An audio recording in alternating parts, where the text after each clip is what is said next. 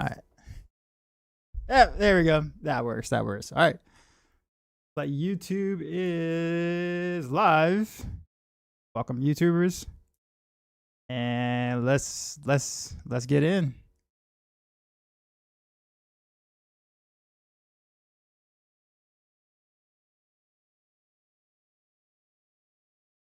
I wish Mastro show were plans. We're gonna start doing that pretty soon. I know that's something that we've kind of ignored in the past, just because some people might have different needs, I guess you could say. I mean, there are definitely better paths than others for like generic purposes, but somebody might be wanting to do a specific strat or something, and that may not follow in line with the, with like, the world plan we might have there. So that's why. World boss 3 hours and 30 minutes. There are world plans. I'm in the match for guys. Not sure that'll be mad. Yeah, I think we are eventually starting to populate the war plan as part of the planner. We'll get there.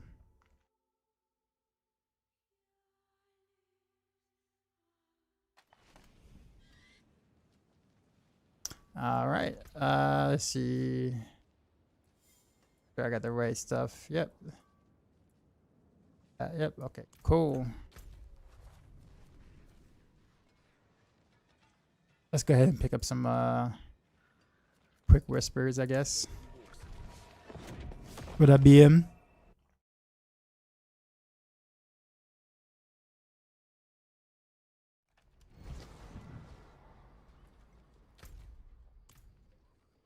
All right, let's go ahead and clap him real quick.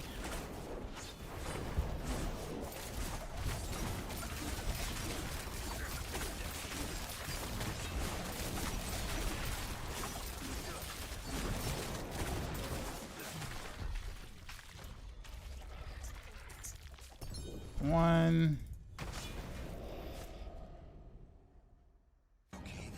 And grab him here. Decoy with the sub. 36 months in a row. 3 years. Appreciate you. You got your sword mythic you needed? Dude, I only got one mythic right here, right? I mean, which is a good one, don't get me wrong. Not all the stats I want, but I mean, it is what it is. But man, if I had like a mythic sword and like a mythic gauntlet, whatever like that, my damage would not double, but be close to it.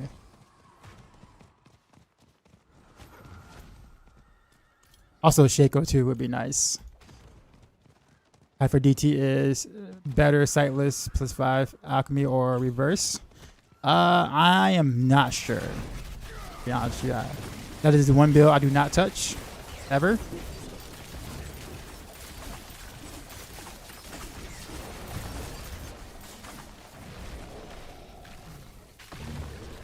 Once you got it, you started for billions. Yeah.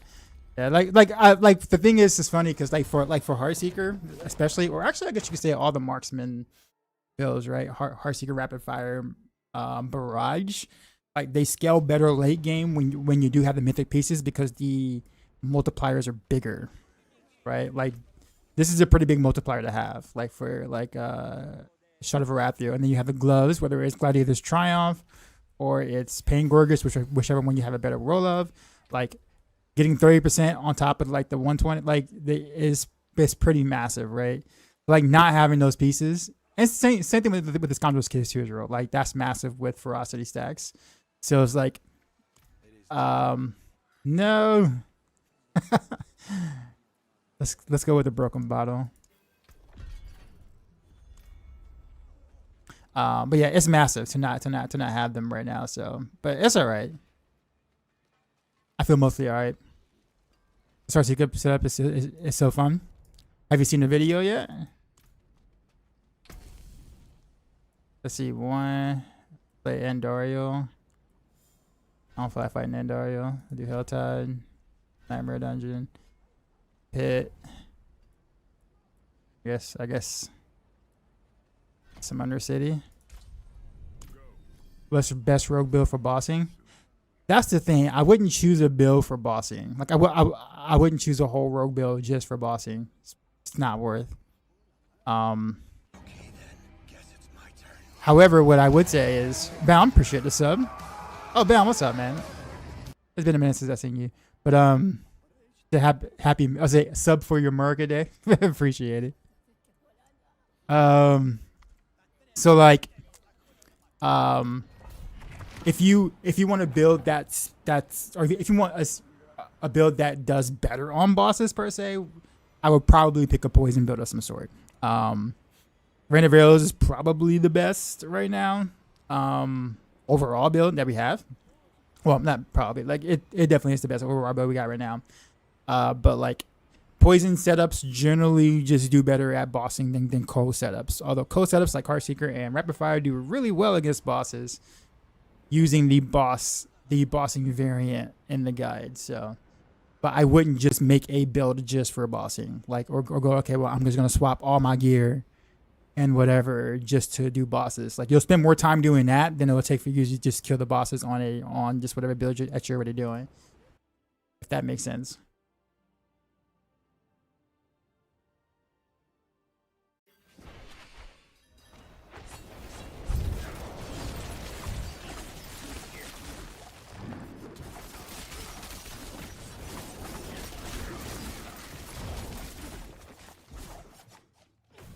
Oh my god.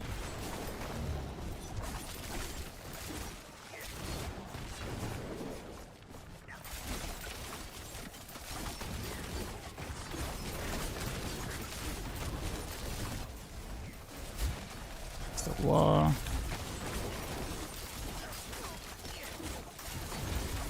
Oh, he's unstoppable.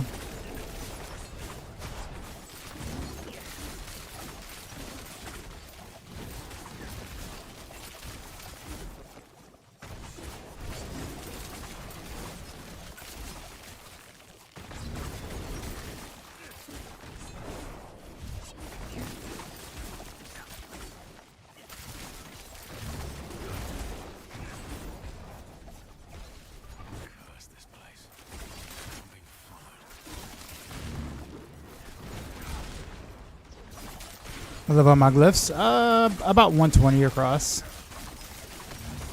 With one of them at like 125.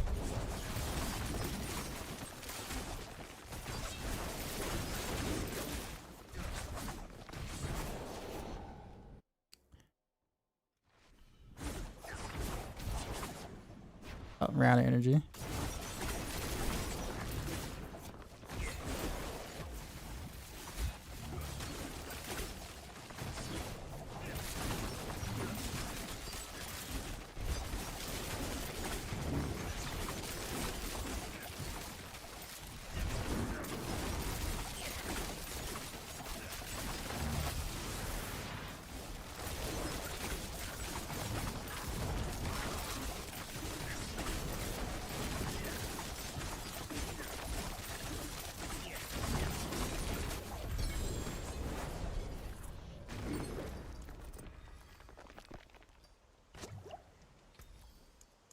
Oh, okay. I got two 125s.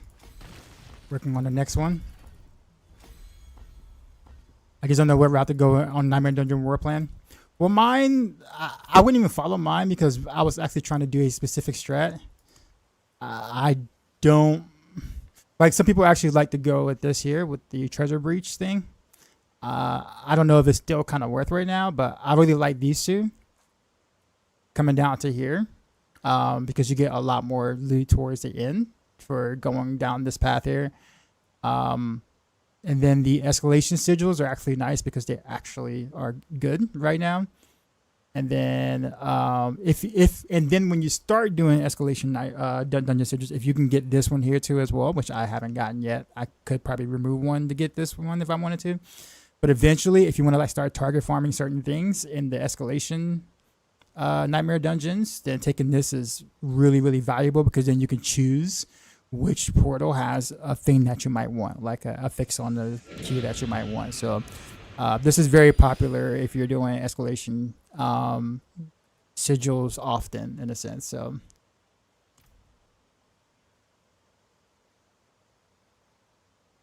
yo, looking at the spin guide, where's the item contribution for Dance of Knives coming from SS plus 18? Everything that busts your marksman or gets you ranks for marksman will also gives you ranks for Dance of Knives. Pretty sure to follow. So think about it this way. You got all these marksmen, right? All these plus marksmen stuff on your talismans, right? So like having all these goes directly to your Dance of Knives because you took the Dance of Knives variant or the marksman variant. So you get all those free ranks. Now keep in mind, it doesn't matter because your Dance of Knives itself is not doing any damage at all. Well, I'm gonna say not any damage. It's doing little damage. Nothing that you can rely on. So it's really all about the basic attack still. It's Knives bug is back. It says no. I ain't say that. Is Heartseeker good enough to be top 100 in tower throughout the season? Yes. Let me phrase that. As long as there's no like ridiculous bug, like some bug that allows you to do 150s in like 2 minutes or whatever, then yeah, you'll be fine.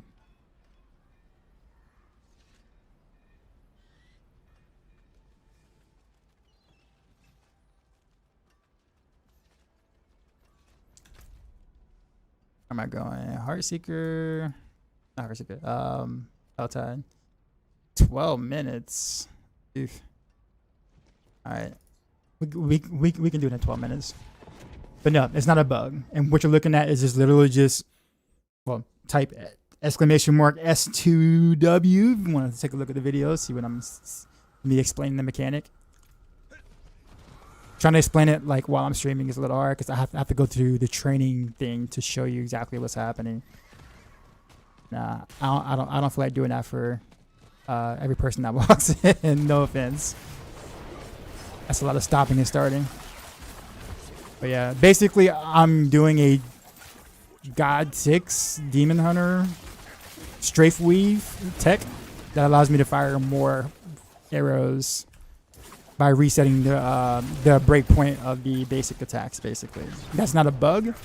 That was literally the same exact thing that was happening in like Diablo 3.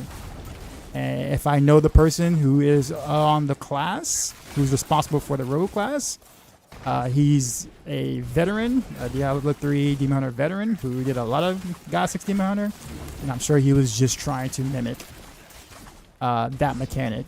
And so we have it. It's now in the game.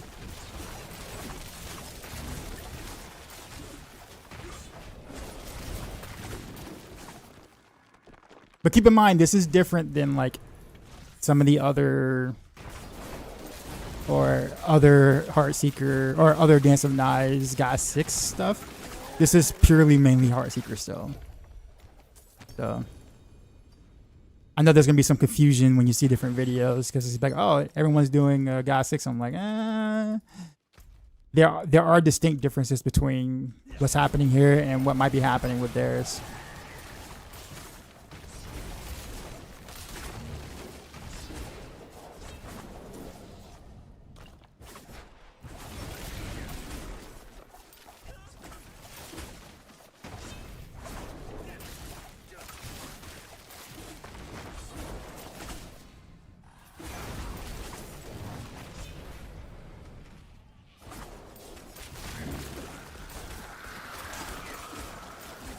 The build you're playing right now is the Heartseeker in-game max roll. So if you check out the guide, there's a new variant called Spin the Win. That is what I'm doing right now. All the gear and stuff, gear and stats and everything is the exact same. I didn't change a single thing in terms of stats or gearing. All I did was just switch out smoke screen to Dance of Knives marksman and then do the tech. That's it.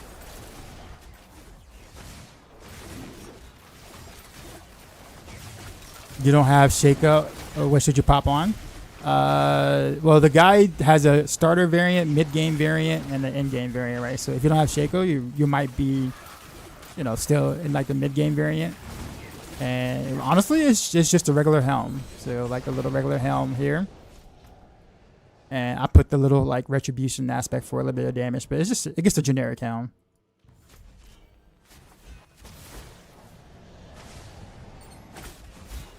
I might experiment with doing maybe Kyle the Nameless, possibly. Maybe. But yeah, I'm mostly probably just gonna wait for Shaco.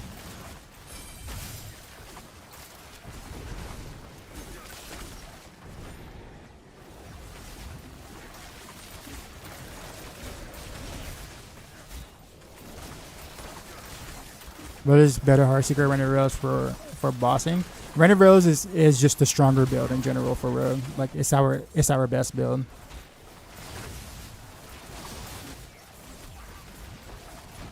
So like that's considered meta for Rogue if you wanna. Let me be clear. Is Perdition better than Retribution but worse than Shaco? I mean, if you have a Perdition, you can wear it, sure. But if you have a Shaco, you know, wear that. But if you have a Perdition instead, I mean, sure. You know, put that on. You think season 15 they will keep the mythic same where they have different stats? I think they might. I think they'll keep the idea but do some tuning.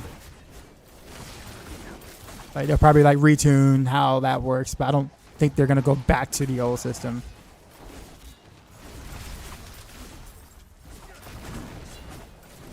Is Rented Rose good for general content or just pushing? Oh no, it's good. It's actually good for general content too. And there's different variations. I have it all listed in my macro guide. But it's hard to gear for it, so like don't like it's not one of those things where it's like I just got to level 70 or something, and then you're gonna like start playing Rented Rose. Like nah, like you have to have a lot of cooldown, a lot of skill ranks, a lot of energy to be able to even get started. So 300 energy, 63% cooldown, and Beast Fall boots, and yeah. And then you can get started.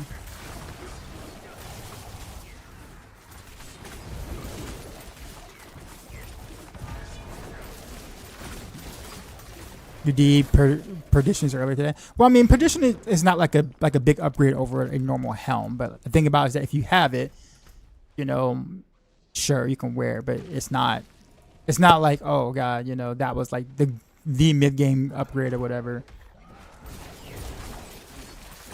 But I mean, if you got one, you know, sure, but I'm not gonna put that in like the mid game planner if that makes sense, because it's a mythic. So.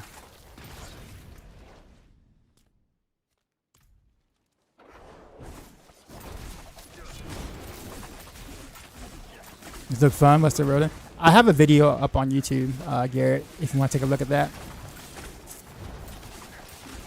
It's easier to kind of see how I'm doing the mechanic in the video that I made than for me to try to explain it to you while I'm doing Helltide, because I have to like stop and like show you what's happening, if that makes sense. Where in the video you can go right to it and be like, oh, okay, that's what he's doing. That's kind of cool. I didn't know you can do that.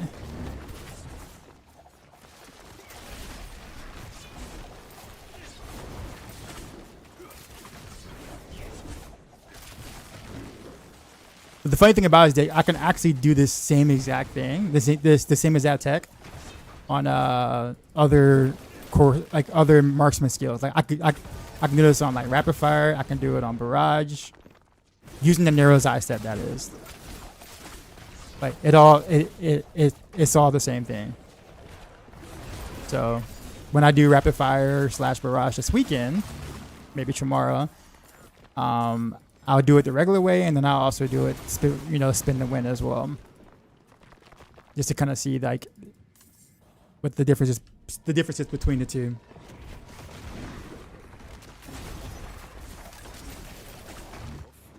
Let me out. A decent gift for rain, but not good with CC and crit damage. So you will hold off. I think honestly, like just getting the stats or getting the cooldown and the energy, like getting enough to be able to run the build itself, even if you don't have a lot of like of the other stats, will still feel pretty good.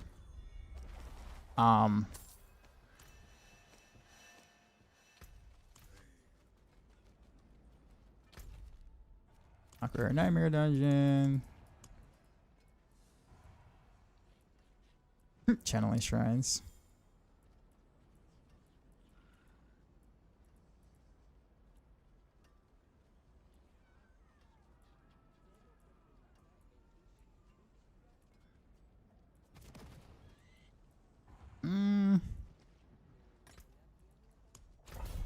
Already bad, but I don't feel like changing that. Is Renoverse easier to gear for than DT? No. It's actually harder.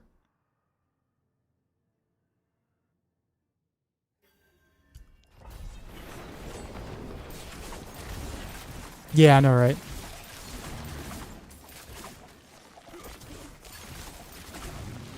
To be honest though, like as long as you're just saving up cooldown, like GA cooldown on your gear pieces, like your gloves, your rings, jewelry, and stuff like that, and your helm, like if you're just saving up GA cooldown rolls whenever you see them, then you can kind of create your own, like gear from like after that from it, and it becomes a bit easier. Because I'm pretty sure you've gotten GA CDR rolls on gear pieces that you could have kept, but didn't know that you should have or needed to keep, if that makes sense. You know, GA max resource on like a chest. Like I'm pretty sure that probably happened at least once at some point. Even if the rest of the stats were pretty like booty, right? But stuff like that. Like the harder thing would be getting like a B swap boost with GA, you know, energy, right? So like that's hard. Like that would be hard, you know. But the other stuff, you know.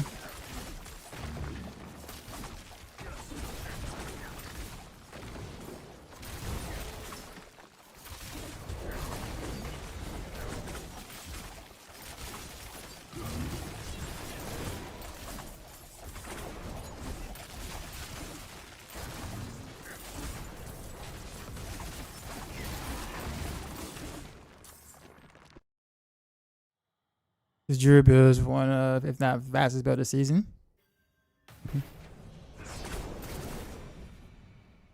Whoops. What's the point of the rifts that open when running the pit?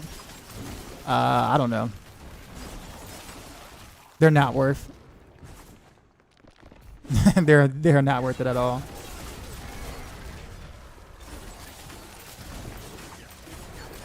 Mixtape Legend, what's up?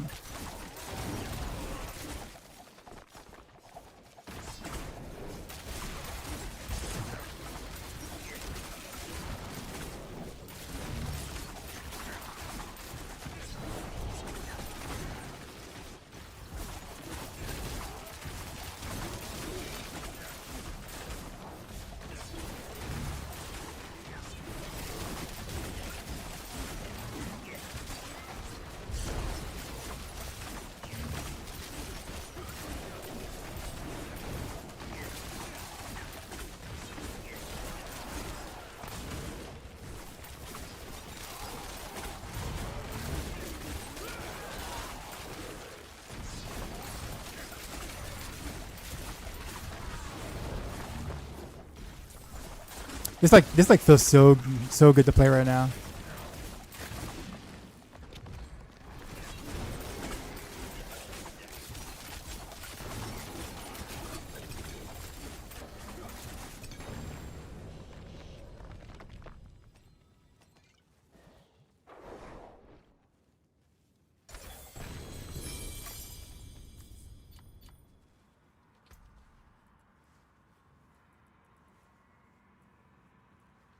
See, maximum. See, you see, I got a GA maximum resource on the helm. So stuff like that. Like you can just kind of like pick that apart and be like, huh, you know, I can build off of that. How much work is Glenn's Anvil compared to Heavenly Strength? Well, Heavenly Strength doesn't require any investment, so it's kind of like you might as well.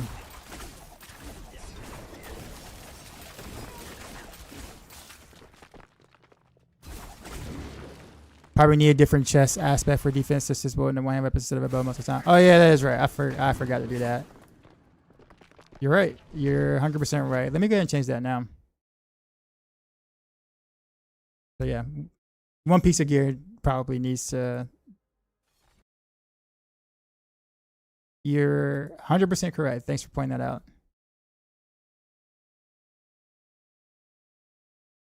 All right, so because I thought about it like when I was first trying this out like yesterday, and then I forgot about it when I made the video and made the aspect stuff. So Hmm.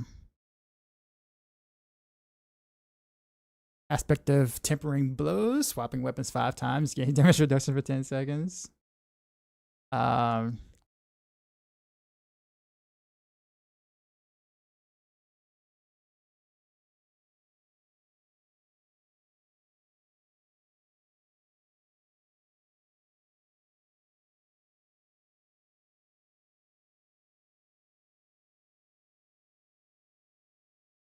hmm.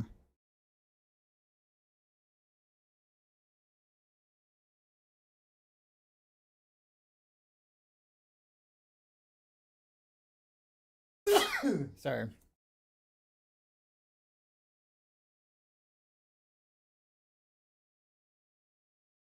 Cheese might be actually kind of okay for the movement speed. Oh, I know what I could do. Snap. What'd you call it?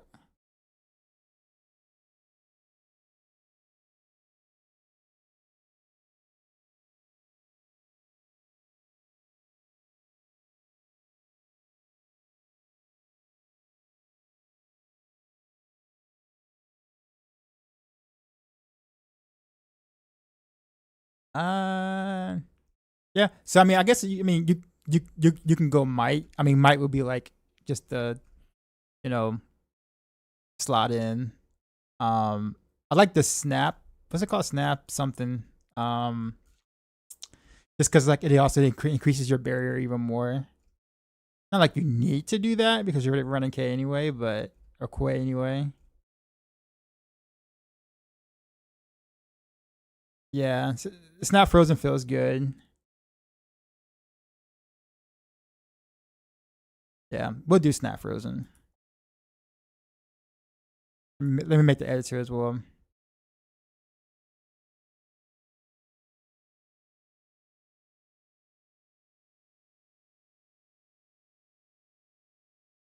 And S HSS.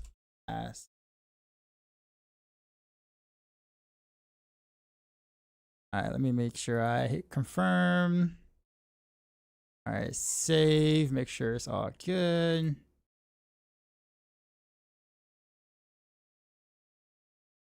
All right, that should be updated now.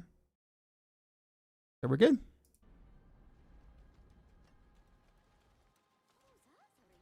Thanks for pointing that out.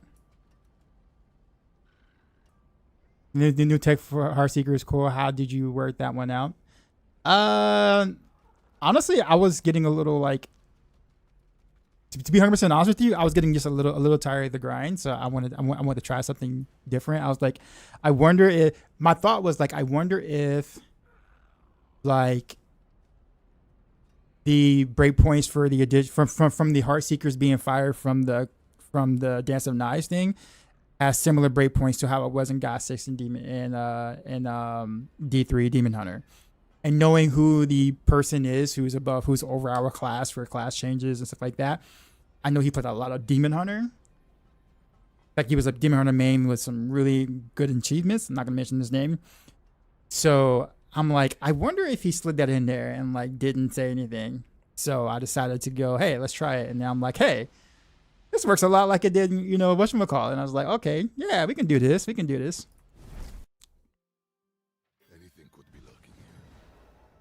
Yeah. So that's kind of how that kind of came about, and so I tried it, and I was like, "Yo, this feels really good." And so yeah,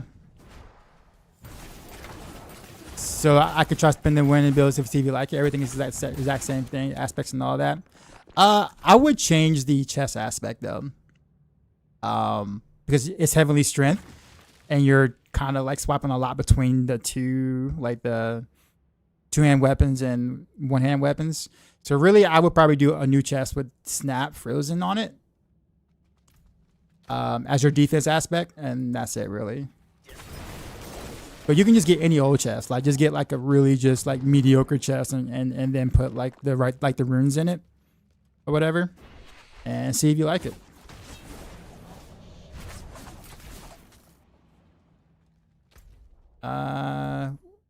Is that the thing? I was wondering what the bloodstone was. I'm like, what? Is it worth converting the 5 legendary attributes of Artemis into mythic one until it's found? Oh yeah, absolutely. That's the only reason why you want those, is to get the mythic tribute. Totally worth. Wait, I can't. Wait. Okay, there's a bloodstone. Okay, I was like, I can't. I couldn't get it. All right. Just later you out. Oh, good man. You have a good one. Appreciate you. Is it so much better? Like 5x better than other? Yeah, because I mean, you want mythics, right? Getting legendaries is not hard, right? Legendaries are not hard at all. What you really want is mythics. That's the hard thing. So you don't really care about technically much else from that specific tribute. You can get what that tribute offers elsewhere, right? But you cannot get mythics like that as easily elsewhere.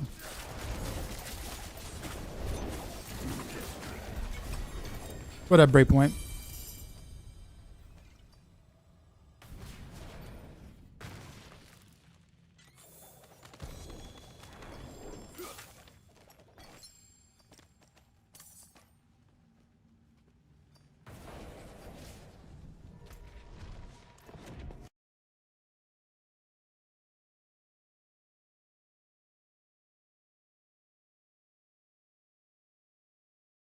Oh, Rot Draken, what's up, man? I've not seen that name in a minute, man. What you playing? You love ERB? Yeah, I got almost every single one of them on the stream playlist now, except for the political ones, just because even if the political ones are really good, it's still political, so I have to kind of be careful. Although there's like some really good political ones, like the Barack Obama versus Mitt Romney one was really, really good. Like one of my favorites. Like both of them went ham. But it's just like, I gotta be on the safe side.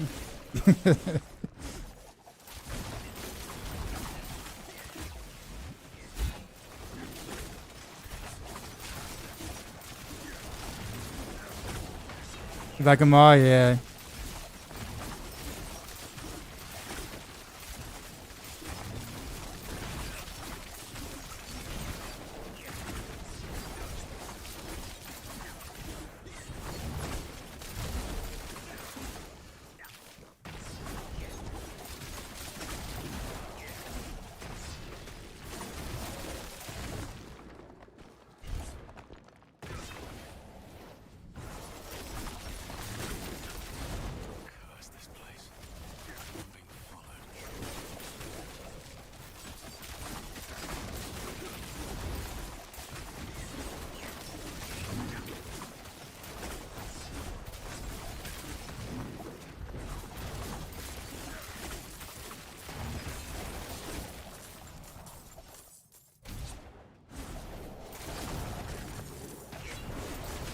Build. If you're on YouTube, the build is literally on YouTube, like as a video, or look at the description. Like just check out the YouTube description of the stream, and just look at Heartseeker, and then go to spin to win variant.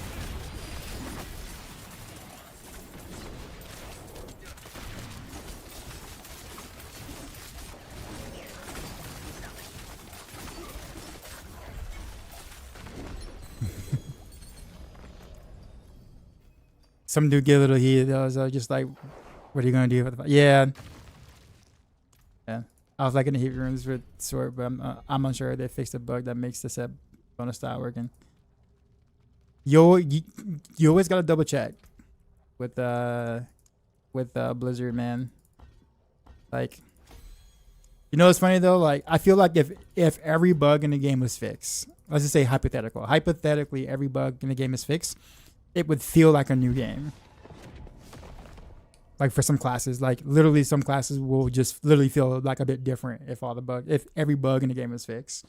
Like that's how many bugs that are affecting the game itself. Not just even that, but like, you know, the way that you do piss and towers, some of the items,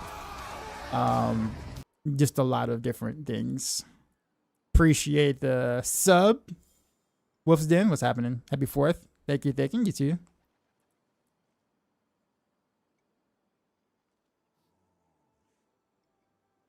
Greater talisman items. Yeah, we'll do that. And we'll do more weapons, I guess.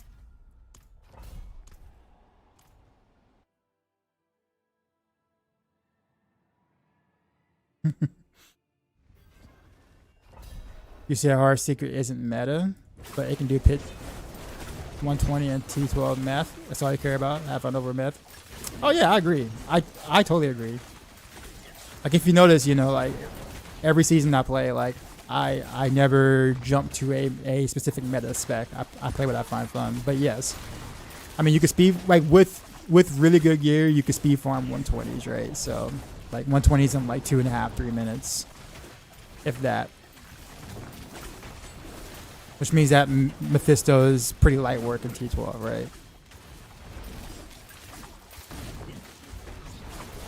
At that point, it just becomes whether or not, like, how much do you care about the number that you do on tower, right? If it really matters to you, like super matters to you, then at that point it's like, okay, you might want to play Ren of Rails, right?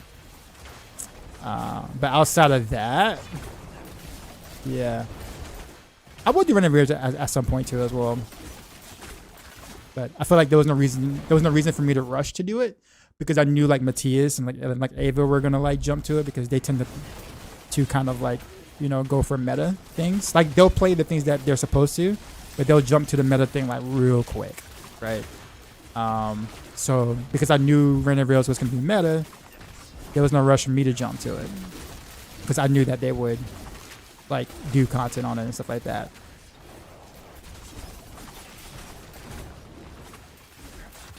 Who draws pain gloves again? Gregory does.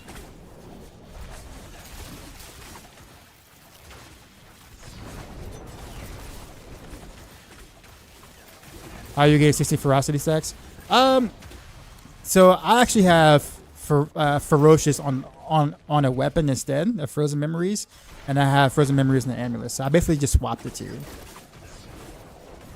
It's roughly about the same damage, to be honest with you, but I wouldn't do that. Like I wouldn't do that until you get like a Scoundrel's Kiss mythic. But I don't know if I'm ready to like make that change on like the Maxwell guy, because I don't want, because people already got like, you know, good weapons with frozen memories on like the two-hander or whatever. And I don't know if I'm gonna be like, oh yeah, by the way, you know, you're gonna need a new weapon and a new amulet once you get a mythic Scoundrel's Kiss, right? So it's like, do I say anything about it right now, or do I wait? That makes sense.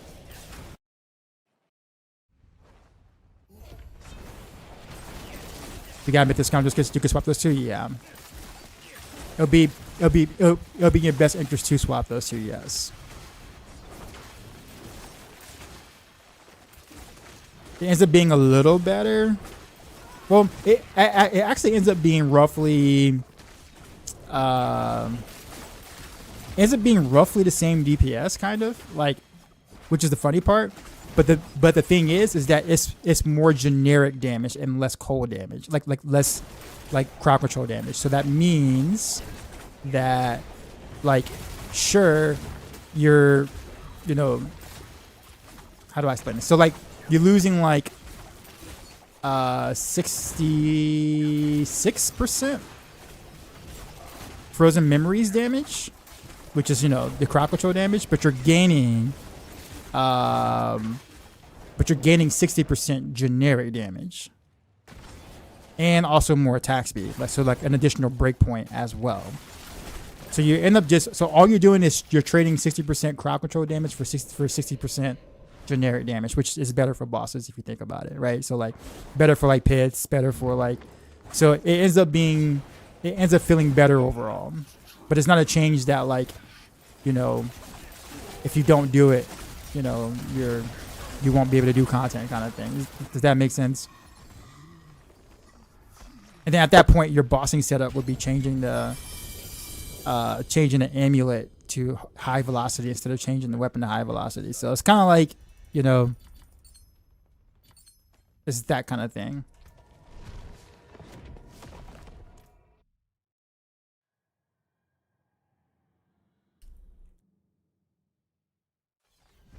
And looking around, always hanging out somewhere. Are you still streaming by chance, or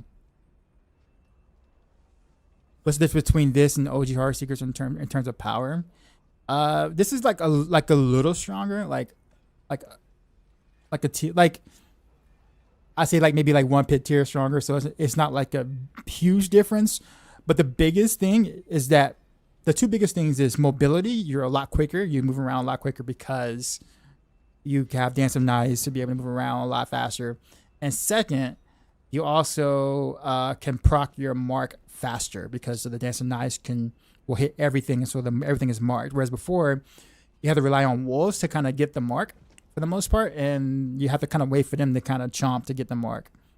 So with this, you get the mark almost immediately, and therefore you're just more efficient speed farming wise. But in terms of raw power, it's about like a tier, roughly. But you take it. We're doing this more so for like the quality of lives that this thing gives you, and fun factor too.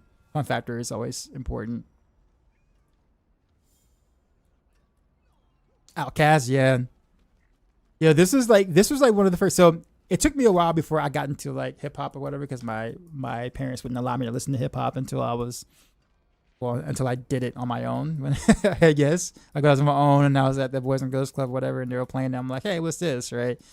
But like, Outkast was one of the first groups or like that I kind of heard, and I didn't hear about them until like the third album, right, Aquemini, and like I was hooked at that point. Like at that point, I was like the biggest fan of Outkast, and then I went back to listen to the previous two albums, and then every album after that, right. So like this song, good, like takes me way back, good memories. We'll do an in front award just cause. Then were you asking you a question? A lot of fireworks. No, I was asking if you still stream by chance. Swap to what now? What do you mean, Digibyte? Sorry. I'm not quite sure what I was saying when I just saw your comment.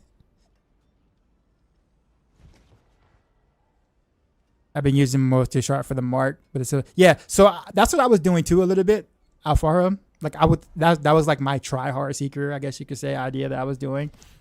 So that was something that I did do. But yeah, this is definitely a better way to apply it. The same way, so now it's definitely more efficient per se. But the thing about it is, unfortunately, like when I was using Barrage multi-shot to do it, people didn't like it. They didn't like casting Barrage for the mark. So that's the only reason why it's not on like the website, because it's like people aren't gonna play that. But the Dance of Knives one, potentially. We'll see. I worked it out. It was Ferocity on the main hand, then Frozen Memories in the neck. Yeah. But like I said, I mean, you could do it before you get the Mythic Scoundrel's Kiss. But like, I think it's more beneficial when you do get the Mythic one, because then it'll be like a direct swap for damage that just works better on bosses. Kind of thing.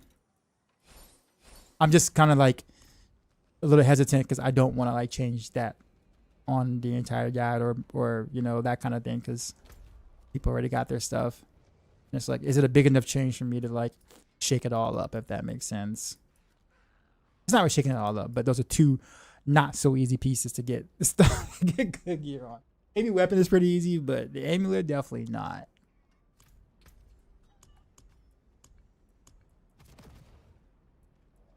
All right, so Dark Omen, this dungeon delve. Yeah, we'll still do it though. Go. I got it. I did it on multi-shot, and your damage flew up. Made massive difference on multi-shot. I'm with pit 100 to 120. By what? By swapping the two aspects, or by doing the little Dance of Knives trick thing. Oh, that, yeah. Okay. Oh, cool. Well, wait a minute. how are you doing on Barrage? You don't have a wind force yet? I guess that's the thing too as well. I don't even know if I want to keep the wind force with this, like knowing this now.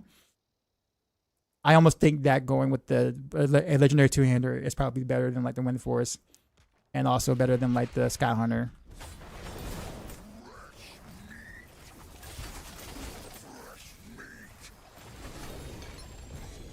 Oh wait a minute, we got a no wrong glove.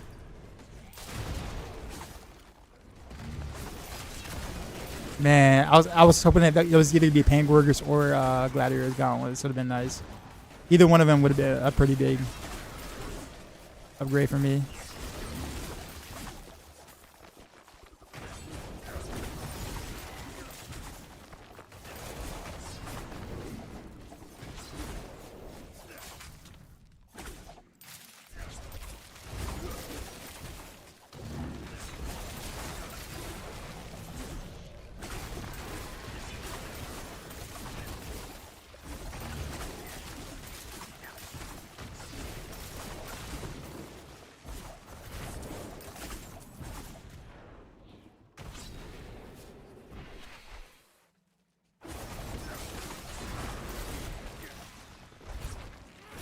Pangorgers are good stuff, yeah.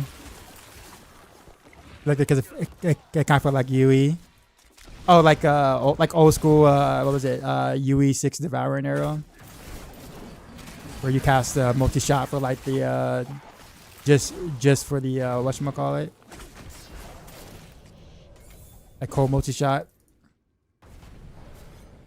I remember that. I did that too.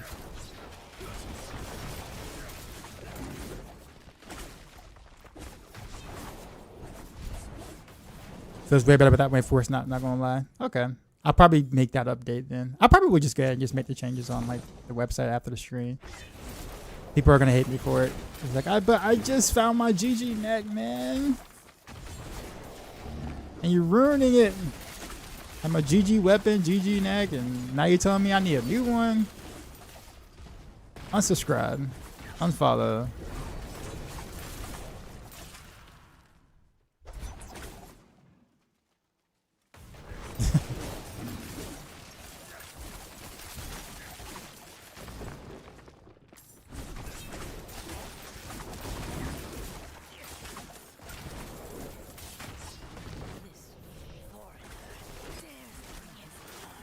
You know what's funny though? Alfaro, and anybody else who might be like Heartseeker fans or whatever, you can kind of do something like this for leveling, by the way, because like the same thing applies. It's just that you don't get like the basic attacks from the Narrow's Eye set, right? But you can technically still do that and take the energy rune for Heartseeker, so therefore you can kind of do it like almost infinitely in a sense, and just stack both for damage for both. And it will actually be really, really smooth for for leveling, now that I think about it.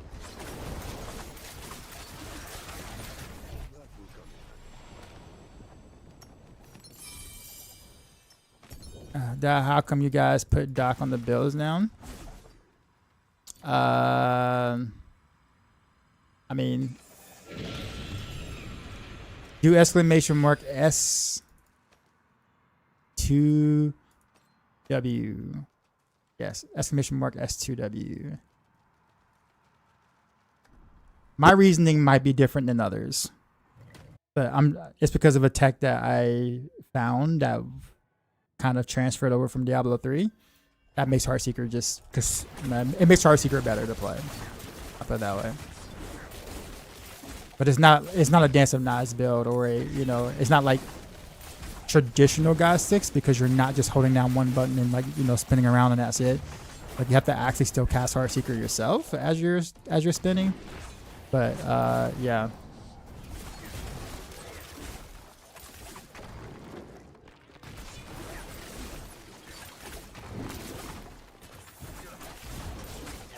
With multi shot, yeah, it would. It sure will. You could do this. You could do the same as that thing. Now, I will say, keep in mind. Actually, no. There isn't anything to keep in mind. Yeah, you just do it the same way.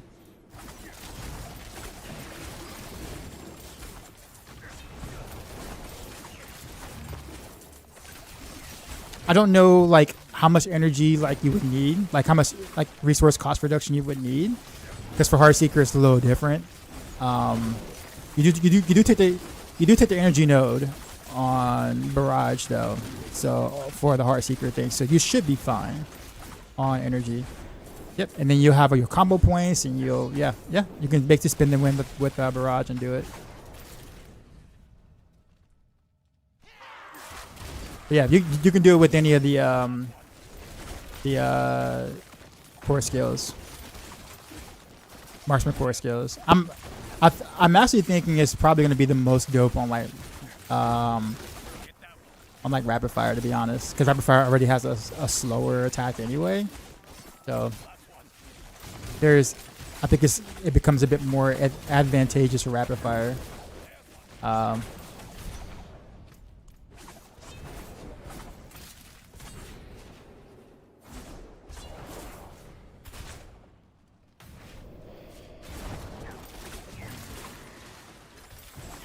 This guy here hit the ass again. What's happening here? I'm gonna start a rogue, and what's the tech with Doc? It's not Dance of Knives per se. That's the tech. It's still a Heartseeker build. Since you're on YouTube, the easiest way to understand what I'm doing is look at my YouTube channel that you're on right now, and look at my latest video that I put out today, and it explains everything about what I'm doing right now.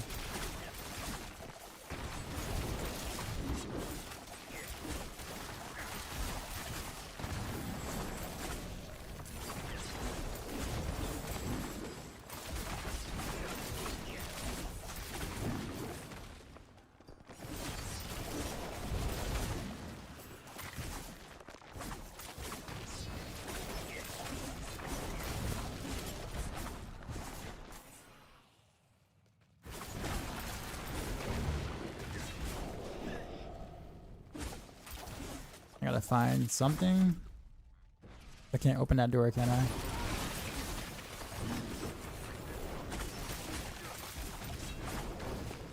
Oh, I guess I don't need to open that door. Screw that then.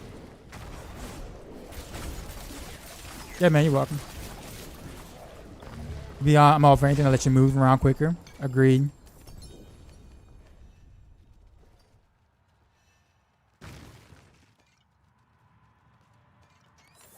But yeah, I'll probably add a spin the win variation for all of them, honestly.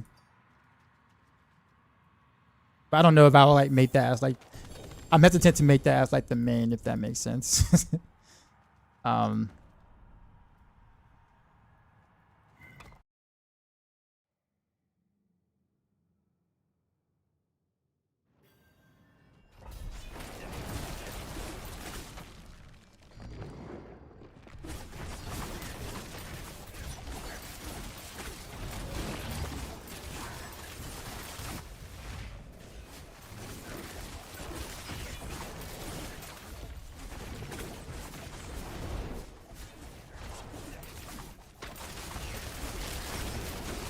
Yeah, not everyone will like, especially. Yep, that's the reason why. That's primarily the reason why.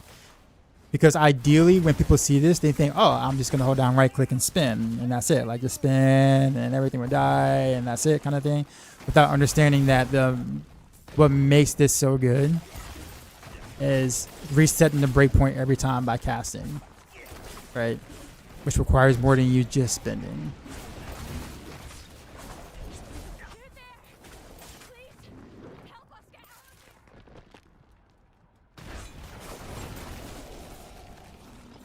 It's still easy to play, right? It's still simple to play, but it's just an extra little maintenance, I guess you could say. You see mob, you left click, basically.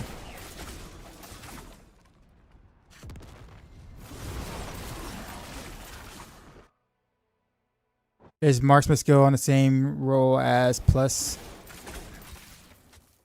as percent to do elemental damage? On what piece of gear? Are you talking about charms? Oh no, it's not the same at all. Always plus marksman, always, always. The only time you ever want to do the lucky hit chance to deal elemental damage is if you're trying to get a different element so you can proc your Etna's dagger. That's it. That's the only time you'll take that roll. and you just get one. Managed to get some lucky mythic just for Method Rapid Fire roll. How's it compare to Doc? They're relatively close. A lot of rogue builds are really close. Cold builds come online a little bit later though. Like, so it's easier to get a poison build up before you get a cold build up in terms of like, you know, your potential power, like to gear up for. But an equally geared Doc poison versus an equally geared, you know, rapid fire cold are going to be very close. I would almost say that, like, in terms of raw power, I think rapid fire is probably a tad stronger, like a little stronger. But for in-game, like doing in-game or whatever like that, speed farming and stuff, like Dance of Knives is just more efficient. I wasn't paying attention, so I didn't do my things, all my things. From the guy, it looks like you can't have a charm that's both +3 marksman skill and elements. Nope, you cannot. We tried.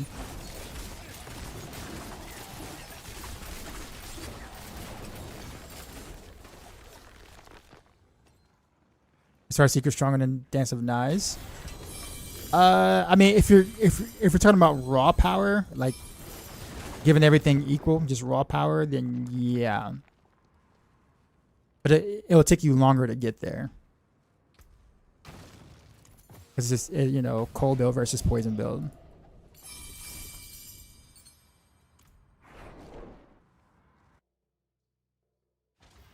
But most people aren't going to notice a huge difference though. Like, there's not like a night and day difference between the two builds. So it's like you go Heartseeker, it'll feel good. You go Dance of Knives, it'll also feel good. The only one that's like, you know, pretty noticeably far, like pretty noticeably ahead, like pretty far ahead would be Rain of Arrows. That's it. Like, that's the only one where it's kind of like you play and it's like, oh dang, okay, yeah, this is definitely like the meta rogue build per se. Anything past that, past Rain of Arrows, is going to feel a lot very similar across the board. So with that being said, Rain of Arrows is the outlier, but not in a bad way. It's not bugged or anything. It's just stronger. That's all.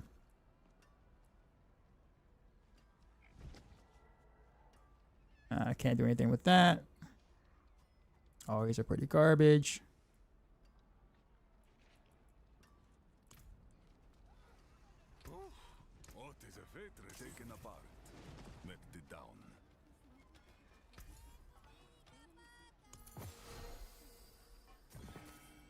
Oh, whoops.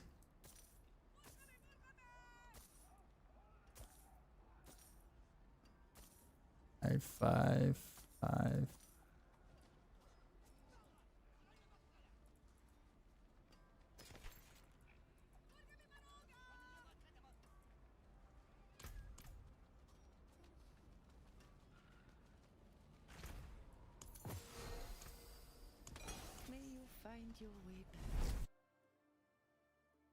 I am biased, or do rogues have the best theory crafters? I don't know about that. It might be easier to find the rogue theory crafters. Like, you know, me, Matthias, and Ava, we all stream and make YouTube videos, right? So it's like and then of course you have others from other sites, right? Like Mippy and stuff. So it's like you, I think there just may not be as many like other theory crafters or creators that are like, you know, in the forefront, like where people can like easily see them do stuff, right? Like you have Macro for like Necro, right? So like he streams and does his stuff live, and he's an excellent theory crafter, right? One of the best.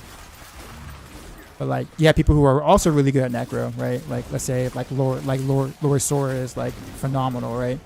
But like, he doesn't make as many like, he's not like, he doesn't stream, right? He does some YouTube videos and stuff like that, but he doesn't like stream. And then, you know, you got stuff like that. Danger for druids. Panda is a great source for sorcerers and whatnot.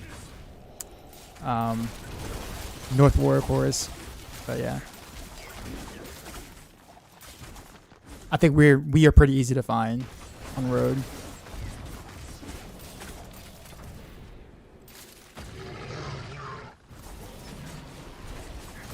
I'm confused. Do I need to manually cast concealment since dash is proccing it? I still would, yeah. I've never seen this one before. What? Or at least I don't remember. I think I probably seen. I probably seen it in the campaign, and like that was it.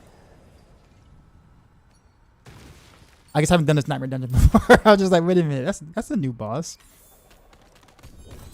But no, you still, it's still beneficial to cast it because you're not gonna be dashing all the time.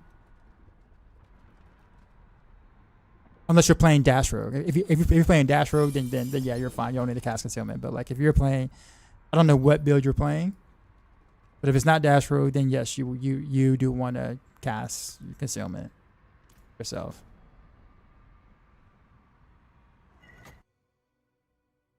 It seems when a streamer gets bigger, he will theoretically less.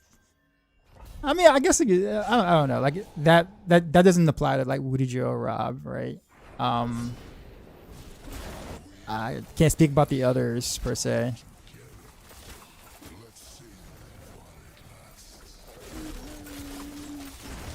Panda's probably the one who has the most knowledge of the game. He plays all classes. I've actually said that like a year and a half, 2 years ago. I remember speaking to somebody and I say if I had to like, you know, give a person who's probably the most knowledgeable inside out of the game, all classes, those kind of things. Like off the top of my head, like the person I literally said was Panda.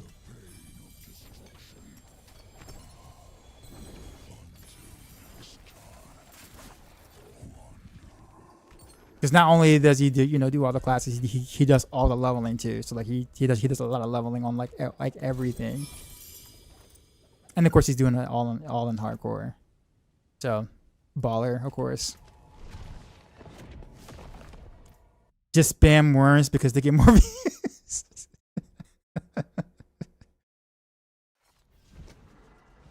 Really like Rosen Wild. I think if the same logic stands in D4, we're always trying to come up with some new BS to make people mad.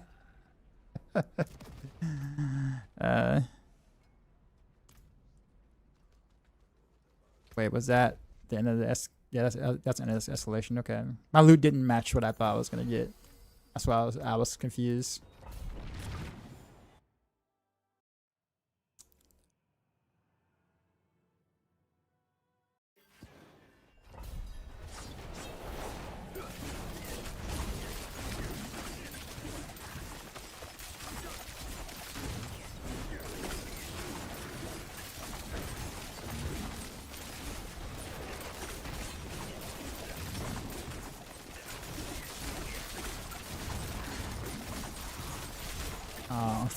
What's up, Boom?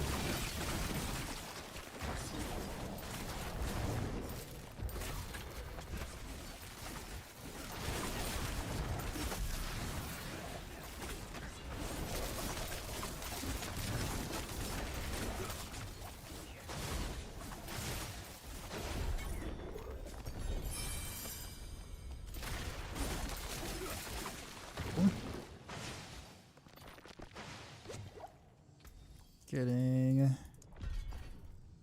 But is this Heartseeker?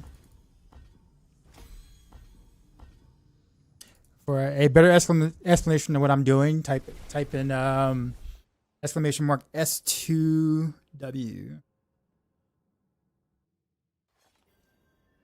Did you drop wolves? Well, for this variant, yes.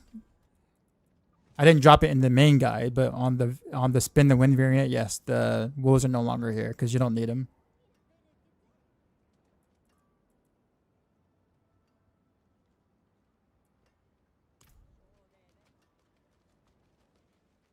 For a completely new Diablo player, would you say normal Heartseeker or penetrating shot would be better to play? I think cold penetrating shot would be more appealing to play because it looks super cool with like all the bouncing like projectiles and stuff. So I think your experience as a new player seeing all that happening or whatever would be cooler to see on like to witness on pin shot. However, I think Heartseeker in terms of playability is also really easy for a new player and to be able to achieve too. So there is that. It's just not nearly as visually appealing, if that makes sense.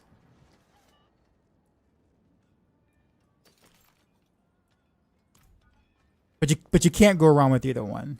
They're both good. I gotta do pit again? Okay.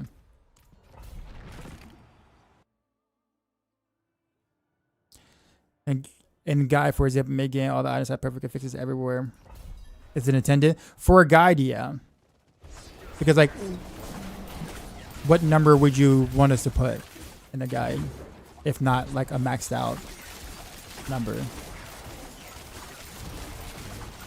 Like would you settle on like maybe 70% of the affix or like 40% of the affix?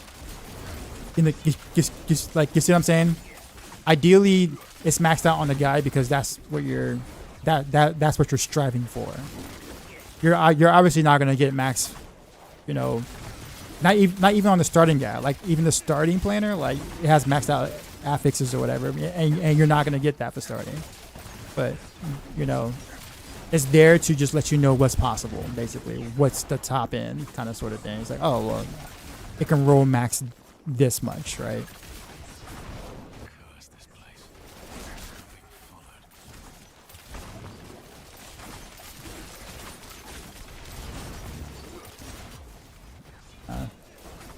Unstoppable mobs, of course.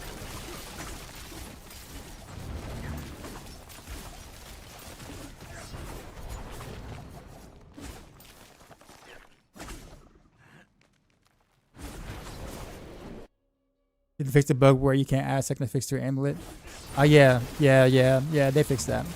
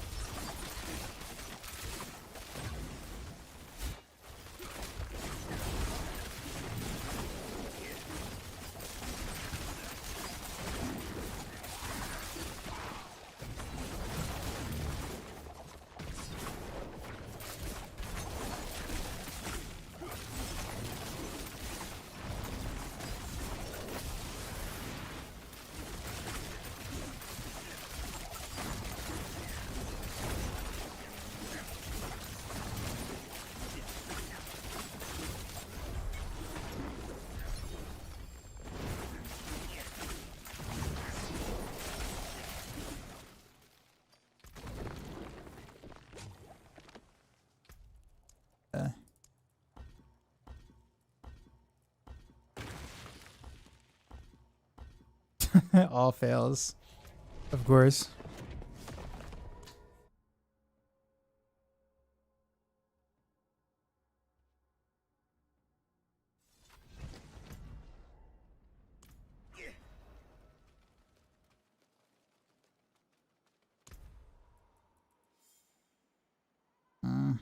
I need more of these so I can.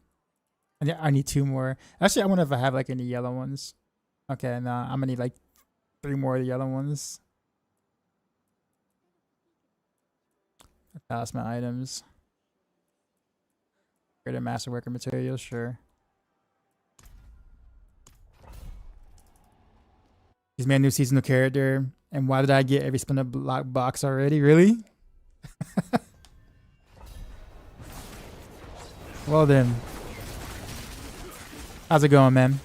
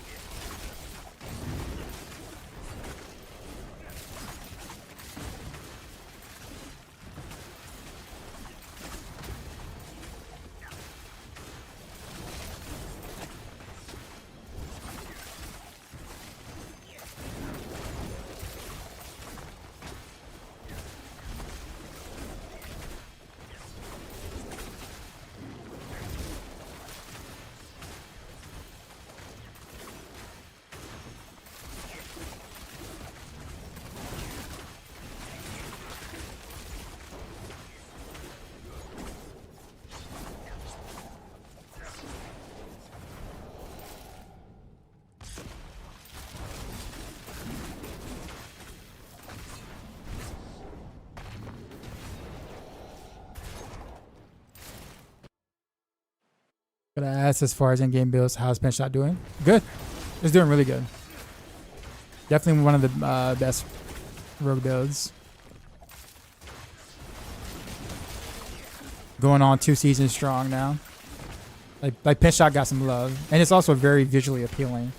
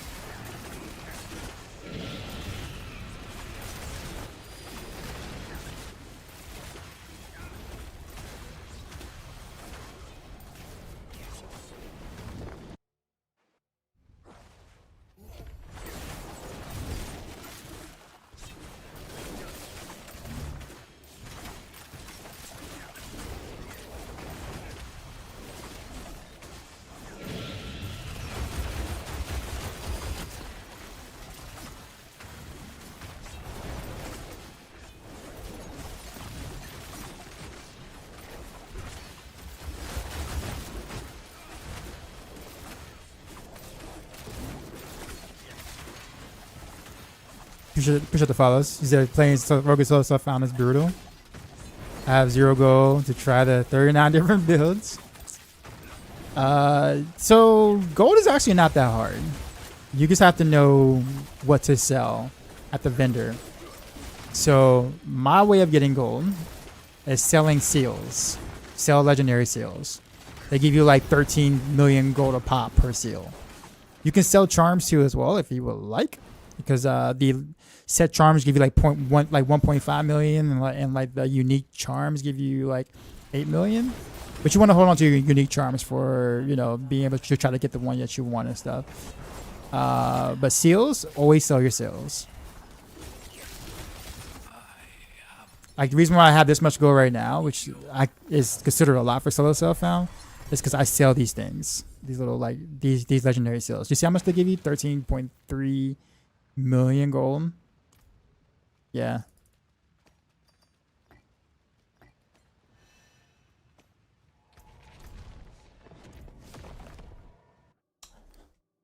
Did it 8+ minute for Mephisto when Poison Pinshot and it was much faster? Well, of course. Of course.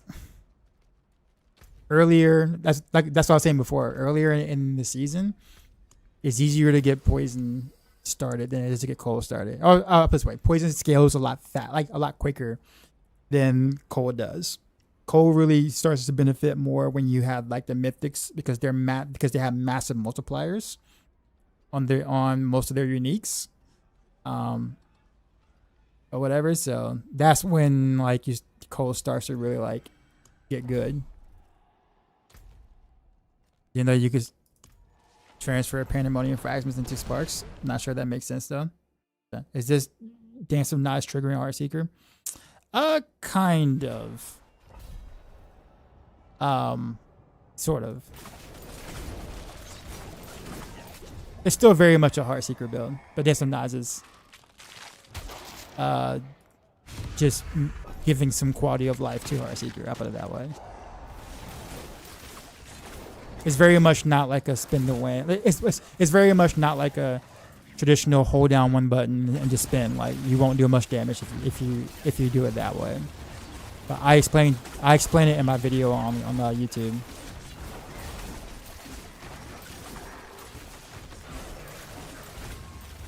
And I just read the stream on VOD tomorrow. All right, man. You have a good one. Hope you're enjoying Heartseeker more now, as I am.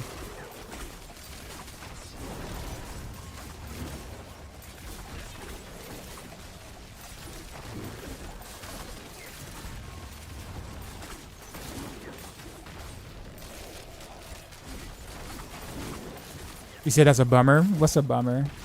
Sorry. Or what part of what I said was a bummer?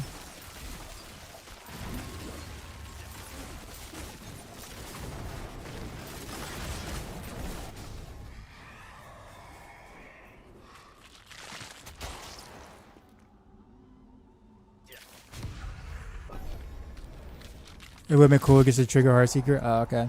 Well, this is one of those things where, like, I'm okay with this because it's like,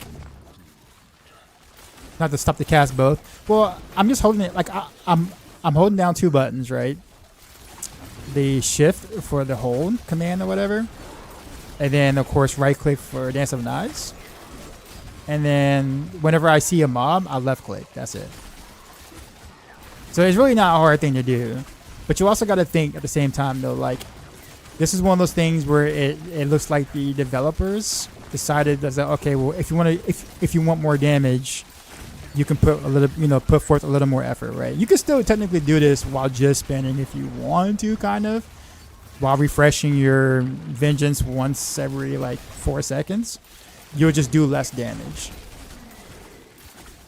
So this is one of those philosophies where it's like, a little more effort equals a little more damage, kind of thing.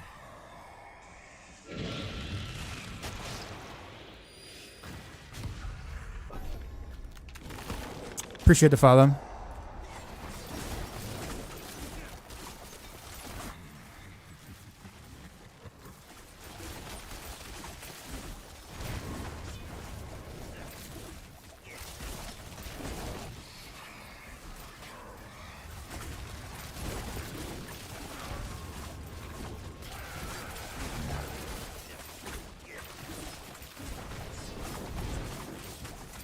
Paragon 100 and still on T3. I don't know what build I should.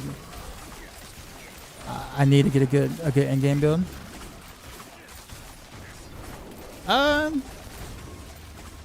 What do you like? Like, what do you see yourself doing? Like, what archetype do you think you'll find fun? Rapid fire build is what got me into making rapid fire build doing right now. Oh, nice.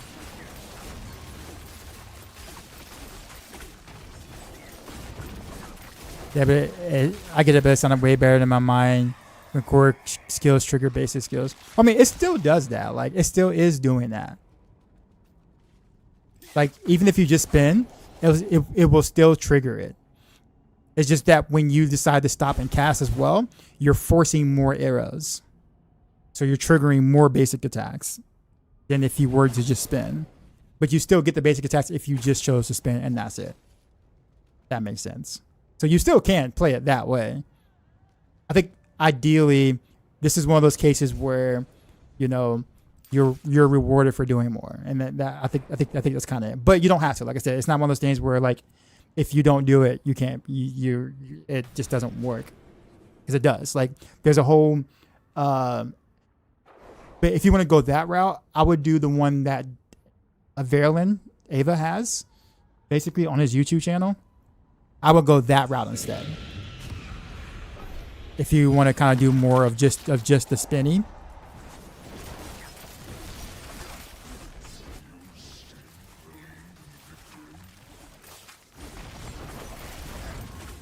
Guy is saying Surset Ignigar. Are you looking at the spin the win variant or the in-game variant? Oh, it's saying not on the spin the win one. Okay, I will. I thought I changed it, or maybe it's stuck in cache. I'll check because I changed it like about 40 minutes ago.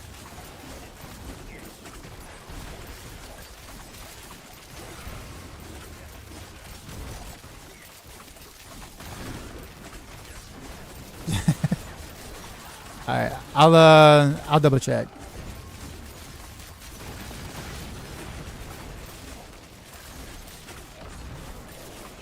For the spin Heartseeker, do we cast Heartseeker while spinning? No, you cast it while spinning. So if you've seen the video yet or not, I'm not sure if you have. But basically, you're holding down Dance of Knives while casting Heartseeker in between, basically.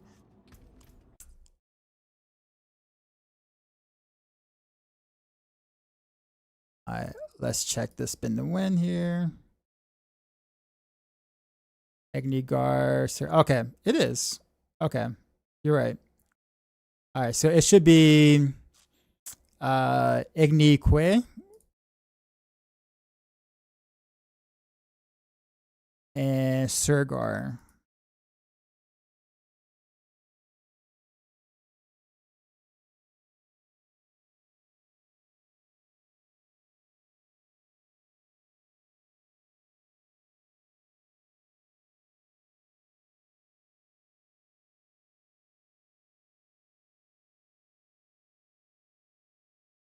All right, that should be fixed now. It might take a little while for it to go through, but it should be fixed now. Yeah, look, he said to play guys D4, a playstyle on D4 if you catch my drift. I do. I play a lot of D. So like the way that I'm doing it right now is literally how the like the pushers, like the God 6 Demon Hunter pushers did it. Like what I'm doing right now is exactly what we did at the top of the ladder. You can play it, you can not do that and do it like, you know, speed farm the way that you did in D4 without pushing the thing. But if you wanted to like push, if you wanted to be like, you know, rank, you know, top 10 against other guys, this is how we did it. Like we did this exact tech. So this isn't, so what I'm doing right now is, it was nothing new to even Demon Hunter back then. Right? It's just that, you know, most people weren't pushing at the time, so you know, this wasn't necessary if you're not pushing. Right? So that's where I'm trying to get at. So it's the same thing. So you know that you were doing what you were doing in D3. It's the same concept here. It's just that the players who are going to do the strafe weaving will do a little bit, just a little bit more damage. Vengeance works like Memento Stat? Yes, exactly. Only difference though. There is a slight difference though. Sorry, let me rephrase that. It works like the old momentum stacks, where it starts to count. I'm gonna say the old, like momentum stacks, but more so of like you kind of have to upkeep it once every 4 seconds. So you have to cast your basic once every 4 seconds to keep your momentum stacks, and then but you can just spin if you would like. Yeah. Sorry for the confusion. So spam cast Heartseeker while spinning and you're all good? Yeah, pretty much. That's it.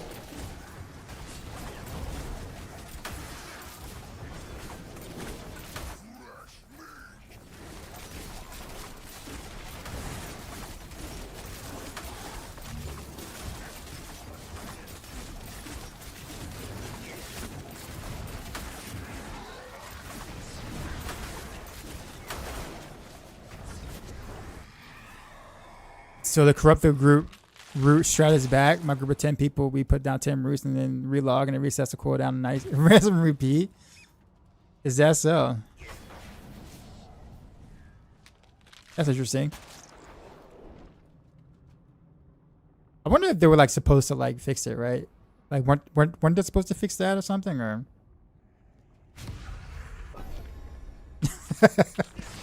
Don't tell Rob. No video. No Video, please, Roost and cheap as hell now.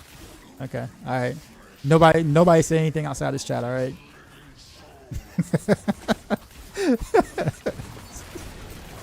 It's just for us and us only. For those who are not doing solo found, that is. Turtle House says, I'm dead.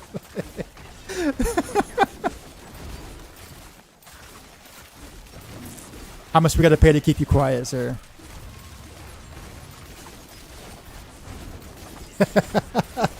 New trades at first.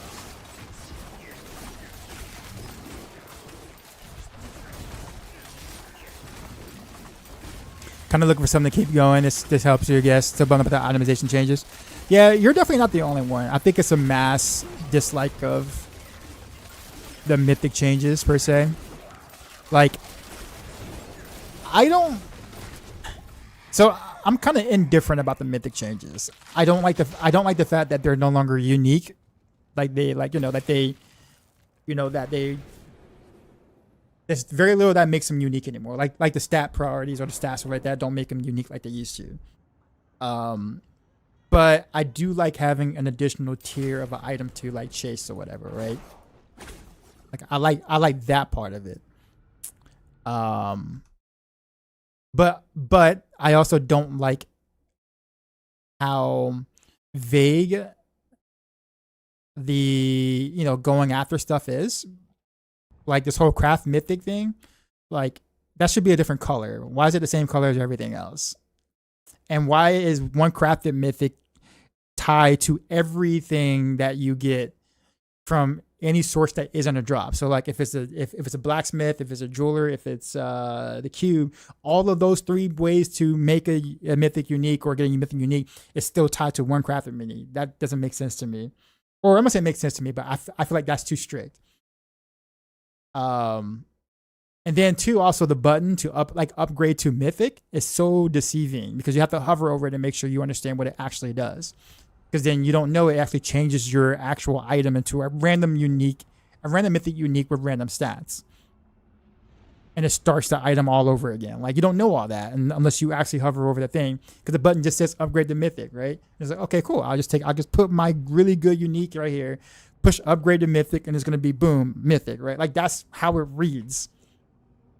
Granted, yeah, sure, you should read the text or whatever, but for something so important and so vital, like the button should just do what it says it does.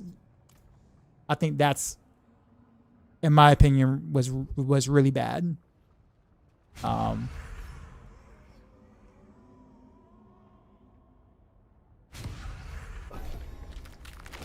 So I think misunderstanding some things that isn't necessarily like the player's fault per se, along with the mythic unique changes, does kind of make it, have people, not really happy or too happy about like the seasonal stuff or whatever, or this season in general.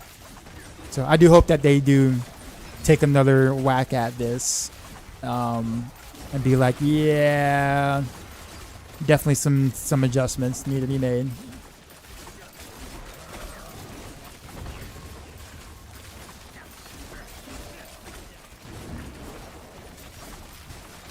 Have you been traded from Max Road to an NBA team yet this off season? I don't know, man. My market value has dropped a bit, so it seems like no team has been interested in me or whatnot. So Max Road's having a hard time getting rid of me.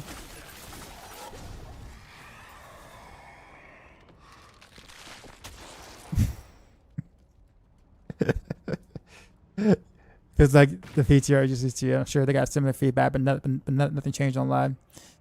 Yeah, but I will say, to be fair, when it comes to that though, like something like this is like big changes. Like what they did was a massive change. So I think they wouldn't have had a time to be able to like, because I'm sure what they're doing right now wasn't in the works for a while, like before the expansion dropped. Wow, right? So making big changes like that, like a major change like that, might not have been possible between PTR and live. But maybe for next season, who knows?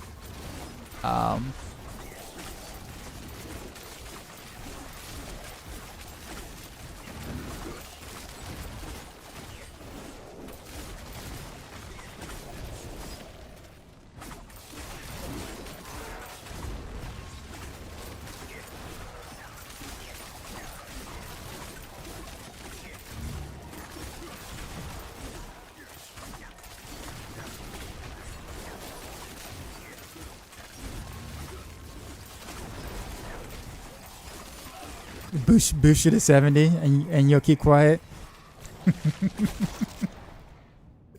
I just saw that. Sorry.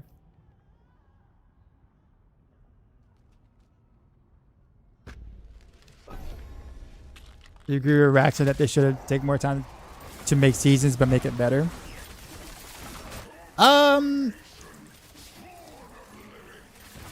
Not really. So I understand where he's coming from with it. He's not like it's not a bad take at all. But personally, I think that they should spend more time like fixing the base game than worry about the seasonal content. I don't think we're there yet to worry about like massive seasonal like, you know, cool things or whatever when the base game kind of still needs work, right? They're getting there. I mean, it's definitely a better game now than it has been in the past. Like it's not bad at all. It's quite a bit better than it was. But I still think that like, you know, bug fixes and stuff like that, like those things should be like bigger priority and things before we try to make like ridiculously epic size seasonal content stuff.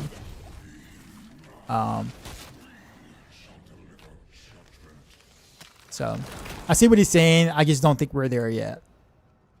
We're there yet to where that makes more sense to be the focus. 6 months instead of 3? Yeah. Oh, no. Don't agree. I do not agree with that. Nah. That's way too long. Way too long. Because no matter how epic of a season you make, players are not going to play for an entire 6 months. It's just not going to happen. There is no game on Earth that has enough content that has a player playing almost daily for 6 months. Like, it's just impossible. Like, it's practically impossible. Like, people will forget about your game in like 4 months, like throughout the 4 months time frame. And as a company, that is not a good thing. They got to keep you spending money on like, you know, transmogs and stuff like that, right? So that would be horrible for that part of it.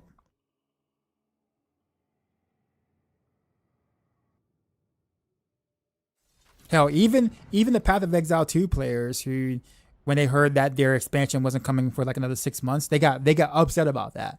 They were pissed until the expansion came out, and everybody's like, "Oh yeah, this is really really good, right?" Like they're eating good right now, but the fact that they were told that it was going to be 6 months away, how pissed were they? And PoE 2 isn't early access, so like they're getting a lot of content every batch, and even they were not happy with this whole 6 month wait. Right? So if those people aren't happy, you know what I'm saying, or wouldn't be happy about it, I cannot imagine Diablo for like players being happy about it.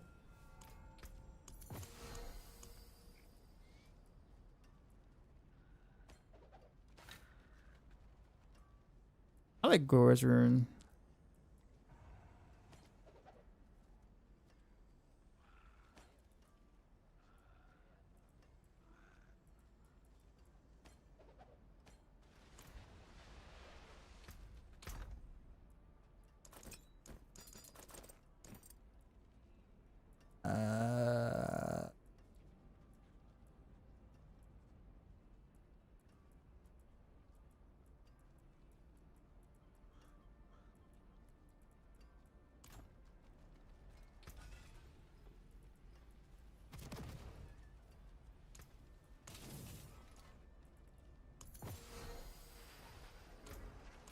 All right, we got. I don't know, guess more war plans. I might start like boss farming in a bit because I definitely want to Etna's for sure.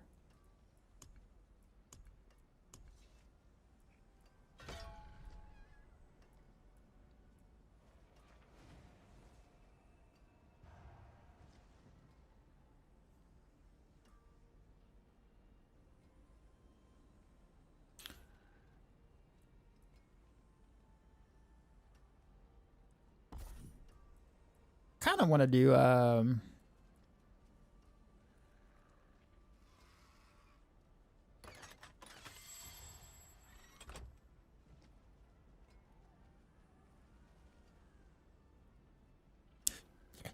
I don't remember, and I should remember last season.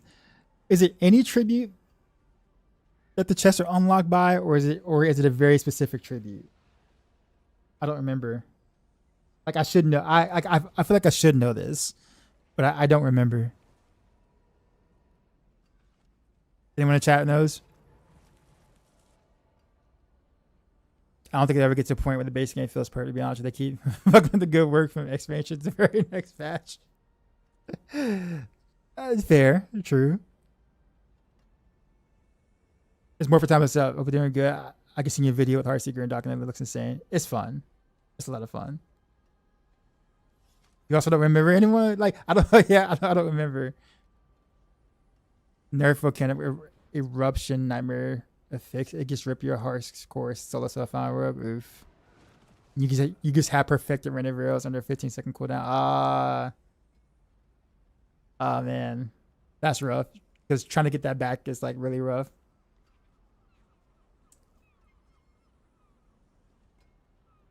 I think I'm gonna do it anyways. I'm gonna just slot that anyways and kind of see. All right, we'll do Gregory, I guess. Helltide. Okay, double Helltide. Pit. Okay, I'm cool with that.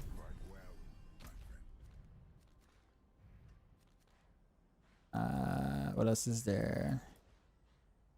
How long is Helltide up for? Oh, I got plenty of time. Sweet. All right. Gregory. We can kind of. I'll put on my bossing setup here. My ring is Vanquished, by the way, so slightly different than like the guy, but nothing that you really should change for.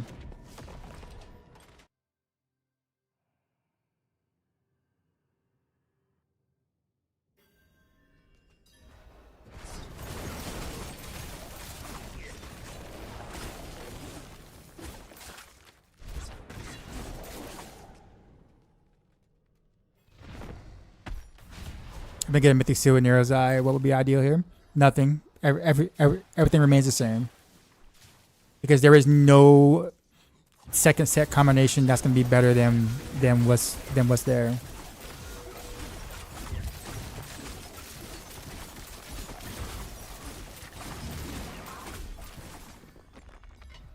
So, yep, it's just pretty looking for Heartseeker. That's it. Now, I will say, like, for, like, hardcore or something, right? Like, if you're playing hardcore, like, doing a 2-piece sightless is actually kind of good. Like, it's good because you get extra defenses. So you get, like, 60% multiplier, and you also get, you know, a pretty big defensive buff, right? But you're losing, you know, potential 125% multiplier somewhere, right? On your gladiator's gloves. So you can do it, right? But just know that you're trading off like 3-4 tiers of damage, 3 tiers of damage for more defense. But for hardcore, I would definitely make that trade for sure. Like no question.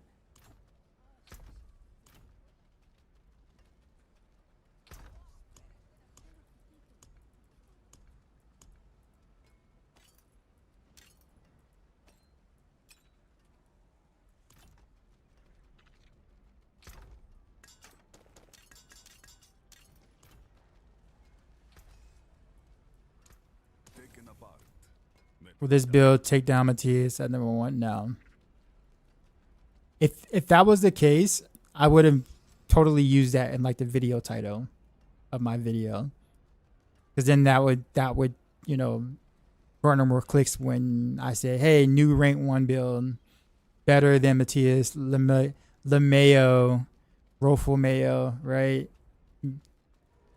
You know, then I can like bait the title, you know, for more views, and that's it, because then it'll be true, right? No, but I mean, Cold Rain of Arrows, which I have on Max Roll. Like, I've had Cold Rain of Arrows since the beginning of the season. Just no one has played it until Matthias did, or sorry, until Biggery did.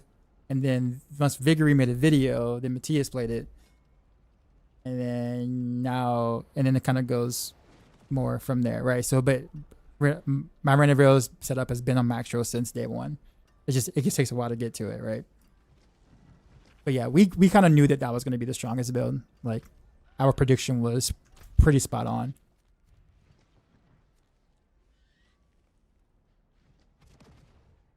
Which, you know, unfortunately did not work that way for Death Trap, but it did for Rain.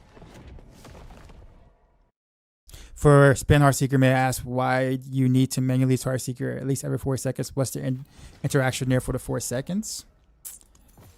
The way to set the Vengeance, when you cast a marksman basis skill, you gain a stack of Vengeance, which grants X movement speed and damage.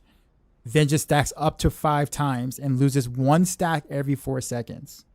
So the auto cast of the basic does not refresh the Vengeance stacks. That's the thing. So in order to keep your Vengeance stacks at full, you have to cast it yourself once every 4 seconds for the Vengeance stacks. If that makes sense. Sorry for the question. Nah, man, you're good.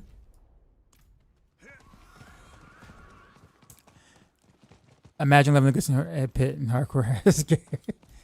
Yeah. That's your this question. Will DT take it down? No. DT's not performing as well as we thought it would. Most people are dropping DT and they're like really disappointed. I actually don't think DT is a terrible build.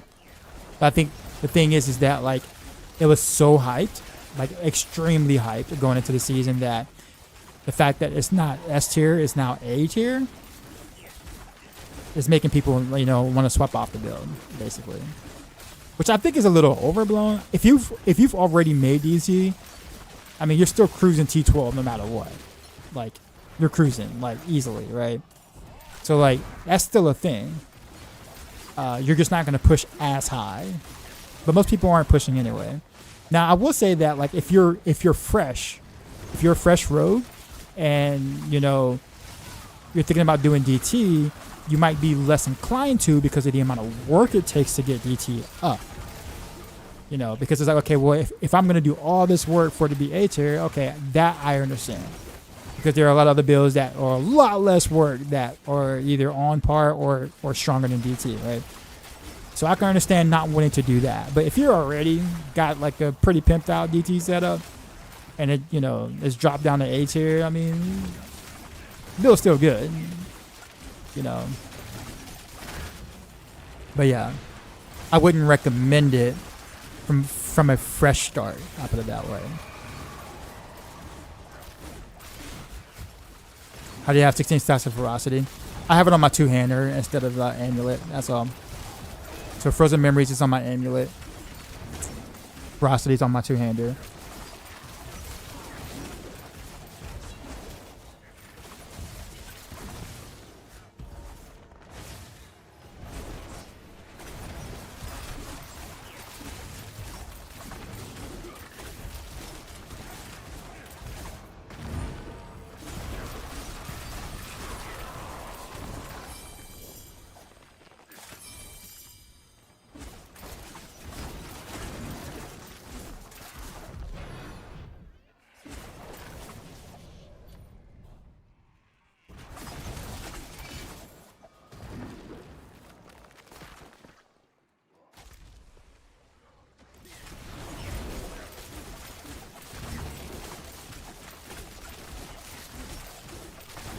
DT is too squishy. Well, it is really squishy, yes.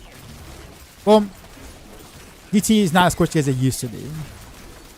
Woody Joe claims that it's actually not that squishy at all anymore. His version is pretty tanky.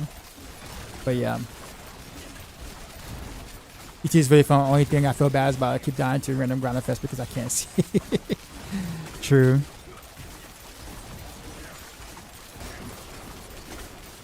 Is that better than the planner with the Mythic Scoundrel's Kiss? Well, how do I explain this? With the Mythic Scoundrel's Kiss, it's about the same damage. if you put it on the two-hander, like Ferocity's on like the two-hander, and then Frozen Memories on the amulet, it's the same damage basically. Then if you did it the other way around, the only like the big difference really is the fact that it's you're swapping the generic damage, so you're losing 66% crowd control damage, like frozen damage while they're frozen, right? But you're gaining 60% damage, so it's like a 6% damage difference. But that 60% damage is now generic and doesn't require for things to be frozen to gain. So it ends up being better on like unstoppable targets and stuff like that, and also bossing, because that's just more generic damage. So that's what it is. But it's not one of those things where like if you make the swap, you're gonna you're gonna be like, jumping like 4 or 5 tiers or something. It's just one of those things where it's just a better quality of life versus unstoppable targets, which is nice because cold bills, suck against unstoppable targets. So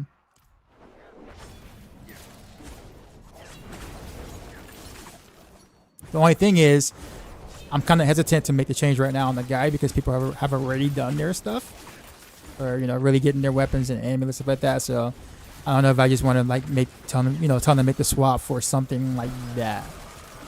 That's not going to make a huge difference for most content, but it would help, I guess, against unstoppable stuff.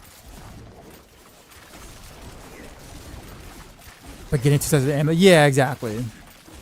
And then a third set of, and then getting an additional amulet, because now you want to have a backup amulet for bossing, right? Because then you want high velocity on the amulet instead of your weapon. You see what I'm saying?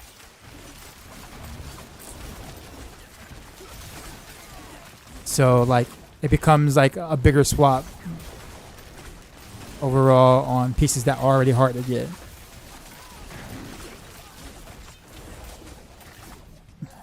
Can you see my armor, HP, armor, and resist? I have no idea what they are. I play pretty glass cannon myself, so I don't know how much I got of anything. So like I wouldn't when it comes to defensive like stats, I am not the person you should follow on that. Like look for it on the planner. Like I build it on the planner to make sure that your defenses are good. But when I play, like I might skip a couple of health rolls or whatever, and you do not want to do that. But I don't mind playing squishy and stuff like that. You done a T12 boss on this build today? Yeah, actually, I did it during stream, like literally this stream. I killed Gregory and some other bosses, I think it was.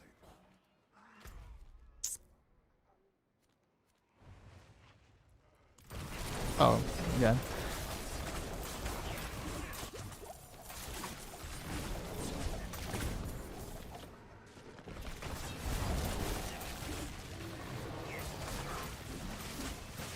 You have to flip the divide. I'm sure I'll fight another boss eventually in like the war plans or whatever, but I mean Gregory took like what, maybe 5 seconds, maybe 6 seconds.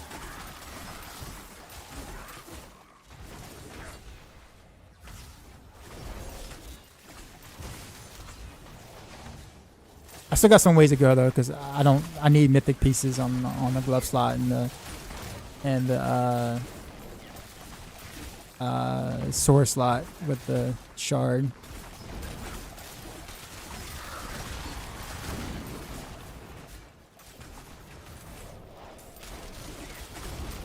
Okay, I have way more centers than I need.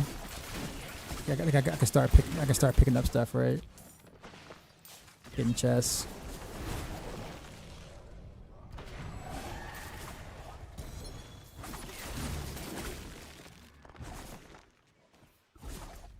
I need to start going up this way, right? It's gonna be a chest.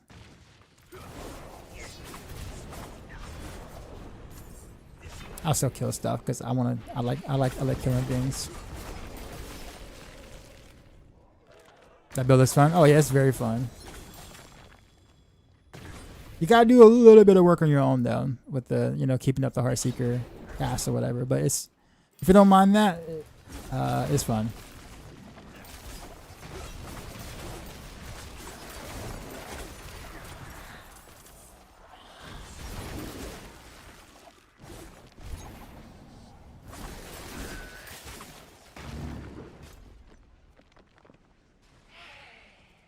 Really?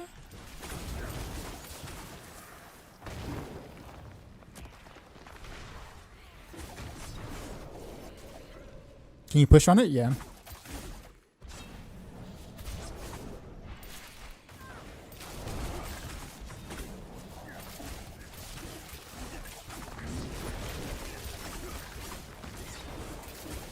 In fact, I probably would prefer to push this way anyway.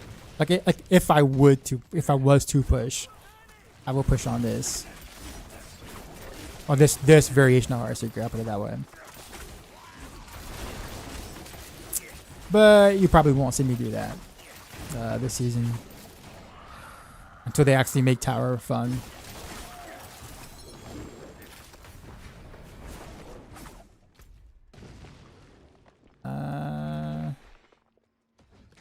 I was way up there.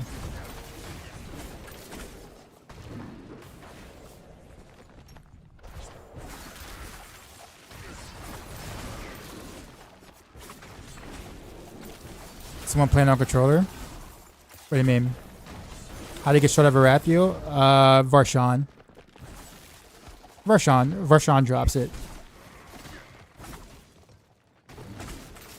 You can scrap this Shaco? Nice. Question rapid fire and use an Edna's dagger. If I use code imbue, does it count for Heartseeker and rapid fire to trigger? Yes. Or rapid fire can trigger with cold imbuement, with cold or trigger being or can be cold from this cold imbuement, but you need Edna's dagger to make the Heartseeker cold or Heartseeker cold imbue. You have a build guide for this? Yes. It's actually I don't know how often you're on max roll, but this is basically my Heartseeker guide. Just flip to the spin the win variant. Very little change from the regular Heartseeker to this. Like very little changes at all.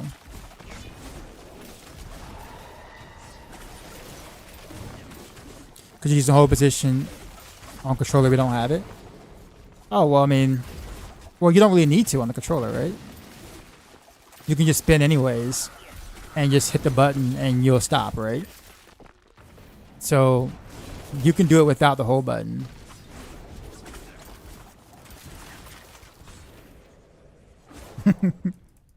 I just saw the cat face.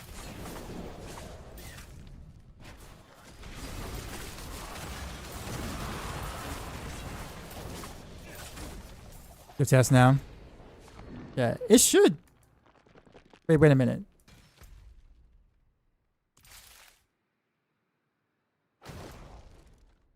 Wasn't it right? It was right there, right? That's where my pin was. Not chest is gone. I guess does it rotate now? Is it back to rotating out the 250 chest or whatever? I remember it used to do that and then they stopped doing that. I didn't know they brought that back. Did he change for this variant? It's in the guide. Literally just smoke grenade to Dance of Knives, the marksman version, and change your aspect on your chest from heavily strength to whatever defensive aspect you want. I suggest snap frozen, and then that's it. And oh, sorry, one more small thing.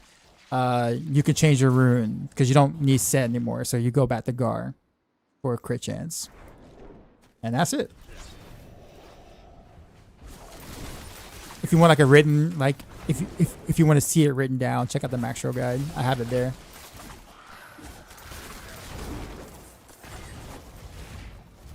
Yeah, so you have to. Yeah, I think they move at the 30-minute mark. It used to do that. I didn't know like it still did that. Because at one point it stopped doing that. But the fact that to see them still like to see it still doing that is actually crazy. I like it. Don't get me wrong. I like it. I just I wasn't expecting it. I was thrown off. Because now I know. Now I know. Like, okay, if I did the hell tie earlier, or what about that before the 30-minute mark, then I get to get the other chests at the whatchamacallit mark. Like I can go down and actually probably around. There might be one in that, or I think that one's already done. Nah, it's not gonna be over there.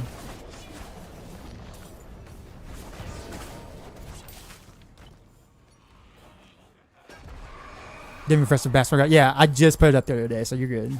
It's new. And there's a video too as well on my YouTube. So if you want to take a look at the video, I explain the mechanic there because you want to check out the video because you want to see how the mechanic actually works. So it's kind of hard to explain why it's doing what it's doing. So I had to make a video to show.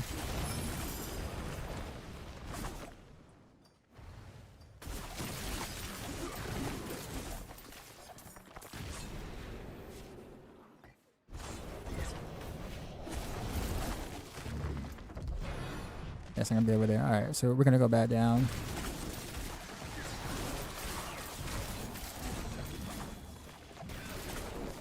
GA boots. Let's go.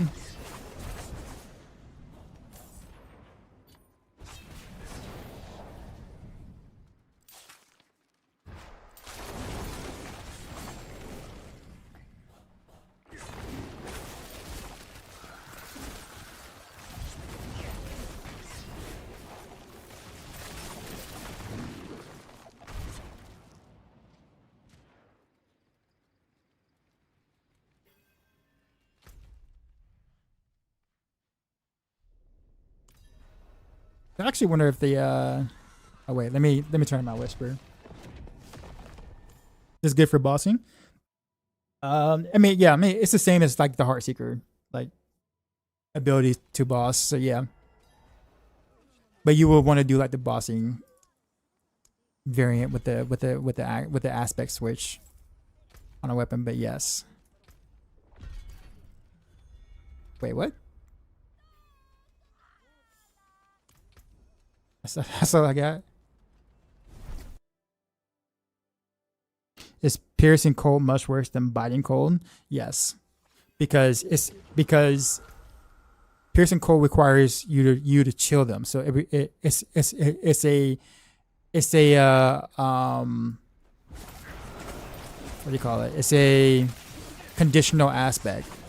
You already got frozen memories, which is a huge conditional aspect, which makes it harder to boss and stuff like that. So like you don't want to add more conditional multipliers if you don't have to.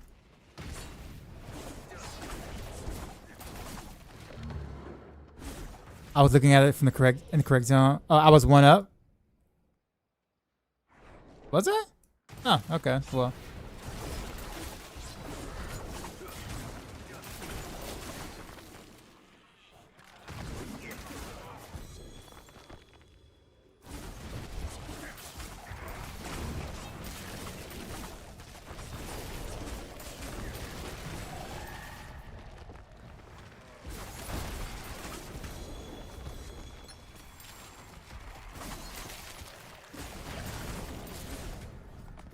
Okay, so I know there's a chest down either here or here, so we're gonna pour it back. Because your ping slightly off, your path would just so that was a skill issue, is what you're trying to say, right? That's a nice way of you saying skill issue. I got you. You're right.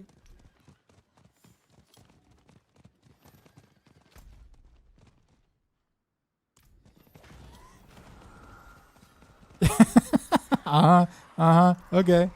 All right.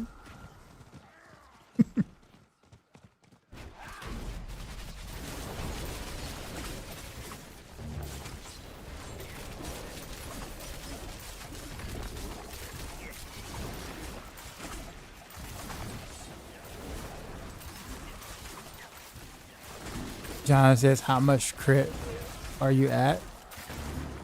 I think I'm sitting on like 70-ish, 72-ish.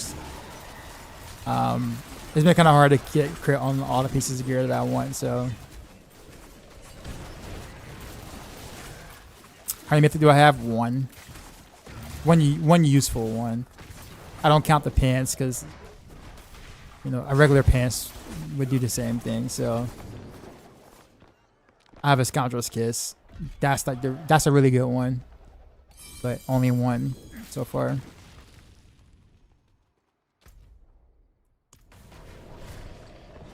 Leave me alone, don't touch me. This build is good. Why can't you use Heavenly Strength on the chest? Because Dance of Knives itself, while you're channeling Dance of Knives, you're using your one-hander. It's not your two-hander. So you're constantly back and forth rotating between the two-hand and the one-hand, and you don't want to get caught getting hit while you're spinning, because then Heavenly Strength won't work.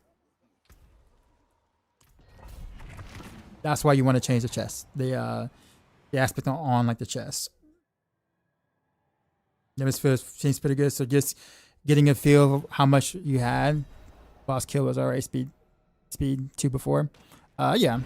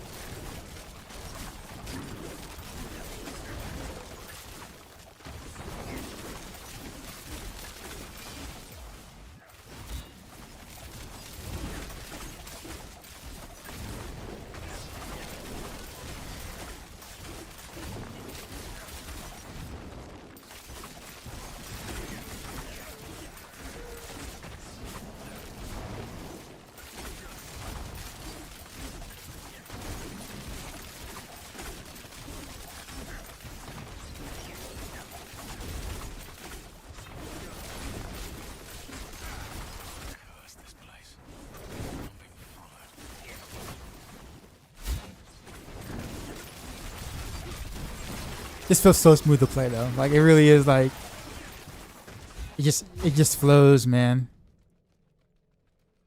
Small information I've written got. It's been really preparation. Specialization listed, but no ultimate on the skill bar.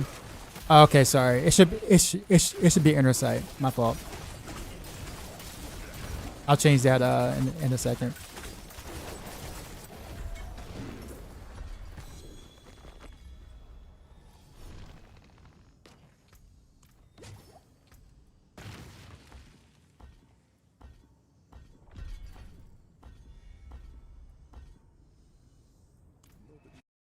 Yeah, I'll go do that right now because I had the planner up. So inner sight.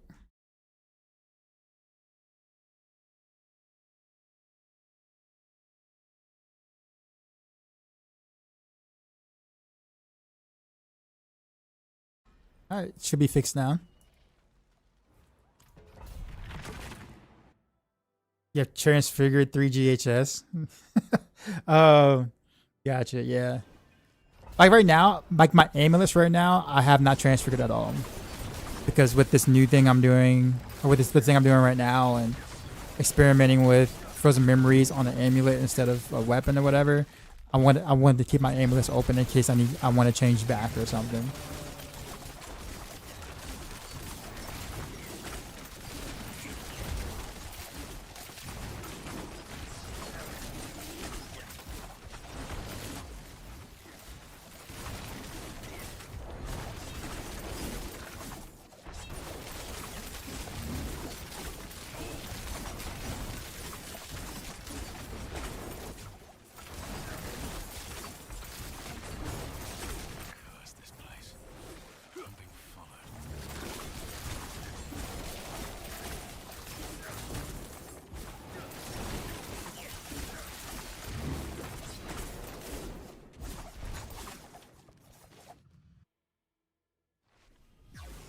Can I compete with the 135 poison pinch shot with this variant?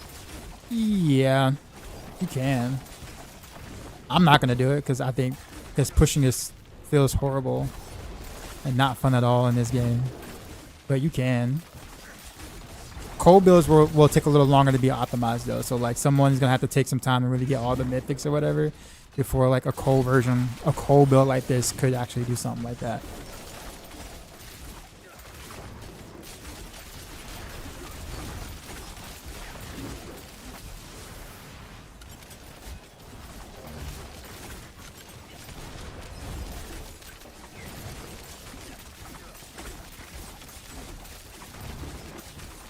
Playing Dance of Knives? No. I'm playing Heartseeker still. Dance of Knives is just the support. I'll put it that way.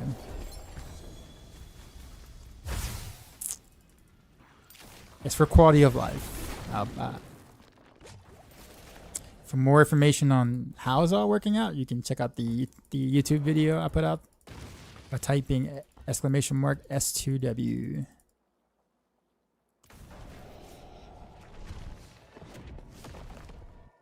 I thought something was terribly, yeah. Yeah, because you know, I'm not really a fan of like a pure Dance of Knives now. It's a hybrid. Yeah, I wouldn't call it a hybrid because Dance of Knives isn't doing any damage.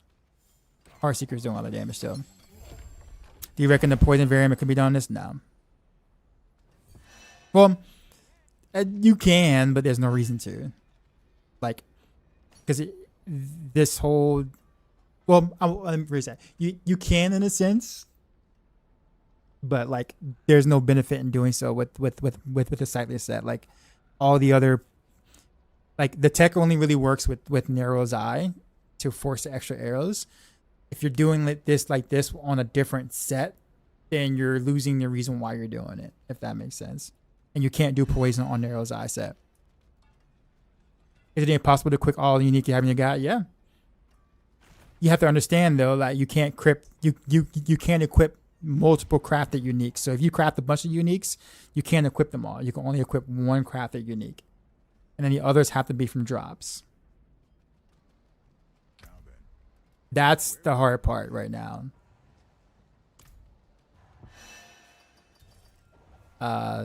And the part that people aren't too happy about in this season. So, and my transmog messed up for some reason. We got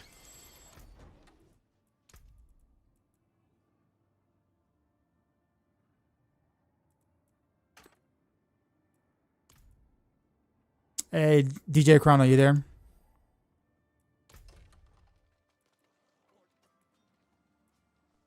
I'm gonna hold on to this one for poison. Where's all the terrible GAs? Look at that. Every single one of them. Physical. Her chance is not bad, but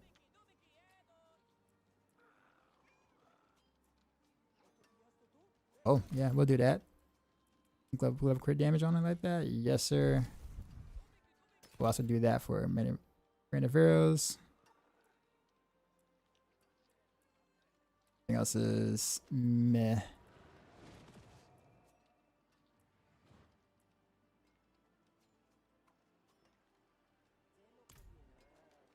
What was that one?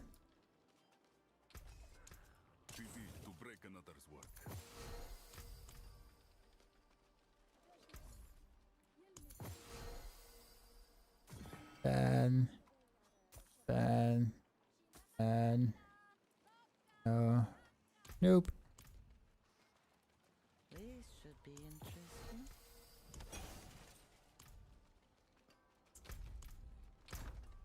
Is that what's up? Okay, cool. I'm gonna go kill Gregory for you real quick. As you said you wanted to see a boss kill. I'm gonna do Gregory because I actually want a better Pain Gorgers. So I'm gonna do a boss to actually get an item from. Appreciate the sub, C6. Hope all is well. How's the season been for you anyhow? Like on like the trading land. Trade land. But like with the mythic unique changes, like I'm sure that like that's really made the market pretty interesting, I guess.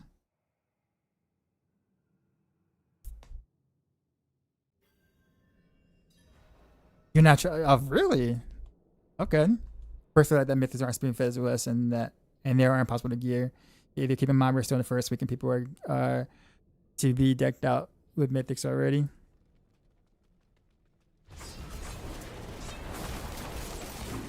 Well, I do think that some things shouldn't be easily misunderstood. Like the whole crafted mythic or whatever can only be rare one, but you can craft them from like 4 different sources in the game. Like it's not like clear. It's not made clear.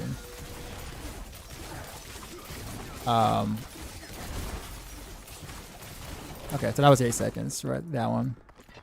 But yeah, it wasn't clear. Right, so a lot of people like even morphin times on YouTube just now is like how can you even wear all the uniques that you got, right? It's like because it's not like, you know what I'm saying?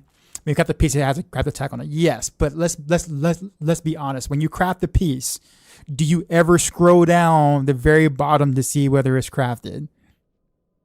Who's gonna actually do that on every item and be like, you know what? I wonder. After I get an item, I'm gonna scroll all the way down to the bottom right to see if it's crafted. You know what I'm saying? That should be a different color. You know what I'm saying? It should just totally be a different color, just like it is in D3, right? And 2, my other gripe is this. My other gripe is, put a little banner on the top right. All right, so this right here, upgrade to mythic. Okay, this should not be worded this way. This should not be worded upgrade to mythic because it's disingenuous. Okay, yes, if you hover over and you read all the text to the right, then it's like, oh, okay, so it's like random or whatever, right? But when you open the cube and you look at all this, you're not going to hover over every single one and then look to the right and then read it. Like, you're going to look at this and be like, oh, upgrade to mythic, hit the button, send it, and be like, cool, right? All this BS on the right side is nothing what the wording says right here. Not even close. Sure, it upgrades to mythic, but there's like a lot of fine print. It needs to say upgrade to random mythic or something. You know, something that isn't, you know, or change, you know, like something that isn't just what that says, because that's not what that reads. Ain't no one gonna look at that and be like, I'm wondering if it's really a random mythic with brand new stats and random rolls, right? That's no one's thinking that. No one's thinking that. So, that to me, that's a problem. And considering that, like, how rare it is to get mythics right now, as it is, and you want to keep your good unique that you have, people breaking their items because they're unique, they're really good unique, got changed to a random shitty mythic or whatever. Like, that's not cool. That is totally not cool. You know what I'm saying? So yeah, sure, the text is there, but I can totally see how people, could have messed that up. Like, there's no excuse for that one. That needs to be different.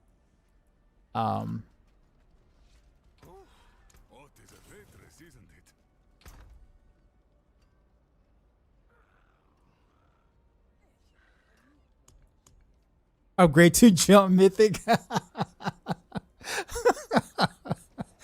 I mean, if you want to be honest, yes, that's how that actually plays out. Yes.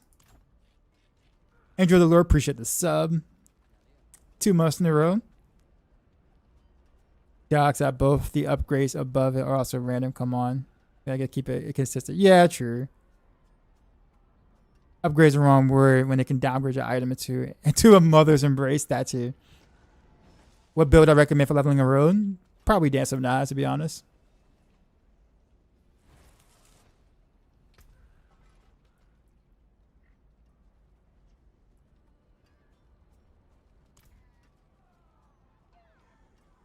Drop the course. Where do we strike? Do a new plan.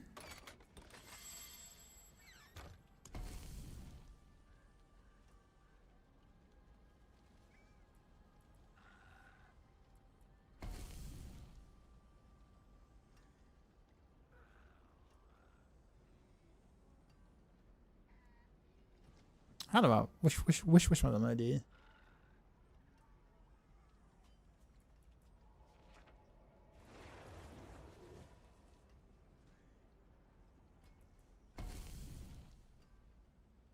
Also, don't like looking at all this right here too as well. I feel like the bigger the world plans tree gets, the more paralyzing like you become in terms of making choices. Right? It's like I don't want to spend all this time trying to like map a path, I guess you could say, for activities I actually want to do. Maybe that's me. Maybe I'm just being too hard on this, but like I don't want to spend this much time trying to figure out which one I want to choose. I don't know. Show me the runes. So for this particular variant I'm running, keyword this variant. I guess I could do Ignike, but I did Neoque, but it doesn't really matter which one you use. You can do Igni if you want. And then Surgar. How tanky is the Heartseeker build? About as tanky as all the other rogue builds. Technically, you're using the same defense across the board. Oh my god, Incognito, really? That's your favorite. I saw the last 3 words. I really. No. Any confirmation on Mythic War plan rewards, Mythic Charms yet? Not that I know of.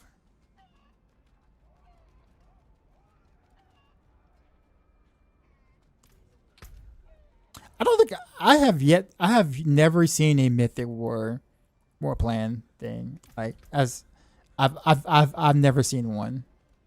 I never got the pleasure of being disappointed by one.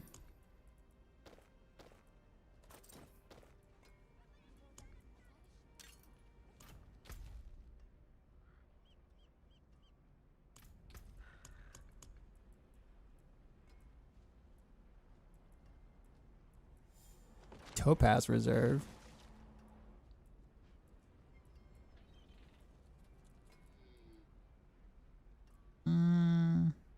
Oh, is there? Oh, Blind Burrows. Enough said. Mythic Charm. Is this? Oh no, I've several people. Oh, Mythic Charm. I thought you meant Mythic Seal for a second.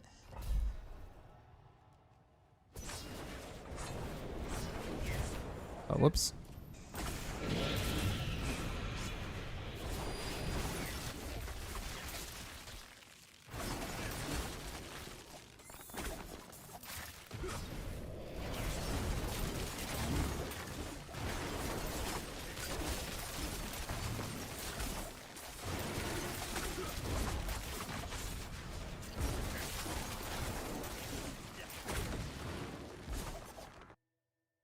But the charms even a thing, they're extremely rare. We're talking about like D2 Stoner Jordan type rare.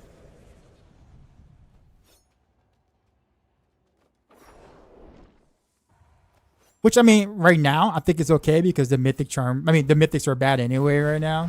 Like most of the mythics are pretty bad, like iconic mythics. So I don't even think you even care. Maybe your grandfather might be good, but that's about it.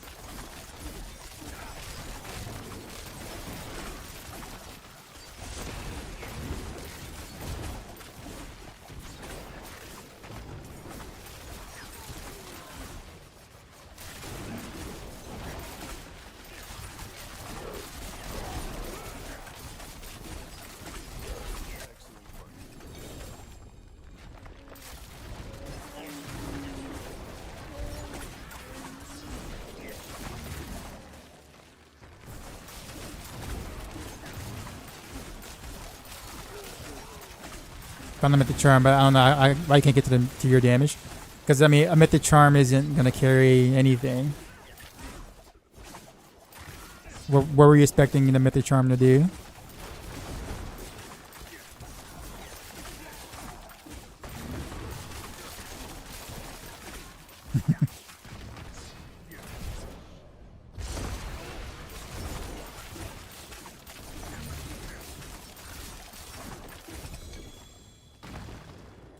This this Dancing Not So Heartseeker. No, this is legit Heartseeker. Dance of Knives is just for mobility and a specific mechanic that I'm using. It's easier to look at my video that's on YouTube. My newest video on YouTube about it, because it's easier to, kind of showcase how or why I'm doing what I'm doing and why it works so well. But it's still Heartseeker. Like, Dance of Knives is doing no damage.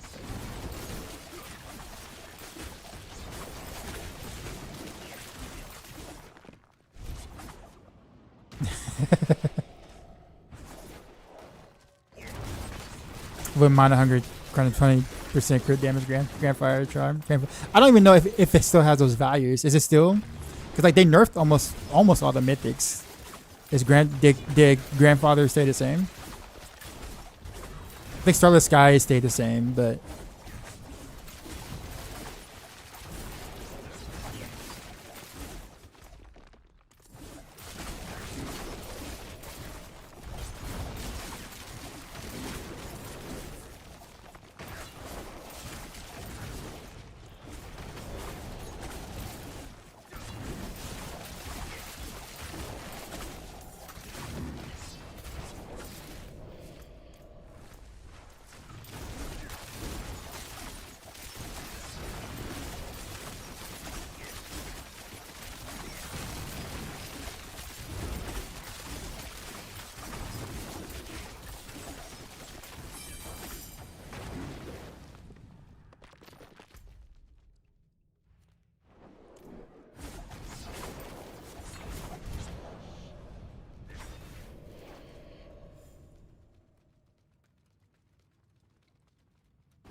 Heartseeker have a mythic kind of Lucian. No, you should not use that.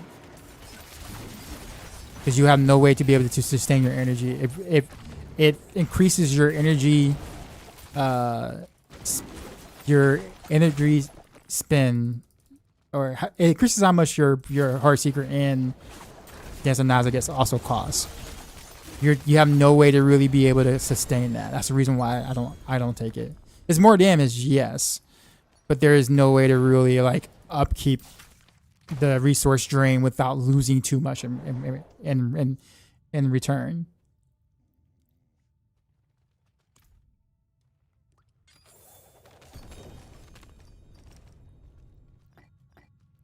Although don't throw it away though. Like let's say if you want to play rapid fire, like it's definitely useful in rapid fire build because rapid fire drains less resources. So hold it for rapid fire.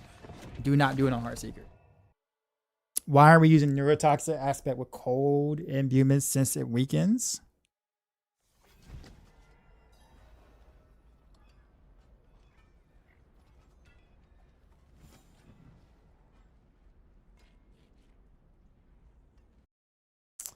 Let me make sure I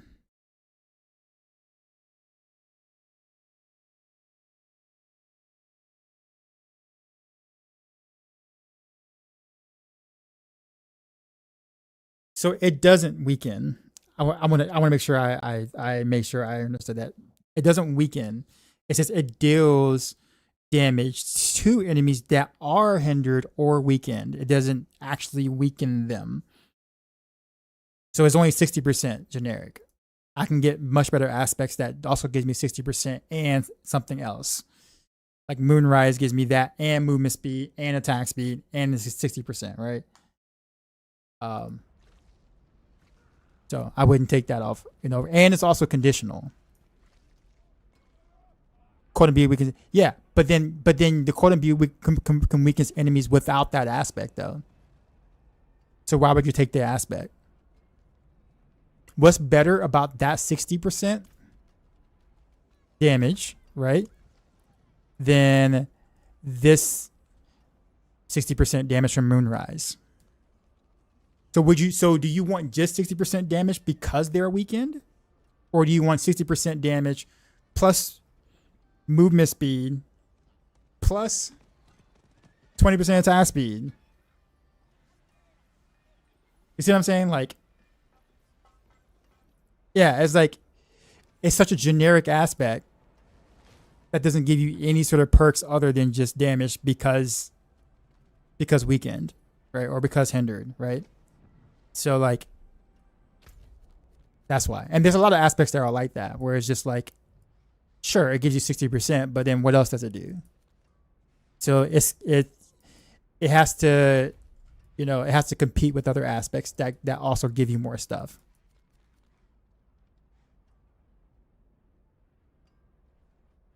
%60% for me thinks other modifiers confuses you. Yeah, I understood. Is there anything I should swap around in a boss fight? I use Rust Bidding, Dagger, Unique Charm, and Gladiator's Try off in all situations. I would just follow the guy. Like, I would follow the guy 1-to-1. I would not change or move around. Like, wait. Huh? Let me try to understand. You're playing Heartseeker, right? If you're playing Heartseeker, then you have no room for the Rust Bitten Dirt Dagger. So the only thing you would change is just your weapon at the moment for bossing. That's it. Anything else is just going to give you less damage per se. Like, you wouldn't change out your Edna's dagger because you need that for your basic. You wouldn't change out your shard because your shard is the same is roughly the same amount of damage anyway. So that you're not helping yourself there. Like, Gladiator's gauntlets is quite a bit of damage to it as well. You really wouldn't change that out for that because you're just kind of trading off damage for the charm in the cube, by the way. So yeah, it wouldn't help you out in any way. I'll have to try to spin the wind tech. God Arrow is my favorite in D3. Following your Heartseeker build this season anyway. Nice. It's fun. I think you'll enjoy it.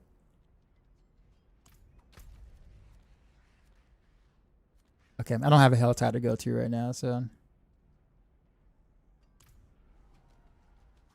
let's do the Harbinger.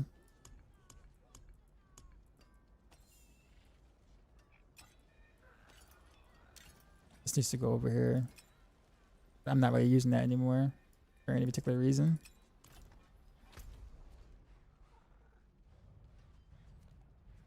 Wait. No, the Whisper changed. I was scared to go fight him and like the Whisper changed. Alright, fine.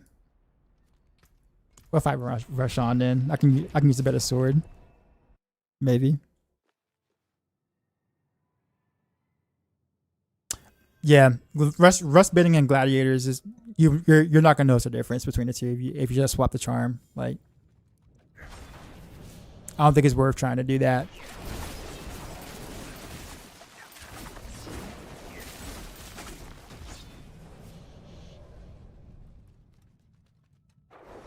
I use four narrow eye, 2 sightless. What would you do in game if you get the seal of diamond? Nothing. If I was playing a hardcore, I would use it. But a softcore, no, I wouldn't. Because it's just less damage overall. Which is unfortunate, because, I mean, it is a really rare seal, and you want to use it, right? But is it really better for you? It's like the question.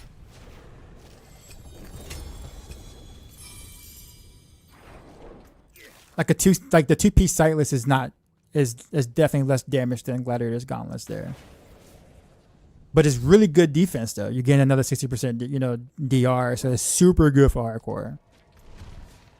So if I was playing hardcore, I definitely would do it.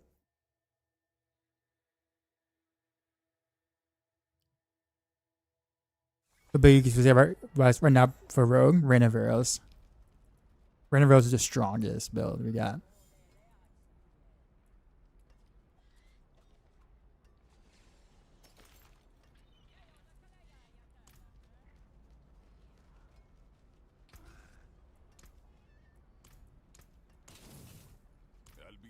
Swinging away.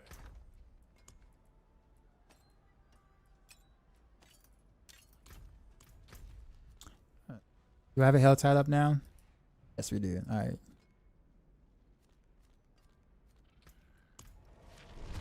best way to get pandemonium fragments, you have to fight the new seasonal boss. Knowing your playstyle, can't even picture you in hardcore.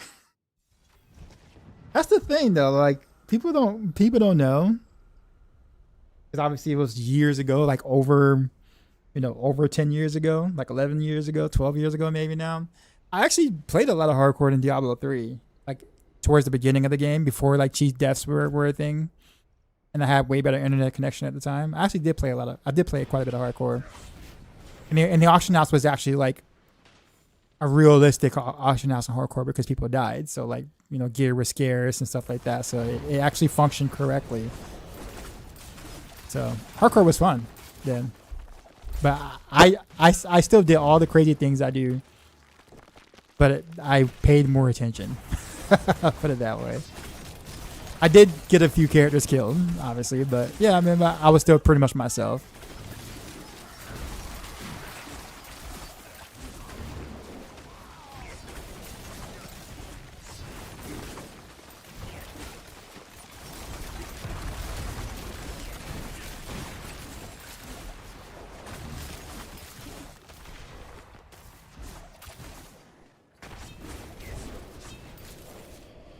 Just fast stats here. We got double confirmation. Which one is better between this variant of Dance of Knives? Oh, this is not a Dance of Knives variant. This is Heartseeker. Now there is a Dance of Knives variant God 6 that looks like this kind of, but it's like cold God 6 or whatever. It's not poison. But yeah.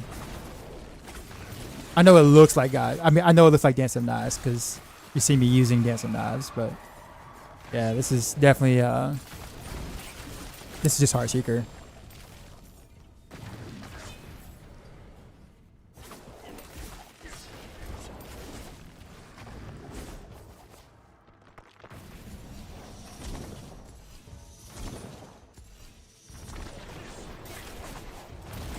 I should have been killing things because the threat was up.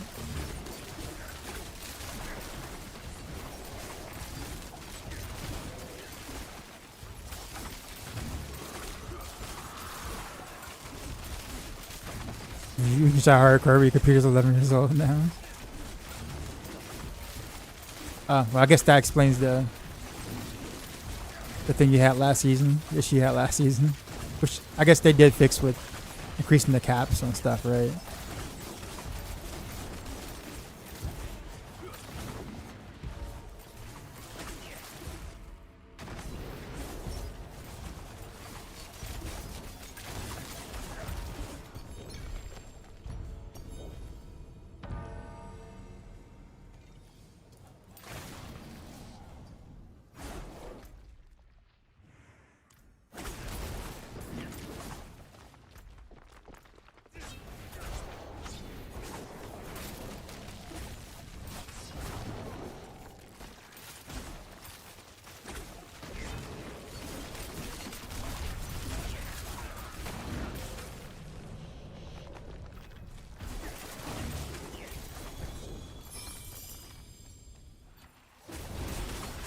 Did they increase build fragments? Yeah, they did.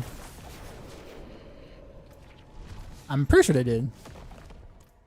They increased almost every material, almost every material. And the poison duck, I think, increases for in-game variant, but not mythics need fragments. And a lot of fragments this season.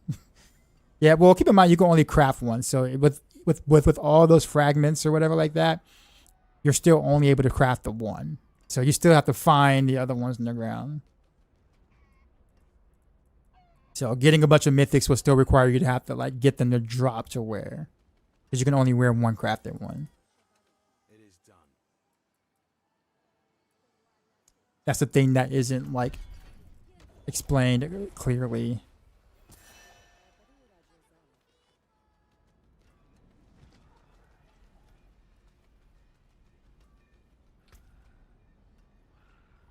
So a safe bet to look at the boss loot table in front of the boss, get the mythic unique. So the thing is that if a mythic unique drops from a boss, it doesn't necessarily mean it's going to come from that loot table. It's just random. So it's not going to matter which one you beat up. Do mythics upgraded in the cube count as crafted? Yep. Why do you think I was like griping so much? Like if you get it from here, from the blacksmith, it's considered crafted. If you get it from the cube upgrade, it's considered crafted. If you get it from the jeweler way down here, like the little like whatever thing that you do, the rune crafting or whatever, like that's also considered crafted. All of it's considered craft. One crafted mythic you need. Keep your treasures close. It's just you see how silly that is. In my opinion, I think that's silly. Not everybody would agree, but I think that's silly.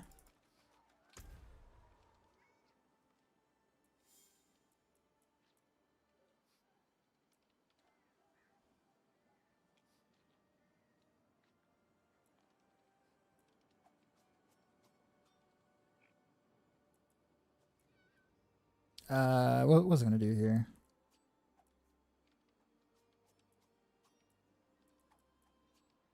Yeah, master working materials. Here, plasma items.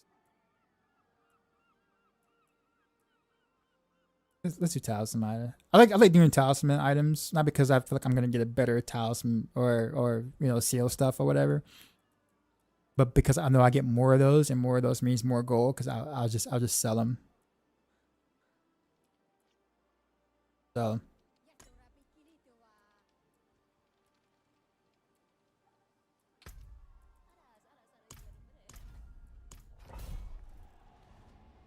good tip for people that need non-crafted mythics. The new boss has a way better mythic drop rating than the other bosses, including Balau. Yeah, that is true. But getting those superior keys though is not easy. You have to like kind of like farm up. Like you have to do like the regular layer boss, and then get those keys to do the greater layer boss, and then use the greater layer bosses to hopefully drop superior keys, right? And then the superior keys you use for that new boss and the Zarbin Zet or whatever.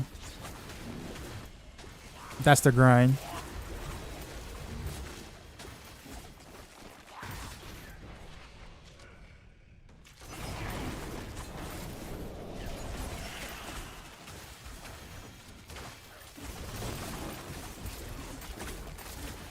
What's likelihood we can gather together and make it feel better?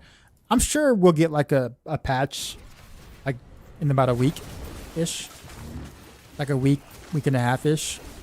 That'll be a pretty big patch with, changes that hopefully might reflect the disappointment of some of these things.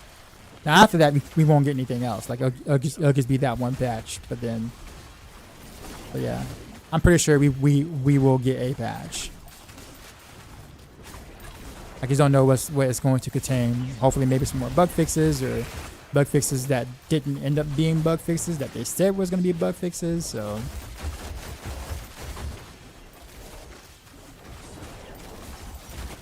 I think mythics were way too easy to get in the past. I do agree about that.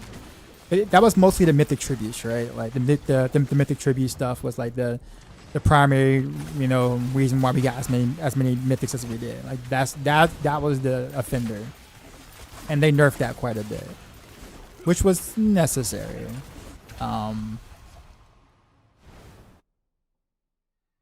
But I do think that the other sources, or like the way the crafted mythic unique works, and the upgrade to mythic button that is quite a bit misleading until you read the text, right? Definitely needs to be looked at. Do you think the best forgotten so far would be Nightmare Dungeons? Probably so, yeah, for sure. Get the materials reserve or whatever. If you can get it in the Escalation Nightmare Dungeon, that'd be great. Escalation Nightmare Dungeons are actually really, really good this season. Like, phenomenally good. So that's like something you want to do quite often, believe it or not. Like, to get a lot of everything, like, it's probably one of the best places to farm. For like for a general I want everything type thing.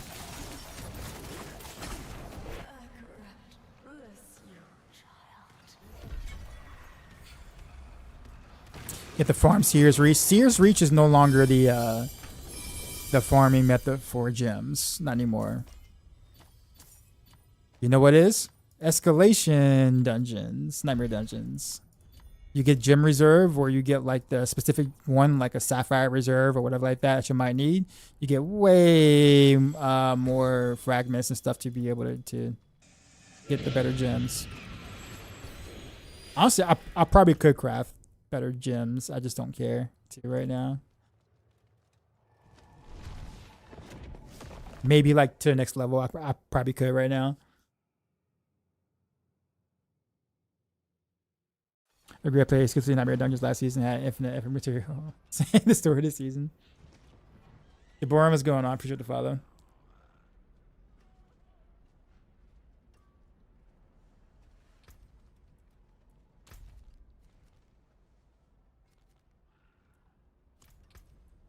Alright, Inferno Hordes. You know, I actually don't mind doing. Part of me doesn't really mind doing Inferno Hordes in the war plan. Not with this build, like, because I'm constantly in motion and I'm constantly hitting stuff, so I kind of enjoy doing it with this setup.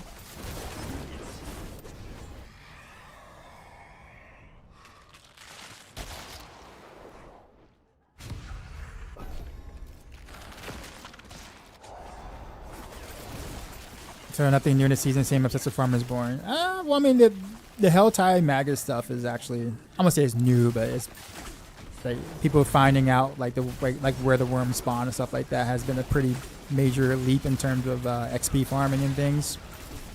There are people who are at Paragon 300 already. Woody Joe hit it yesterday, and so did Rob. But I don't know.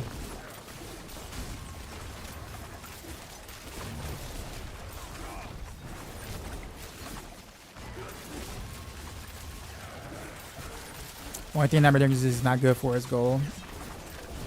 Well, I mean, if you get like a gold one, I mean, you can get a pretty decent amount. But to be fair, selling talismans is still better. Or sorry, selling seals are still better. So it's like, sure, you can get those, but the seals and charm selling and stuff like that will just, it's just too good.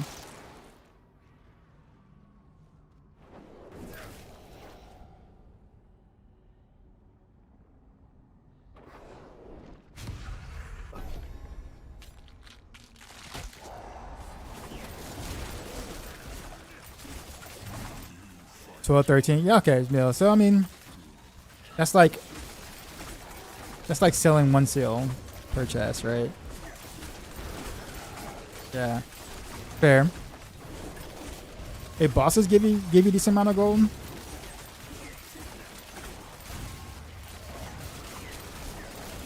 I was unaware. Currently on hardcore, losing heavily on chest is kind of rough. On spending right version is really necessary. Yo, there's different defensive aspects. It's not like you're taking it off and doing nothing. Like you're not losing 40% DR. You're just trading it for a different DR. Right? You can. The snap thing is technically 30% DR. So yeah, you're losing 10% DR. It's. I guess you can say. It's scary, I guess, and hardcore. But keep in mind, you're also moving a lot with Dance of Knives. So you should be getting hit less and do more damage.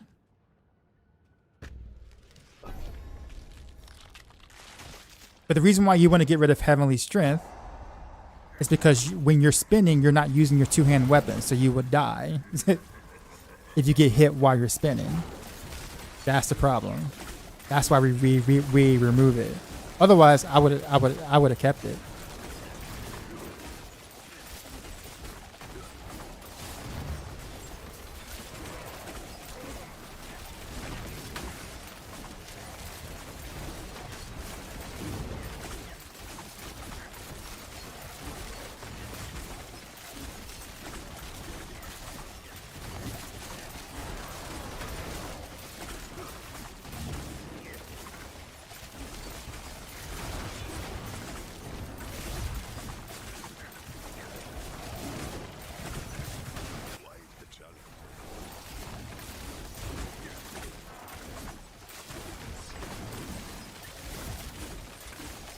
One sword and GA shot over.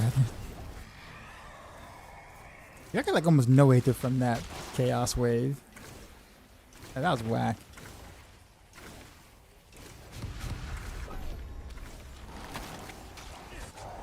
So my name is Tom. I play Rogue 2. I play a broad broker with multiple shots variability in D3. Question: which aspect I use in the head when I have no Harley? Retribution. Retribution aspect.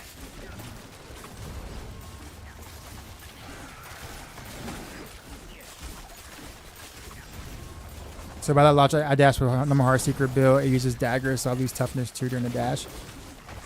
Yeah, you do. But generally speaking, you'll cast a Heartseeker before you get hit after you dash or shadow step. So you don't really notice that then. But you'll definitely notice it on Dance of Knives. Because you are channeling more than you're actually firing your Heartseekers. So that's why. Whereas before, you were casting Heartseeker way more than you were actually dashing.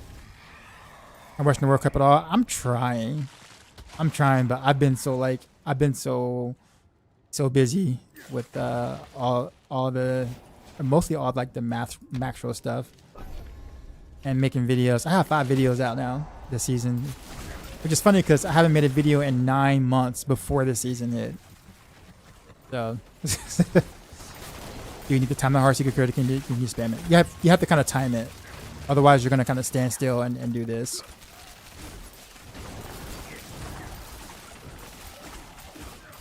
I mean, you can feel it. Like once you kind of start doing it, you can kind of get the rhythm. It's like a rhythm game.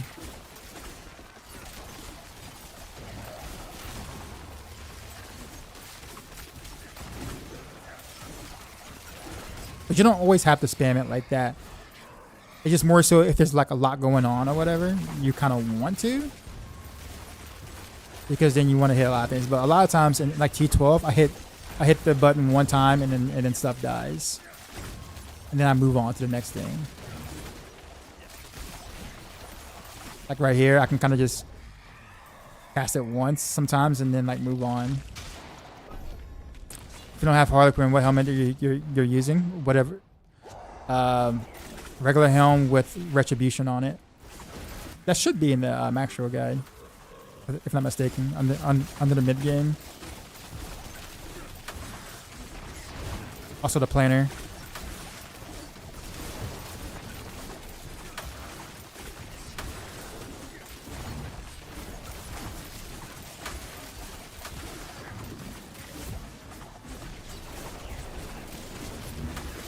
Harlequin's crest is really not like a huge upgrade. Like it's decent, but it's not like a huge upgrade. So like having the regular helm for a while is really not that bad. But it's purple, that is true. It do be purple, you're right. Purple good. Purple good. Can you gain energy during Dances of Knives with Blade Shift? Passive to gain energy when moving through enemies. Why would you want to do that though, I guess, here? You can do that. That is true. But why would you want to do that? You don't run out of energy as long as there's enemies around, so... At least with this build, unless you're talking about a different build.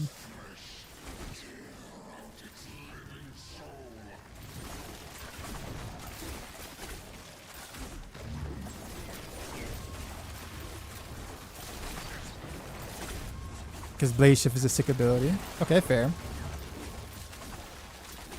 They can never gain energy for the Heartseeker version with the cost to spam the basic. Yeah, but on the guide, you shouldn't be running out of energies. So you shouldn't need an additional basic to be okay. I guess that's the thought.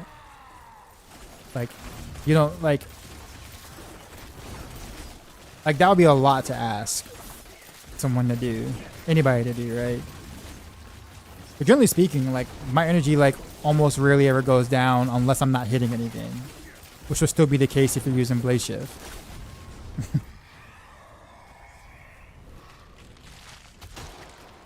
You're mostly Barbarian. Okay, fair, fair.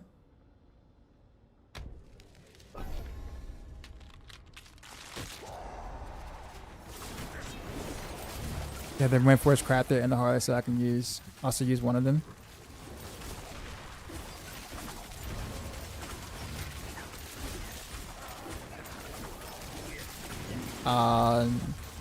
You said both of your rogues died, Gecko?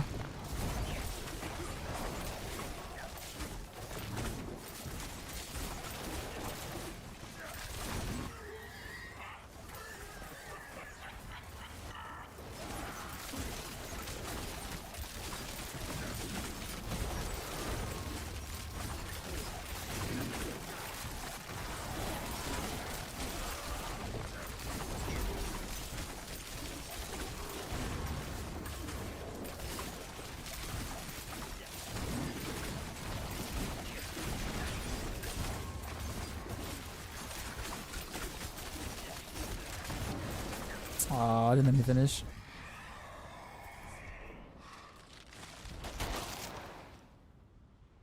Ruthless Lords.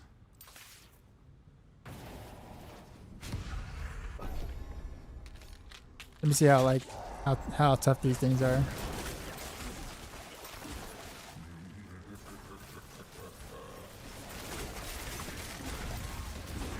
Oh, yeah, not bad. Overhyped.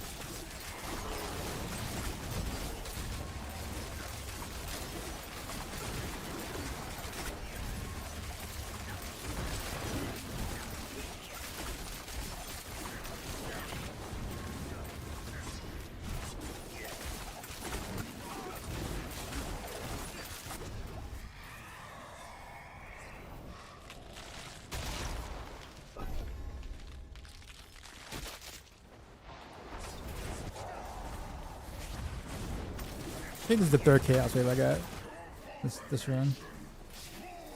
But the other Chaos Waves barely gave me anything.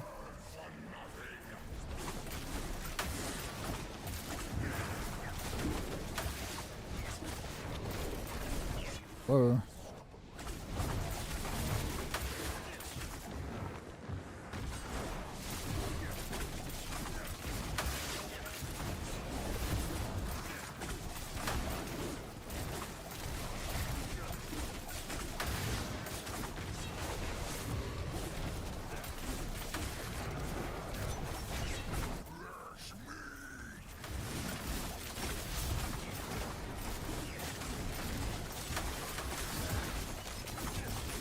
No, my arrows were shooting at the chaos things instead of the butcher.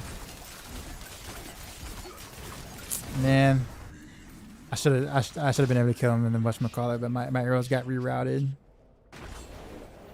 Oh well.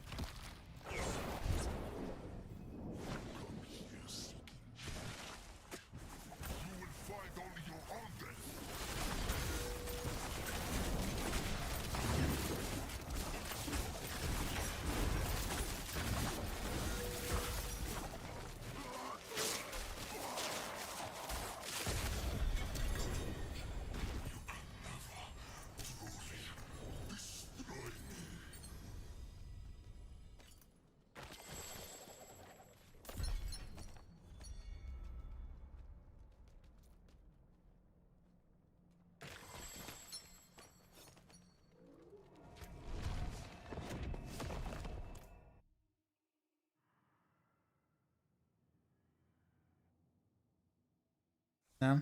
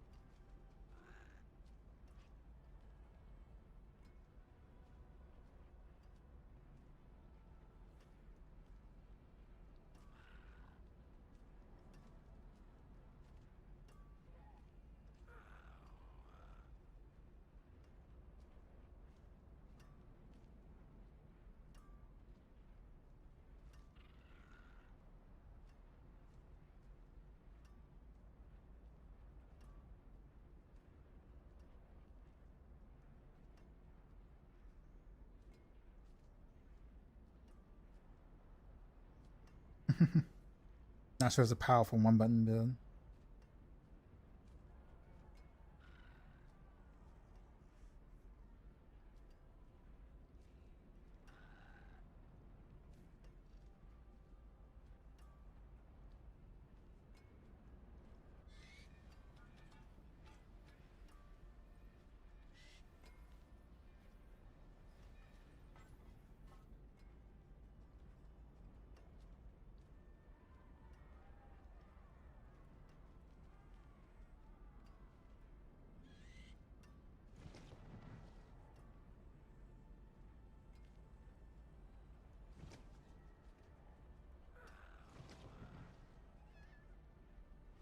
I got all these comments in like my video now. Now I'm having to like respond.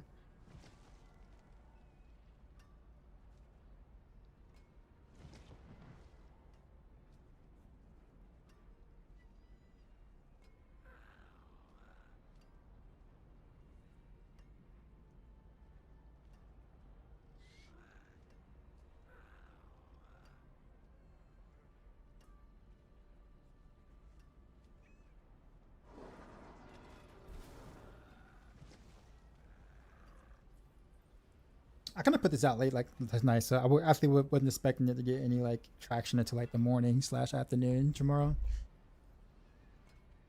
But I wanted to have it out like ASAP. It is done. Cheap Bengals, Faded Scroll, Old Hatchet, or Faded Scroll. How this season Heartseeker compared to this season with the victimized bug? So what do you mean by compare? Like what do you want to know? Because that's like very generic. I would totally play this what I'm doing right now. This variation right now way way over the season 4 victimized bug Heartseeker. Like it's not even close. This is considerably more fun.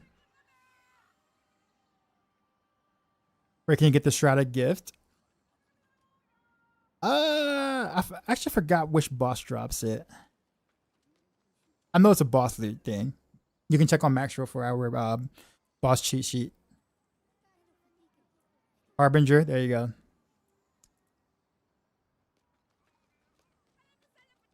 I'm currently on the Barrage Cold variant. Which one you suggest switching to for a late game? What do you mean by which one? Like you're saying which one of what per se?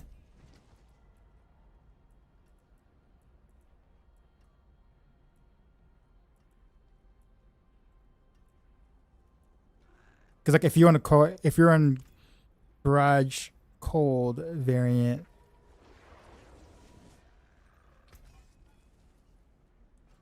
then it does. I mean, I guess you can farm for poison later.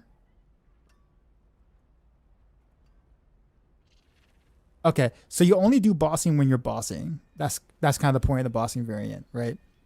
So like the point of the bossing variant is to do it while you're. So if you're gonna sit there and fight, let's say Lord Zir 10 times or whatever, then you want to do the bossing variant, which is like the one weapon swap thing, or the one sword swap or whatever. Like is it one sword? No, two items, 2 item swaps. So yeah, if you're gonna do boss back to back to back, then you want to do the bossing variant. But if you're just doing pit or I don't know, Helltide or whatever like that, like you're not gonna use the bossing variant because you're not bossing. Does that make sense? It is Barrage. Your single target is going to be a little scuffed for a little bit, unfortunately, because Barrage is multi-shot and hits an entire screen. So the weakness is the single target. But like I said, that's why the bossing variant is there. So therefore, you can boss better with it. If you know, but I would just go with the cold end game. But if single target is more important to you, like let's say you just like overall in general, you would prefer to have more single target in general instead, then I would do poison variant, because even though it may not clear as effectively as Cold Barrage, it's not bad by any means, but Cold Barrage is faster because you're killing everything on sight per se. But so while it won't clear as efficiently, it will do bosses better or single target better for sure. Okay, the scroll.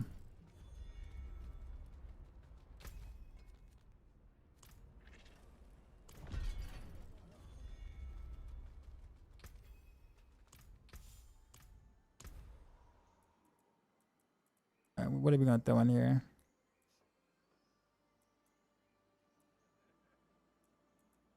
We'll do Hydro Cube stuff, sure.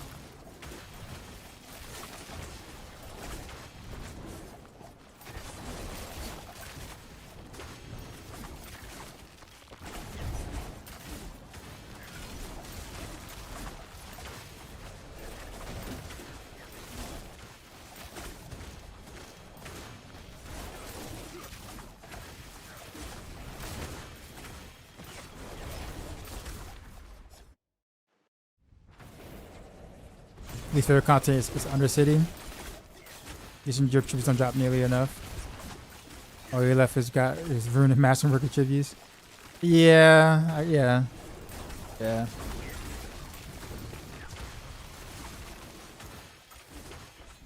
I wish now, I mean, now that the Mythic Tribute got nerfed, right? Which, you know, rightfully so. I really wish they would change the tributes, I guess. Maybe the tributes. I know the other ones are 5-1 or whatever. But like maybe like change the tributes to be 3-1 for upgrades instead of 5-1. So we can kind of craft more mythic tributes over the course of time. It takes a while to be able to craft one, and like, and then that one you're not guaranteed to get a mythic anymore, right? Like, so I don't know. I feel like if Undercity is gonna be one of the activities that we can get a mythic from potentially, then that needs to be made a little easier. Not a lot, but a little easier. How good is imbuement skills as a roll on gear? You see it on guys, but how does it compare to say core skills for a multi for a poison die? So imbuement skills are like buffs your poison damage from like poison imbuement. So it just depends on how many. So it's a lot like core skills in that sense, in which it is buffing your poison damage. So they're kind of interchangeable-ish, somewhat. Yeah, because it's all buffing the poison at the end of the day. So, and that's the most important part of it.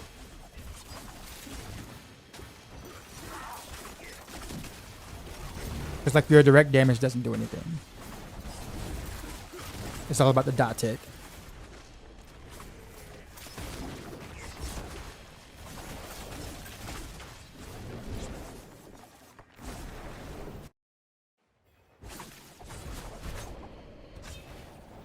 Can't kill Meth with this build? Yes, you can. You can kill Mephisto with most roll builds.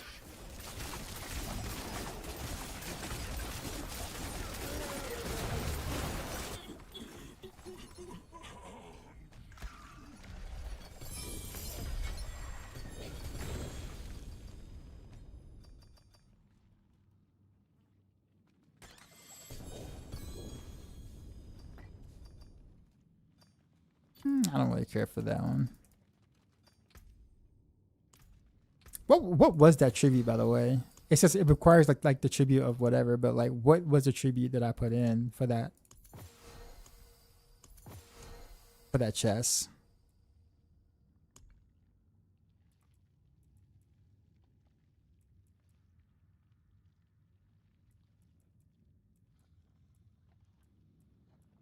Oh well. Let me see.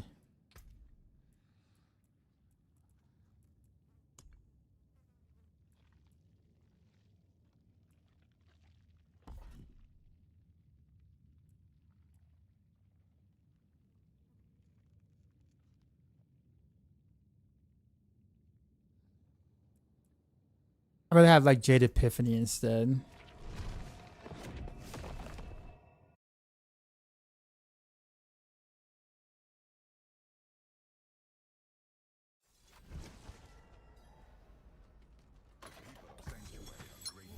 They've sent their regards. 20 minutes for a world boss.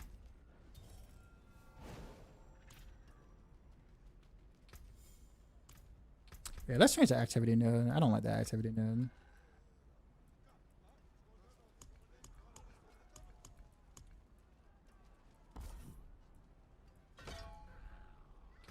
Okay then, guess it's my turn.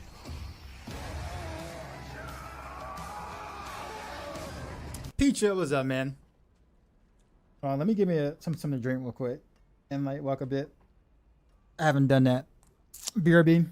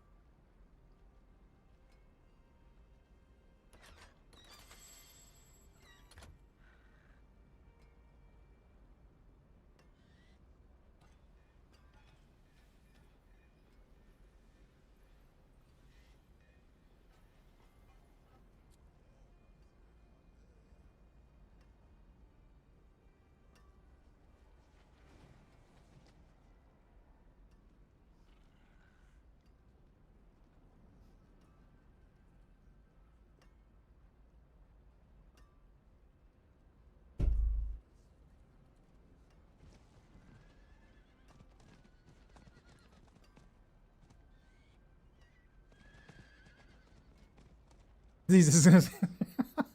What up, Peachy?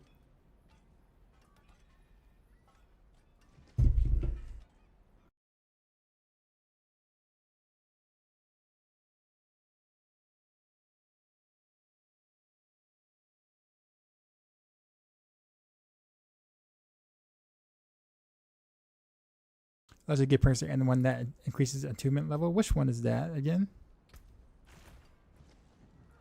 I'm pretty bad with like the core plan.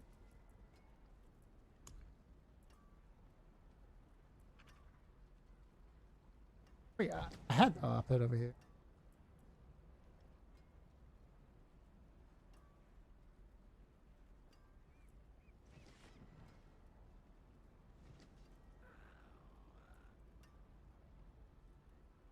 Oh, initiative.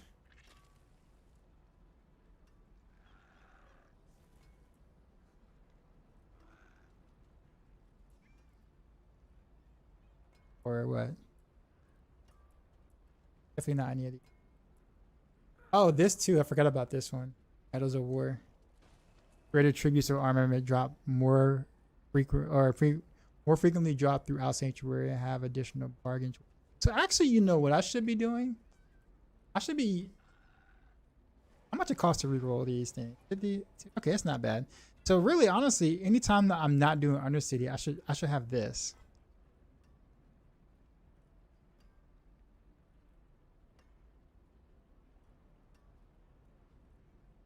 Because like, there's no reason to not have this when I'm not doing. So when I'm doing Undercity, because I don't have all the points right now. So if I'm not doing Undercity, I just spec into this.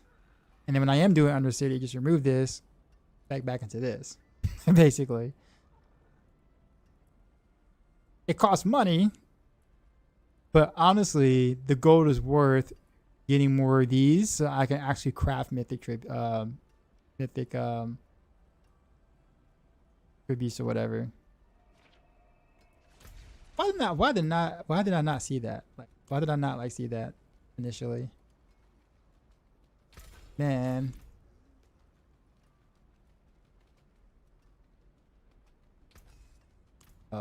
Need to try to enchant this ring still. It's so expensive, but I really want that crit. So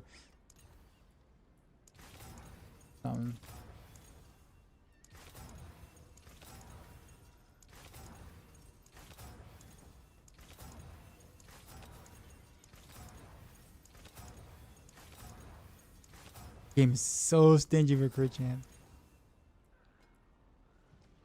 Crazy. Is that? Oh, that's what I'm so for. It's just I can't even like I had the min crit chance roll on that, and I'm just like so frustrated with that. Honestly, like why do I have the min crit chance roll? And can I can't even, I just can't get another one. Just anything like a slightly better. At this point, I'm probably just wait for another drop. There's just no way. The legendary. Oh yeah, I do. Which is why I had the goal that I did, because I'm constantly doing that and I'm constantly rolling and constantly. Yeah, I do. I sell my seals and all. I actually salvaged my talents, my whatchamacallit. Like I salvaged these because I do want the material to reroll these or whatever, but I do sell these. I sell the seals for sure. Like those go. That's how I try to do like that's how I get like a balance of several everything. Oh, this is good for random arrows.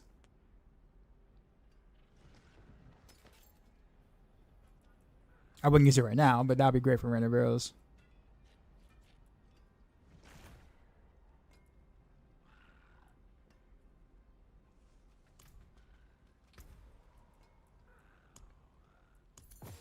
Savage charms.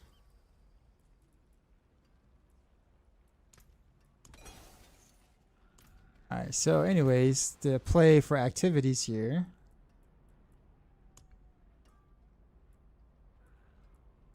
Let's see. One.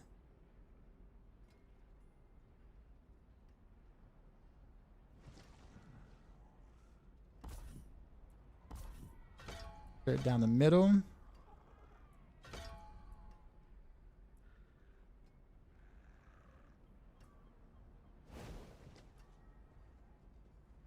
Cool. All right, now let's do stuff. Yeah. So I guess with that being said, I probably shouldn't be doing any Undercity right now. I should probably avoid it so I'm not like switching too often.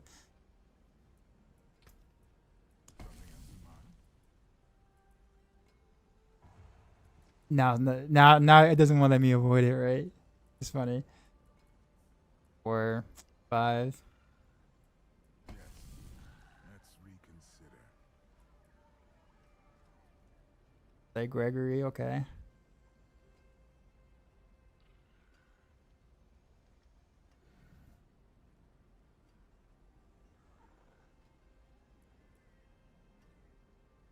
Gonna my charms and seals. I will take that because I need the whatchamacallit. Escalation, nightmare. I guess in front of horrors. Outside. A sound strategy. Let's see it done. We could just run through the Undercity without using any key. I guess so. Since I mean I won't be doing anything with it anyway.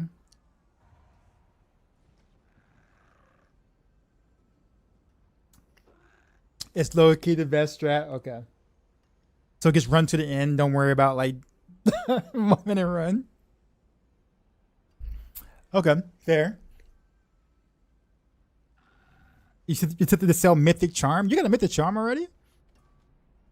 So that we need to play Poison Pen again to top ladder. No?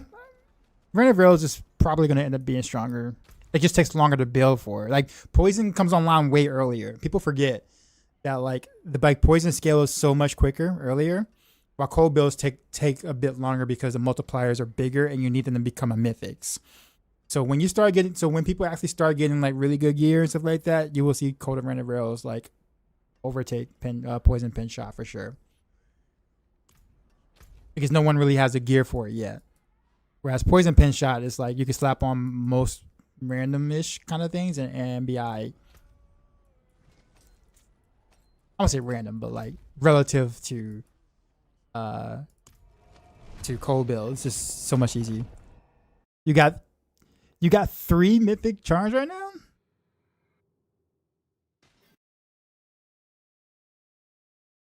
How did you get 3 mythic charms already? I've yet to see one since it was a possibility. I've never seen one, period.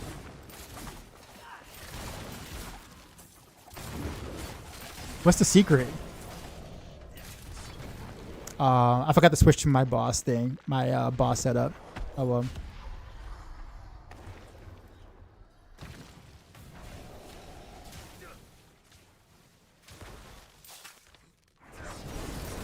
Get one from Meth Bart and one from Zir. Alright, so this is like my non-boss setup damage. So yeah, definitely to take a little longer, but that's okay. That wasn't too much longer, but still. Did you have a Mythic Charm? Mythic Seal? No. Nope.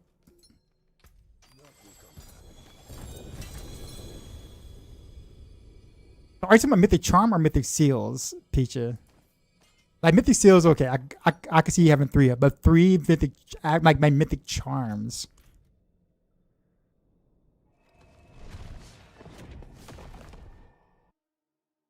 Okay, I was getting ready to say. That's what I was like. What? I've seen Mythic Seals. Okay, that's fine. Like when you said Mythic Charms, I'm like, bro, what are you farming? And why are you holding out, man? Like, what? All right, now that makes more sense. Okay, I can't do escalations yet.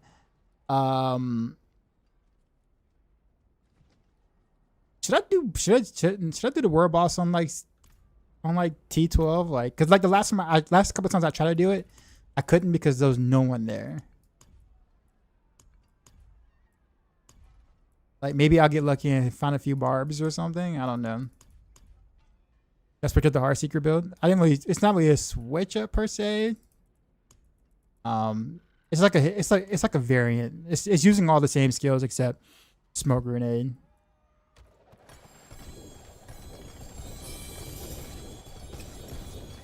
Ooh, well, there's a lot of stuff here. We're a bossing for. You play Reneveros? Not yet. I'm not really rushing to do it because, like, my other rogue colleagues on Maxroll are gearing for it and are playing it. Like, Matthias is already playing it. So I have no reason to rush to it, if that makes sense.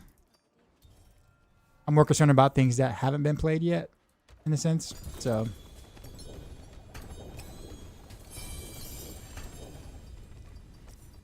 I was gonna do rapid fire today. That was the plan, and then I stumbled upon the strafe weed tech, or for maker. Stumbled upon the strafe weave tech from Diablo 3 that can also apply to Diablo 4, and so now I'm back on Heartseeker for today. It'd be weird to make a video about it and then like immediately play something else different while people are like tuning in and be like, "Hey, I saw the video and it looks really cool. Why aren't you playing it?" Or this ain't it. So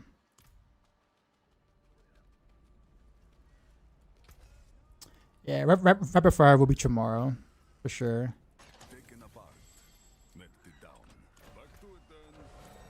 Hopefully, if I can like continue to still get like maybe one or two pieces that I would want.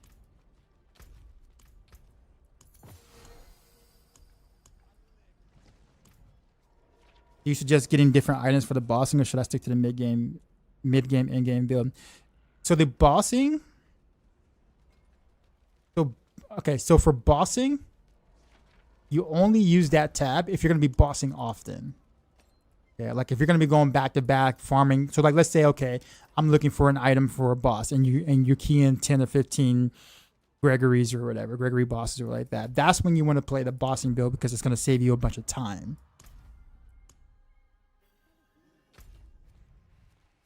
Okay, that's when you do it. Like, don't switch to it just cause. You do it when you know you'll be bossing for a while. GG, you got to call the nameless. I actually want to use that helm with this. I'm actually quite curious. I don't think it's gonna do much, but I could be wrong.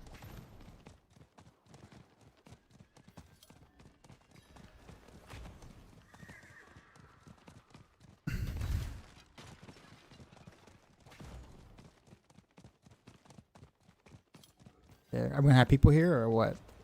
Oh, people are here.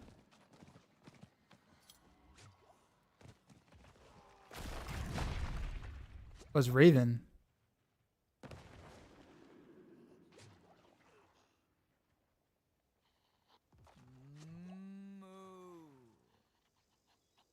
Greetings.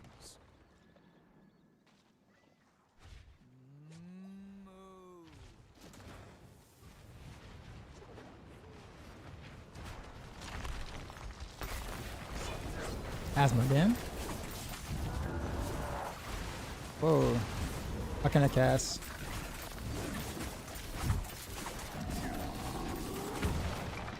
Hello.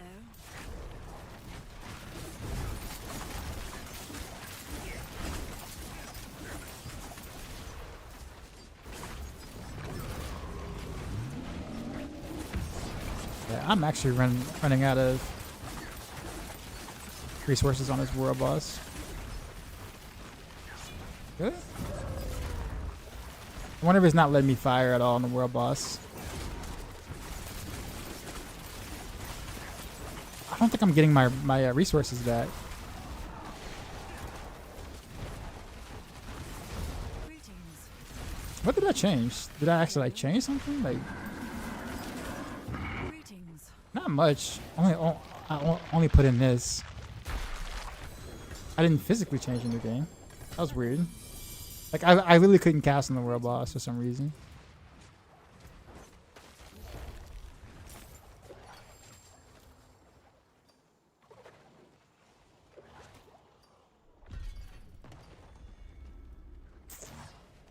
All right, well, Hello.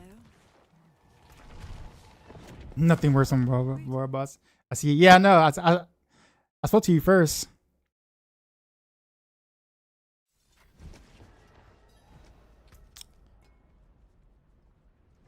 Yeah, world boss. For some reason, I couldn't cast or something. I don't know what's going on. I'll. Because I don't care that much right now. I'll look into that later. But that was weird.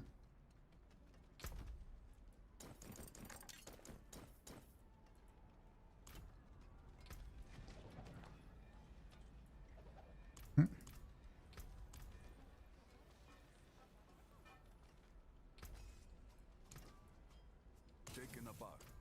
Melted down. Yeah, so now I guess we can do escalation. Yeah. Escalation. Which one?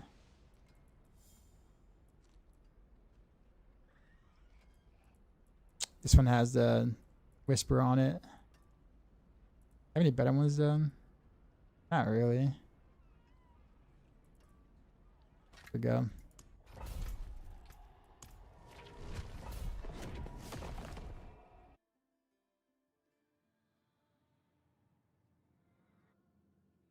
I'm with you. I think Cal has been the biggest fire project you make like a rating experience. For poison bills, for sure. Absolutely.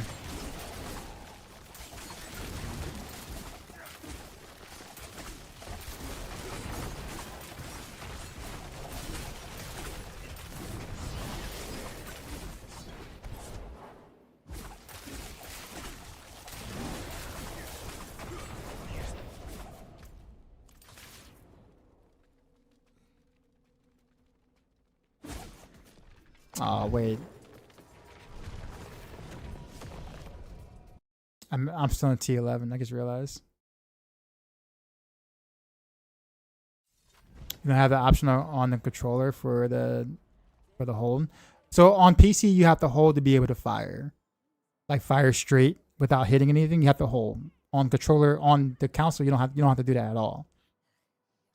You can just push you can just hit the button and it fires. So you don't have to do that. Only the PC crowd has to. So you just hold down one button for Dance of Knives and then you tap the other for Heartseeker and that's it. You don't. So yeah, it's 3 buttons technically for the PC crowd, 2 for the controller peeps. What was I doing? Oh yeah, switching the difficulty.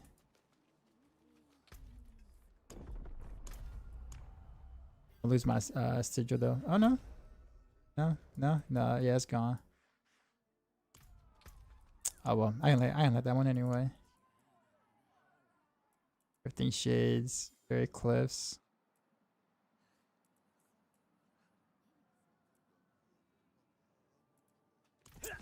And my obols. I forgot I forget that I have them. I guess we can go with the better crossbow if we can get. Hey, well done you.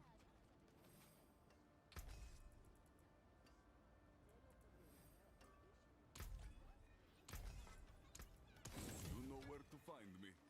Oh, look what it is. A legendary prize for the mainlander. Oh, finished so soon?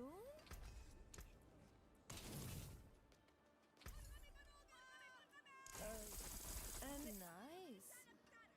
Next one will be even better.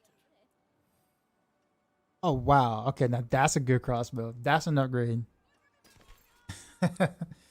That's what I'm talking about. Mousewell, yeah.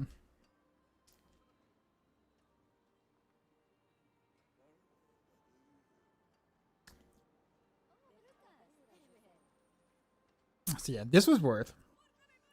This was totally worth.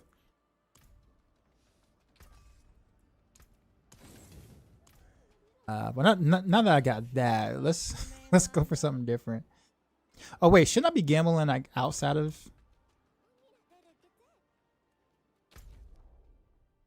Because like I'm not getting any uniques from here, right? So shouldn't I be gambling somewhere else? Because I don't think they fixed that bug. How's the stream schedule nowadays? I feel like I'm missing stream lately.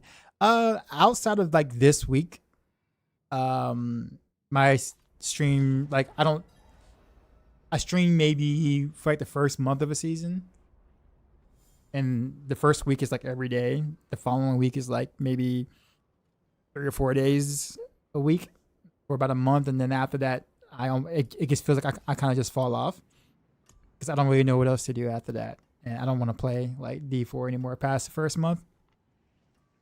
So eventually, I think I'm gonna get into like something different, like some sort of game I might want to play casually until the following season comes. But they fixed it. Uniques are just low for gamble. Got uniques from that vendor. They patch it. That works. Okay. But maybe I'm just unlucky then.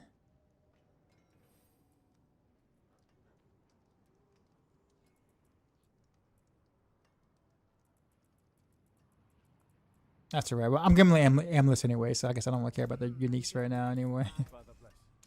But I guess if I was gonna do it with all these obos saved up, it's like, huh? You can still get mythics from gambling, right? Like that's still a thing, right?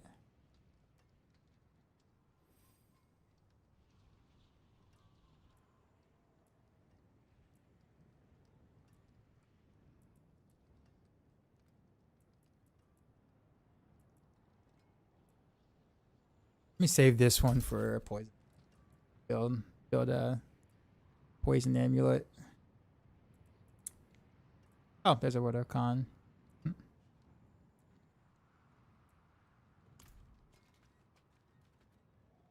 About getting iconic mythics.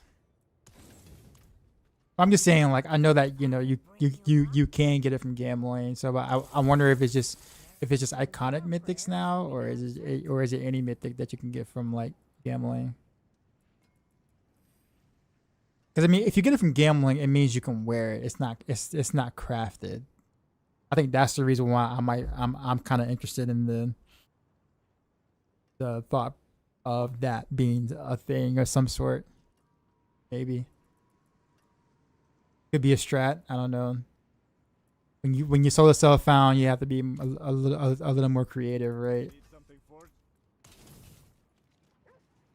Are sure you can get mythics from gambling? Yeah, you can. You said you thought they said they removed it last season? Did they? I know at one point you could. I didn't know that they removed it. Oh well.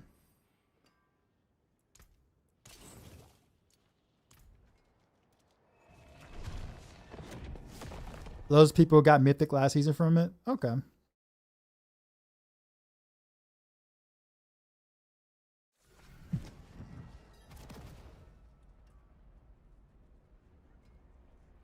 He's got a mythic flurry hound, so you can craft another mythic now. Yeah, because Rudy and Rob getting it from the vendor last season. Okay, well, I guess they were supposed to remove it and didn't. Also, let me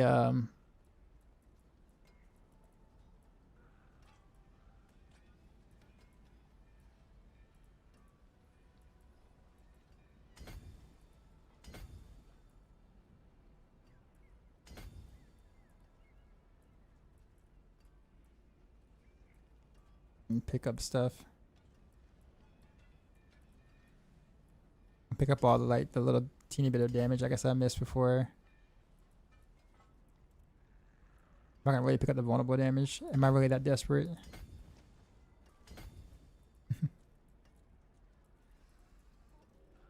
Alright, and then I'll start picking up like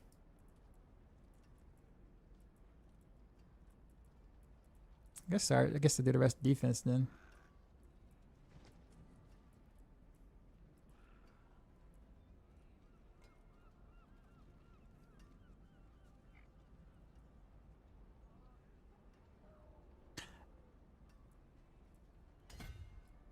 Sure, we'll take this. Because, I mean, this is subterfuge, right?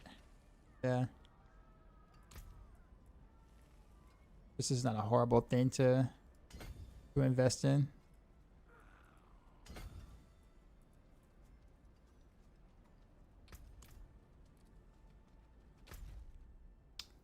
Okay. All right. So now what we do want to do is go ahead and like use this crossbow to. We're gonna take this to the bank. I guess the biggest question is should I full send it with no on the transfig.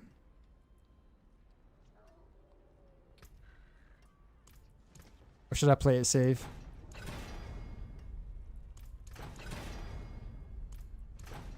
By the way, is it me or that cannot mark or make us trash? Matthias tried. He mentioned in our chat and said he can't mark it as trash. I'm like that must be a sign or something.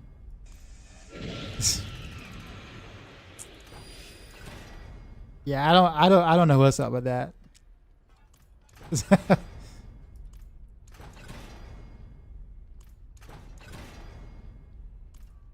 I was almost thinking about like maybe trying it with this setup here. See if like maybe the adding another strafe marksman, helps it kind of come off cooldown fast enough or something. Like I don't know. But then again, I did just salvage a mythic orphan maker, so I'd be mad if it actually like worked out pretty well. But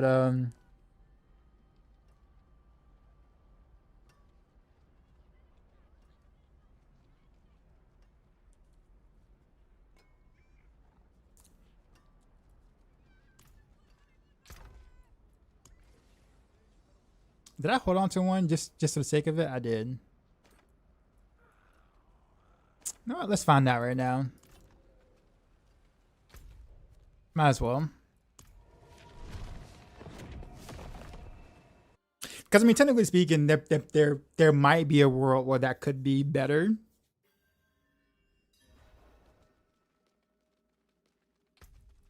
But I don't know how the interaction is, so.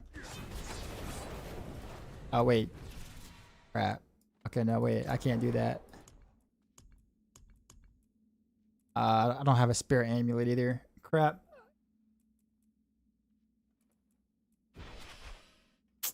Man, okay. I guess I can.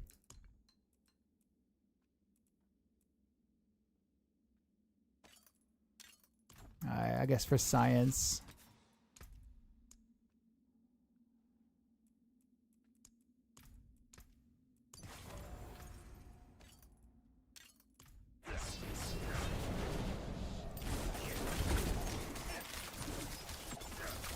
Oh, that's horrible.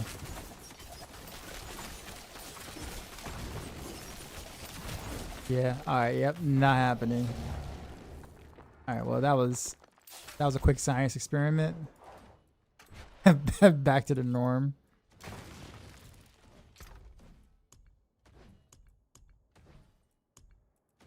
Yeah, so yeah, no orphan makers are happening in this. I'm gonna hold on to it though. You know what? Let's finish the stuff and no, let's not. Let's go back to team. Has anyone tried Ballista Pin Shot Orphan Maker? It sounds insanely painful to play. No. I got Starless to drop. No, I did not. That's a crafted one from the forging or whatever. Pretty sure it's crafted. Yep, crafted.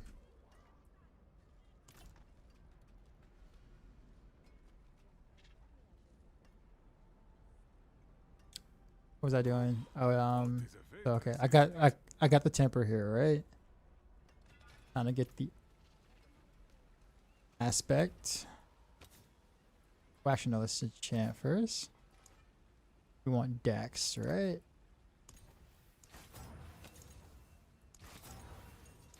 Be all my gold, isn't it? Oh, they gave me Dex, okay.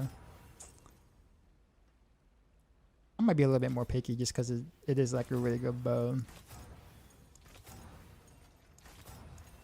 I can roll Dex again, is it? Nope, it's not gonna give me Dex again.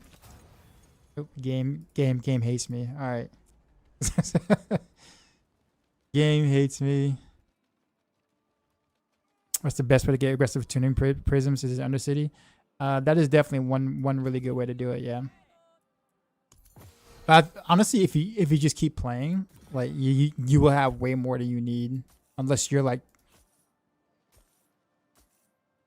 I've never been at a point where I felt like I didn't have enough. Like you must be really using that cube hard.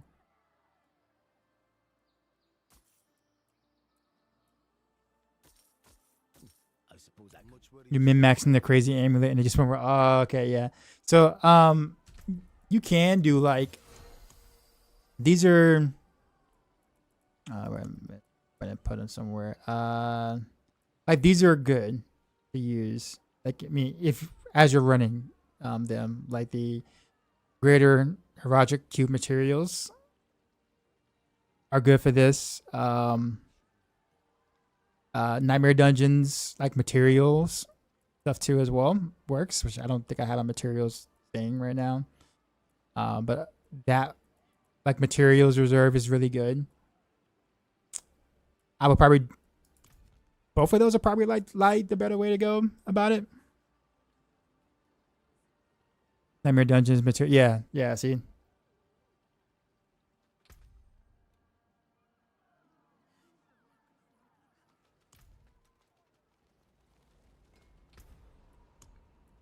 Come on, you gotta give me better decks though. Better dex roll. You know what's so funny though? Because like dex used to be such a common, like main stat used to be such a common role, and now it's like Goodbye. the game knows, like either that or the game knows I want it, and they're just like screw you. What do you bring? Beautiful, no? I mean, it's really not that big of a deal, but still, I figure if it's that good of a crossbow, it's like I kind of want to do it. But I also need gold to be able to master work too, so there is that. Because you know I'm not gonna get it on the one I want, right? So, what am I doing? Oh, I'm printing.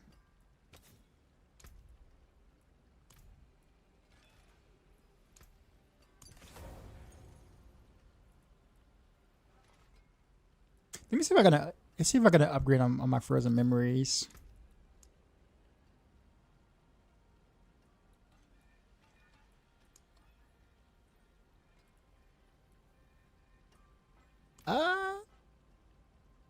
Yeah, okay. It's a slight upgrade. Yeah, it's a slight upgrade. I won't say slight.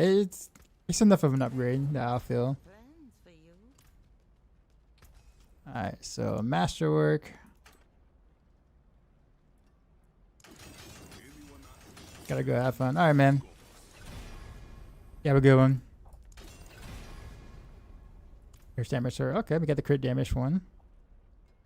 All right, so question is, should I send this? Should I cube and just send it, or do I use one of these?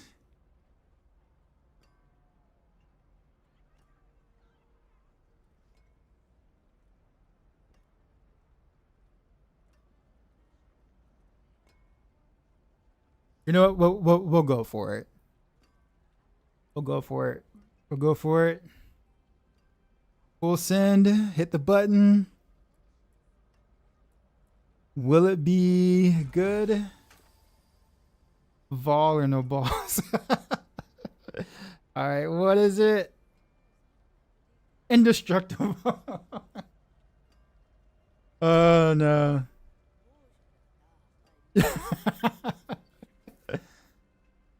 I could have. I at this point I could have just used this, but whatever. It's all right. All right. Well,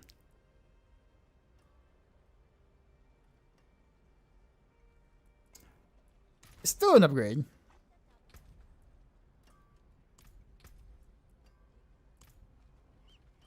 Not like a huge upgrade or a bigger upgrade as I was kind of hoping it would be, but it's okay. It's something.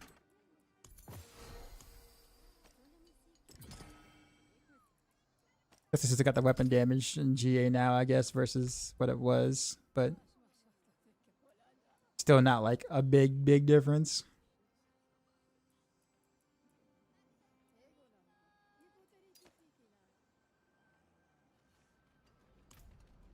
The rest of your item isn't bricked. Yeah, but I mean, literally anything. You could have given me like Dex or something, cooldown, max health, whatever. Whatever within that pool. How does Transfigure work on new Mythic kit? It still can't remove affixes, right? I don't know. I don't know, honestly. Welcome to my home away from home. Okay, so we did that.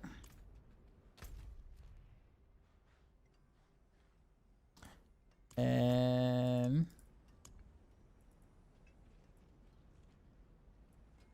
we need one more. So I can craft the mythic animus or whatever you want to call it.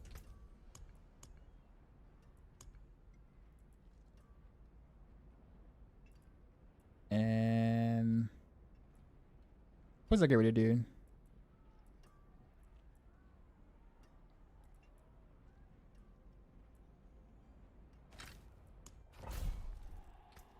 Alright, so we got 2 slide upgrades. I'll take.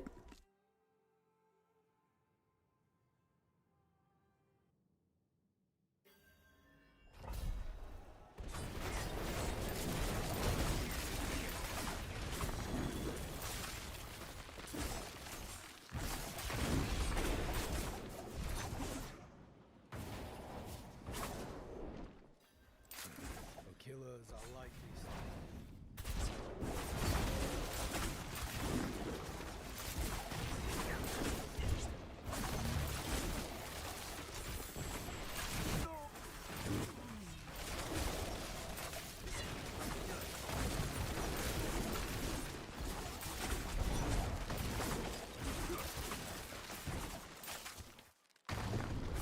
Mechanical box.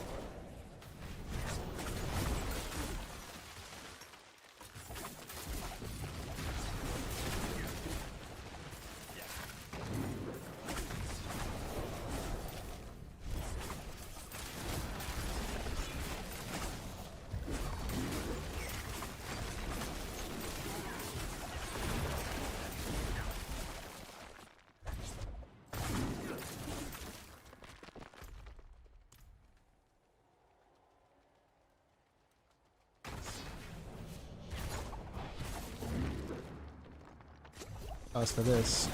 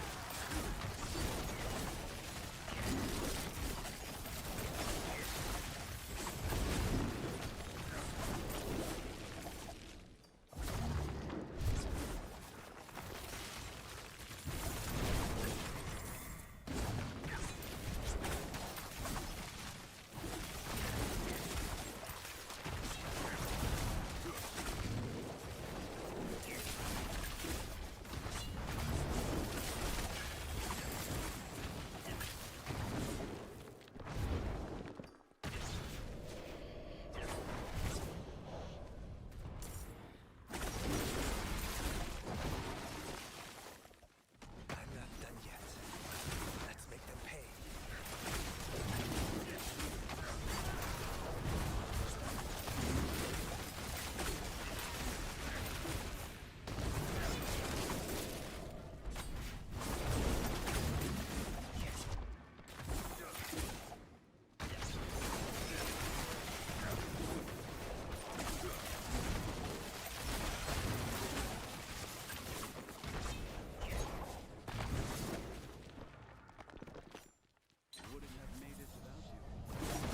Where am I going? Oh.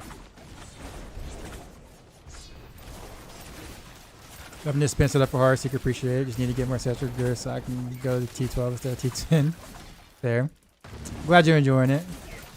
My concern was more so me, you know, telling people to actually push the button, like push the button to actually get more damage. I was kind of afraid of that because some of the people like the old traditional, you know, hold the button, run around without having to press anything. So I was a little like wondering how it was going to be received.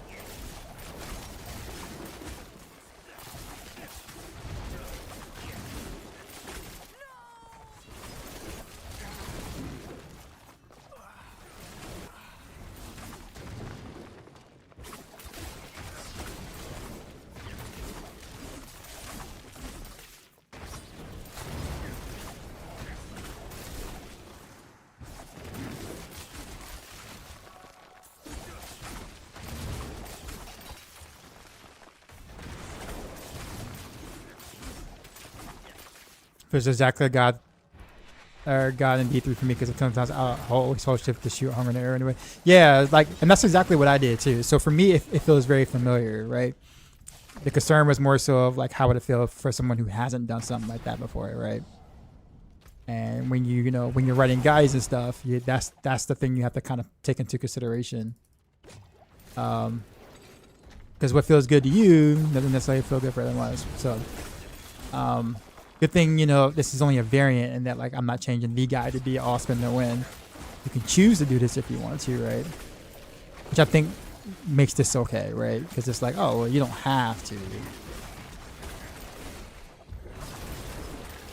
New real buff scenes fun to play. It's awesome. I love it. I like it so much.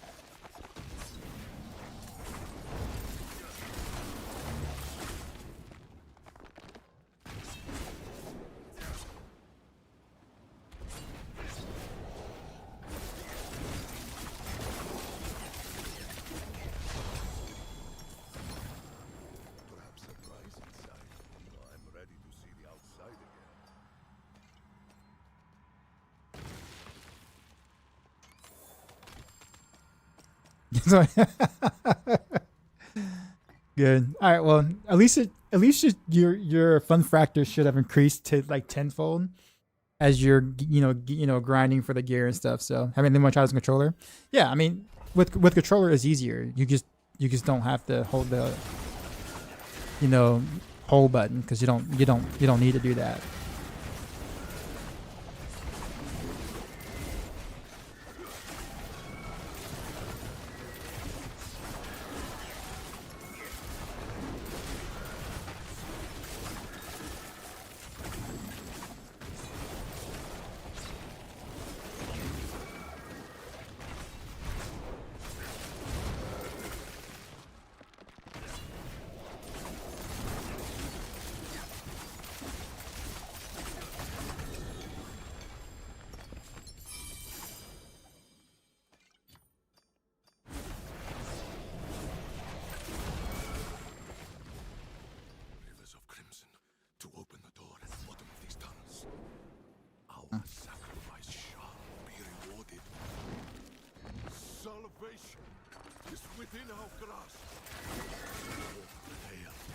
I'm not questioning the quad bow crossbow. Do we need a life or can we take cold multi over it? You definitely want the life there because it's one of the biggest life values you can get on your gear. So without it, I mean, already, most classes are pretty squishy anyways. You definitely don't want to run without the life. Like I'm a pretty glassy player, like glass cannon player by default, and I don't run without the life. Like that's just too much. um,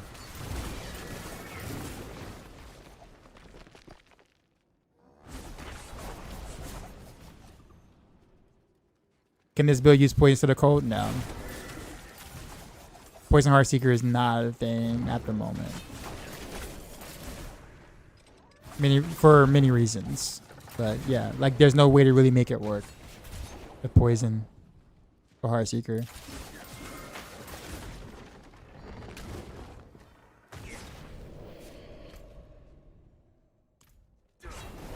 So I walked all the way around.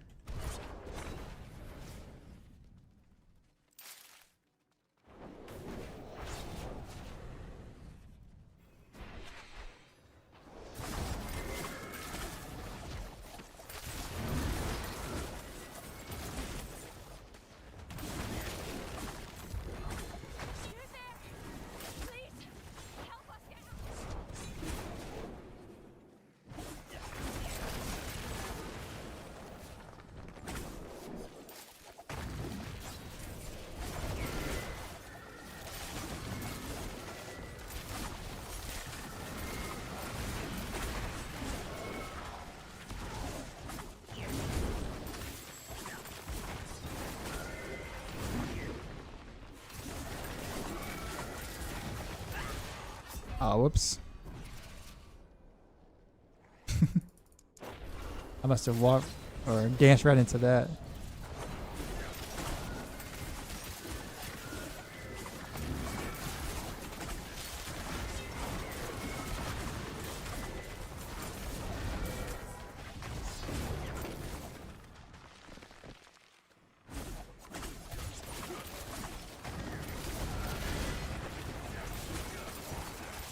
Question for Reneville is going to 15-second cooldown. Should we get more damage instead of CDR and spend concealment to reset Reneville's cooldown?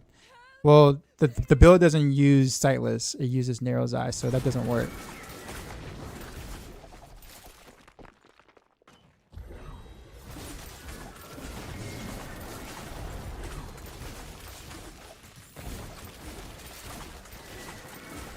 But the one that uses Sightless, which build uses Sightless, or which build is using Sightless?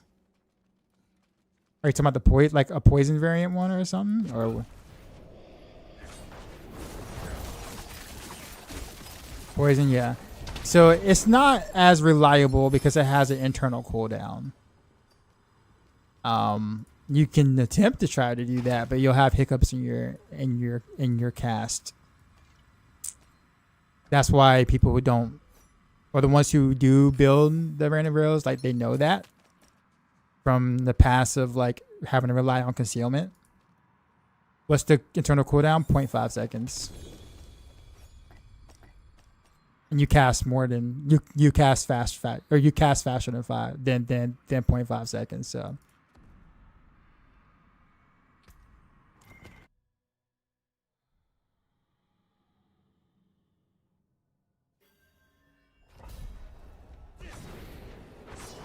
So I can't cast it faster.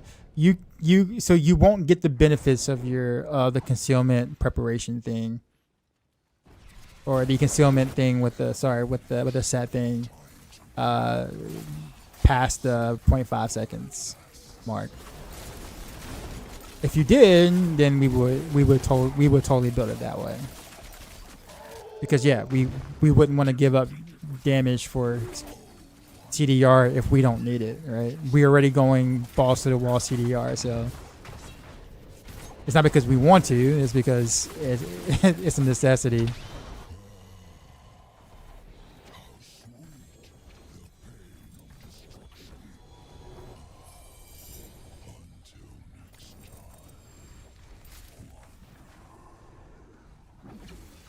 You're not sure you follow? Well, I mean, you could try it yourself. Are you playing the build?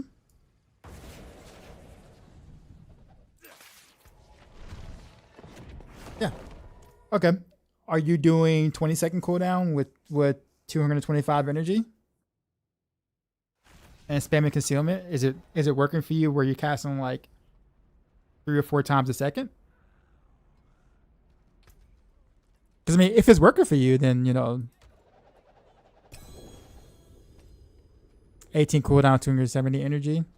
Wait, why 270? I guess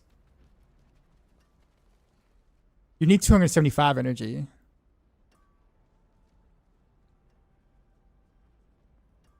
Yeah, if you have 5 energy, you'll reach the next breakpoint.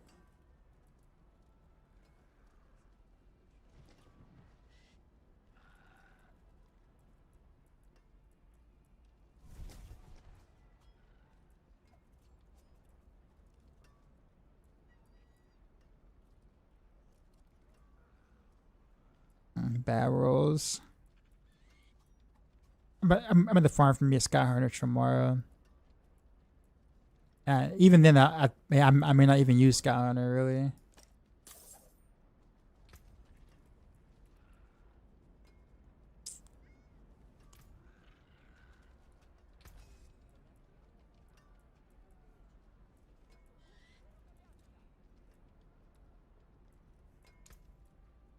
Taken apart, melted down.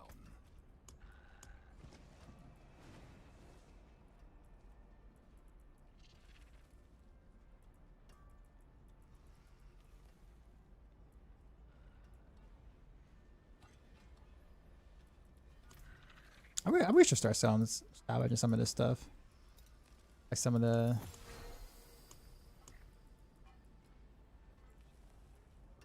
Pity to break another's work. The past reserve is actually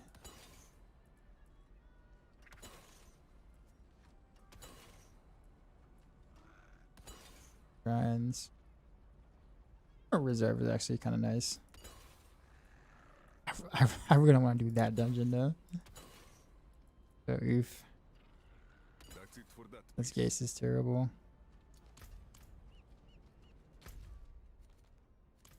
We got the Nightmare Dungeon anyway, so I guess we have to choose one. What's at the Emerald Reserve?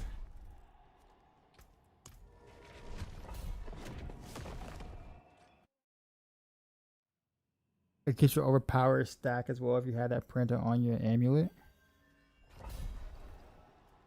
What is printed on your amulet for the overpower?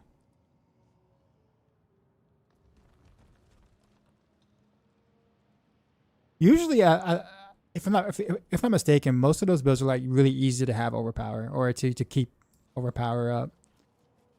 I mean, you're still gonna spam concealment anyways because you want the crit chance and stuff. So like, I'm not saying don't spam it. I'm just saying like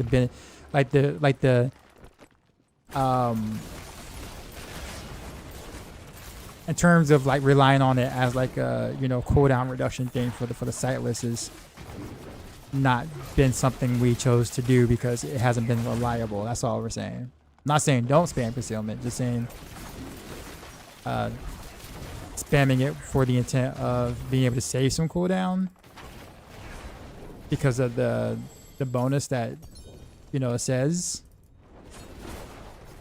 Oh, that. Oh, well, yeah. Yeah.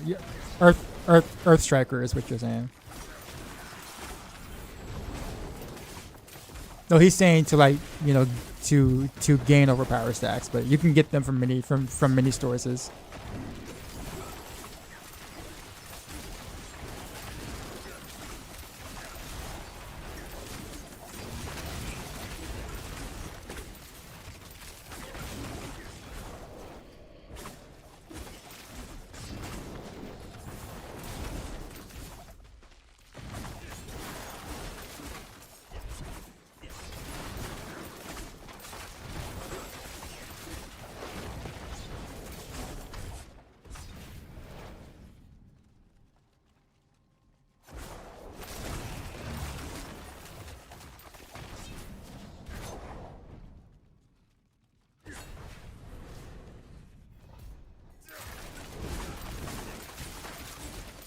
Yeah, triple G, I mean, all skills, max life, and damage over time is worth a lot. All skills and damage over time, yeah. For sure.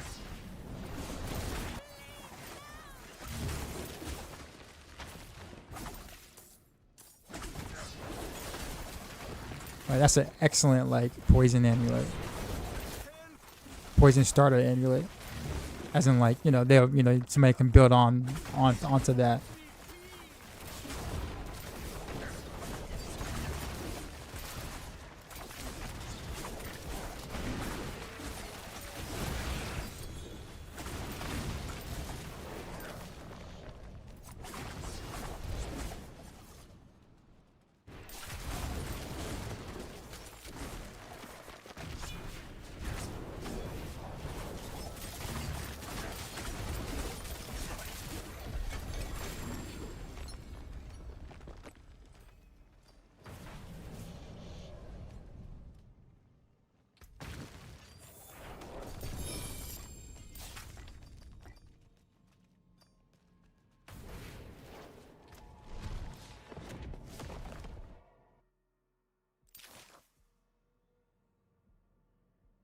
You definitely try this build.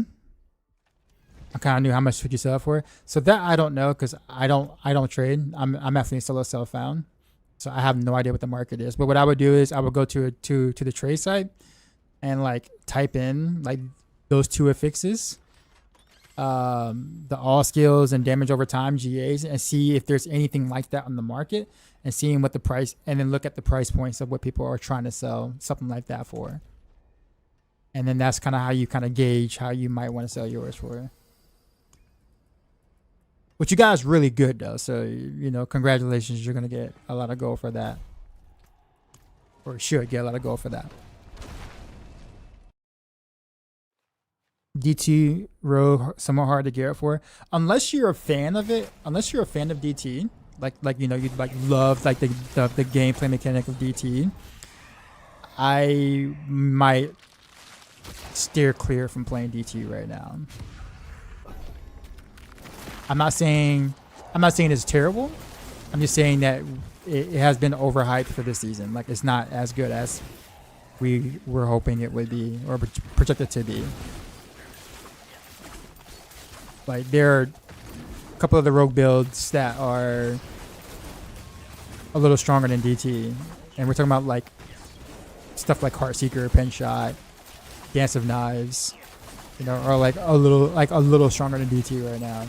So it's like, which is, you know, that doesn't make DT bad, because I mean these builds I mentioned are good, but for the amount of work it takes to gear for, like to gear DT for, I don't, you know, that doesn't sound like it's really worth.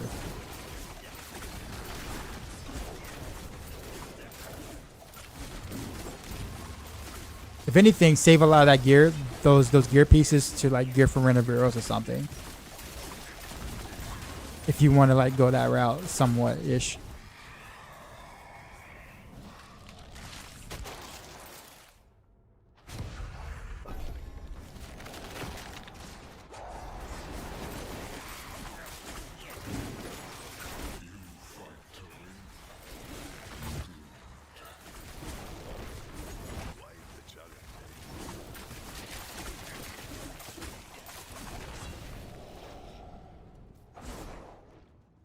Wait, why isn't that spawning? Okay. Okay, that one seems like a broken spawn up there. Like it's not.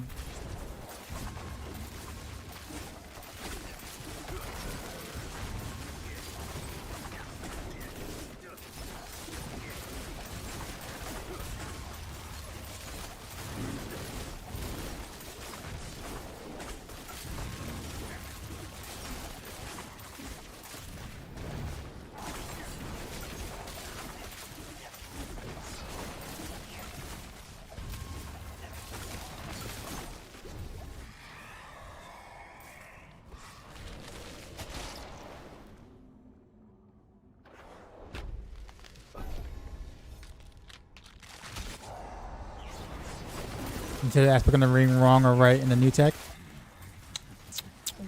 What do you want the imitated aspect for? We don't have clone. So what is your clone gonna imitate? What is your non-clone gonna imitate?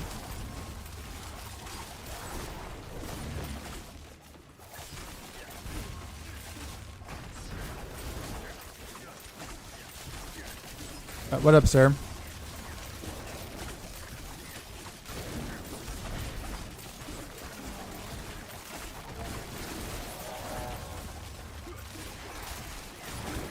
It's in the planner? Is it really? It should not be. Hold on, I'll double check.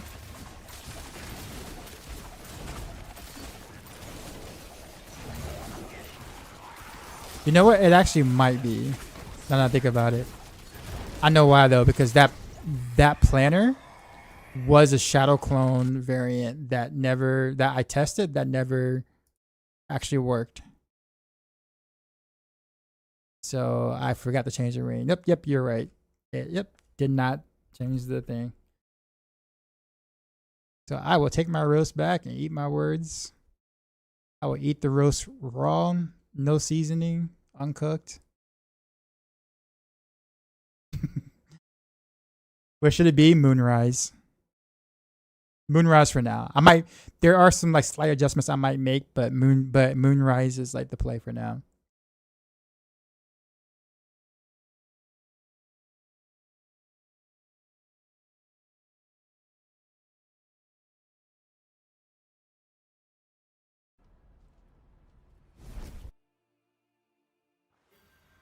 Originally.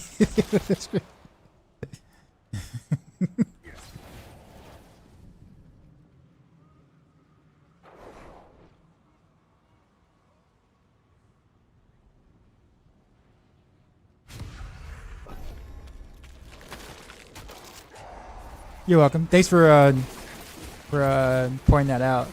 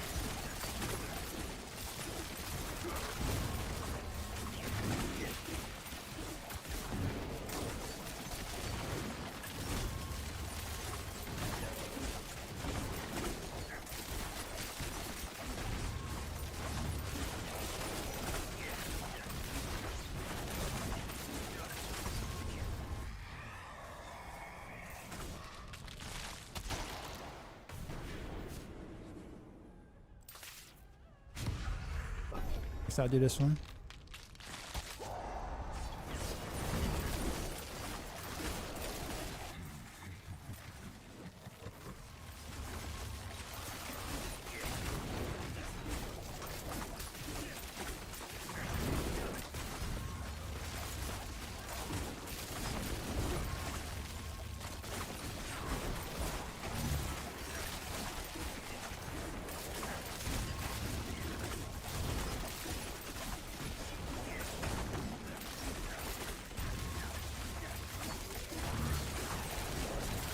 Beast Wild Beast could plus 20 should be equal 15%.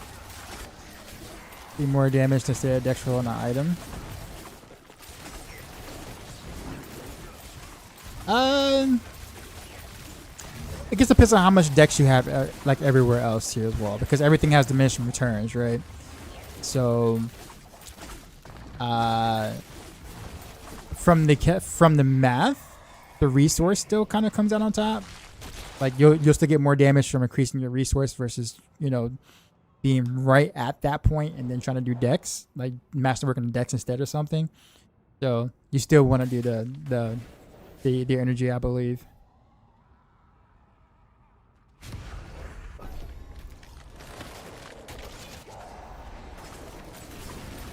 Boost damage is a separate bucket, yes. Sure is. Yep.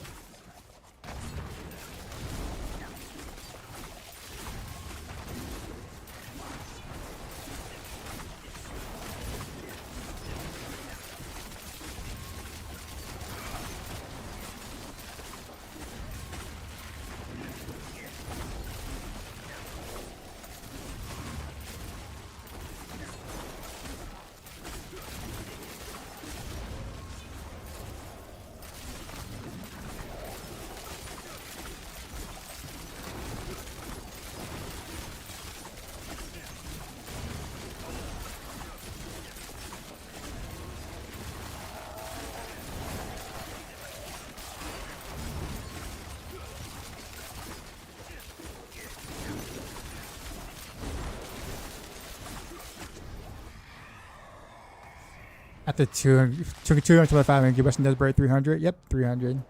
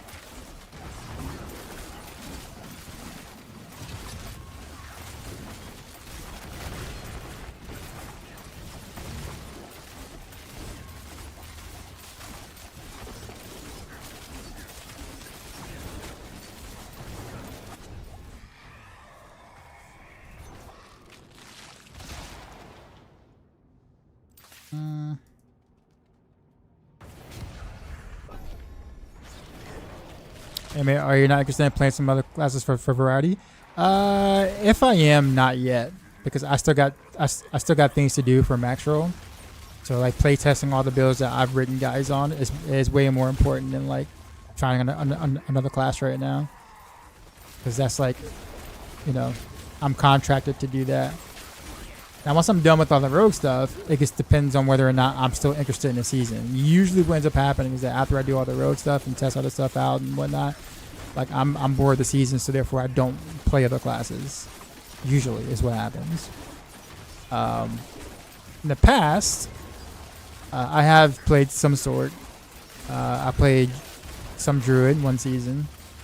I did attempt necro once, but never really made it to 70. This is like way back, like back when level 1 was actually kind of hard to do. But primarily rogue. In general, do guide riders get paid off from max roll? Well, yeah, we do. We do. It's contract work, basically. You know, we sign a contract. You know, we either agree to the terms and whatever like that, and then we do the thing each season.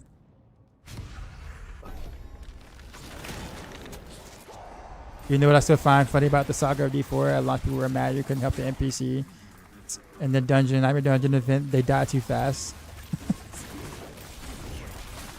I remember that actually.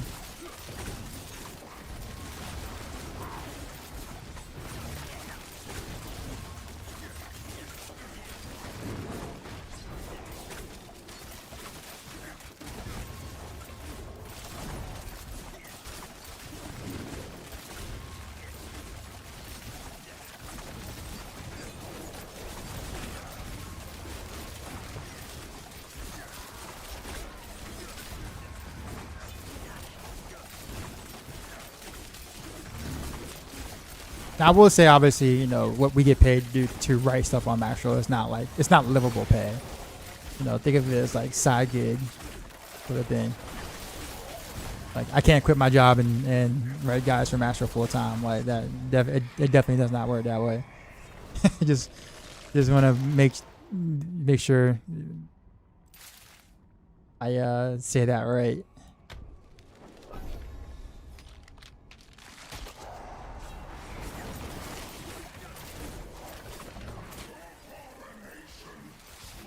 But I got it to where it's like savings account money right now. It's like, since, you know, we're paid for the seasonal work that we do, then I basically put that money into the savings account.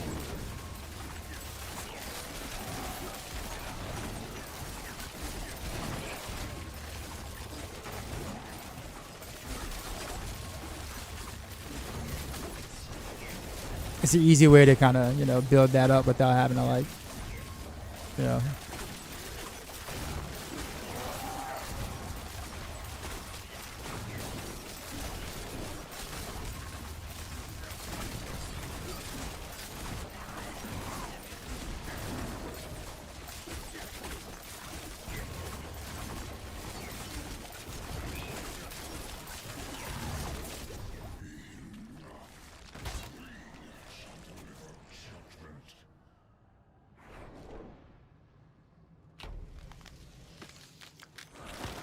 I wonder if like Bardock is like actually worth it. Like, is he worth taking? Like, worth killing each time, or should I just like keep the extra whatchamacallits for the end, with the extra Aether or whatever?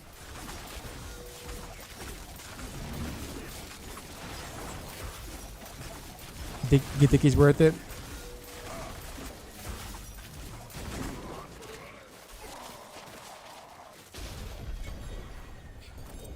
Can't we just always run high velocity instead of frozen memories? Is the difference massive for general content? Yes, it is. It is. It is pretty massive. Like the difference between killing things in pit or general content like elites and stuff, between high velocity and frozen memories, like let's say on a two-hander for example, it's like the difference between 4 or almost 5 pit tiers. Like five, like it's massive. It's like saying it's the equivalent of saying I don't want to run Shard of Arathiel on like a mythic Shard of Arathiel. You get a mythic shard of Arathiel and then you just take it off. That is the difference. Yeah. Now once you become strong and like once you become like really, really strong, you know, and you're one-shotting and stuff anyways, you know, you probably can get away with that, but like that's a long journey before that becomes a thing.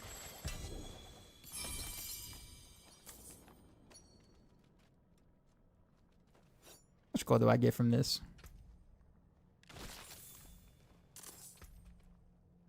10K. So it's not as big as the gain we get on bosses from swapping to high velocity. That's the thing. It is because you're trading out. Because frozen memories does nothing on bosses until you stagger them. So like when you add the high velocity aspect, when you switch it up, you're adding that aspect of damage. Like literally, like 5 tiers, almost 6 tiers of damage on bosses that are not staggered. That's why it feels so different when you use the bossing spec on bosses than when you don't, because you know you're literally adding damage you didn't have before against bosses.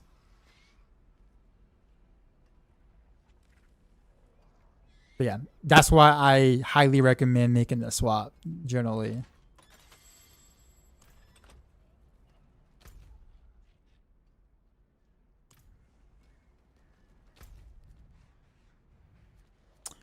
Uh, 54 minutes for Helltide. Sweet.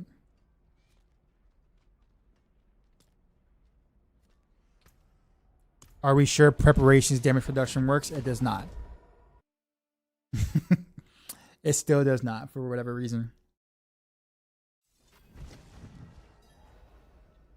I know, right? Just like we think Dark Shroud's damage reduction while the barrier is up also still doesn't work. So yeah. Yep, still doesn't work. It has not worked in like forever. How many points do I have in this and why? I think I was testing something for it because I was like, why do I have so many points into this?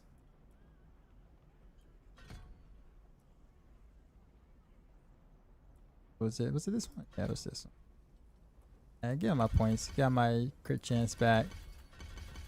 Now I'm missing.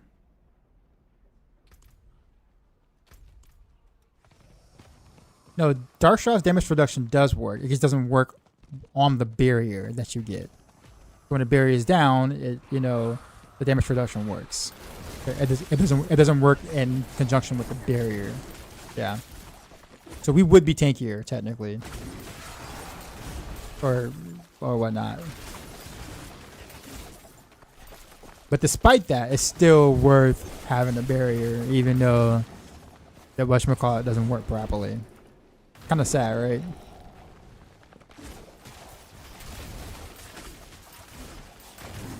And the 300 energy breakpoint gives us more damage on random rails or just CDR. It both, because the more energy you spend, the more damage you get because of the boots. So technically speaking, the more energy you have, it's never a bad thing. But the breakpoint of the 300 just allows you to take 5 seconds off of Rain of Arrows whenever you cast Rain of Arrows. So that's just a breakpoint to reach an additional 5-second cooldown off of Rain of Arrows.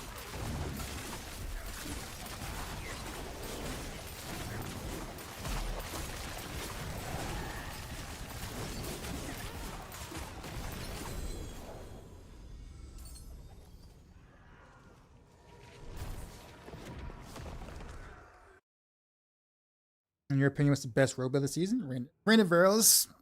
I would say, well, Rain of Arrows is the strongest road build. I'll put it that way. Like, just in terms of pure power, Rain of Arrows is the strongest. But it's the second time I got, like, bamboozled here. Bruh.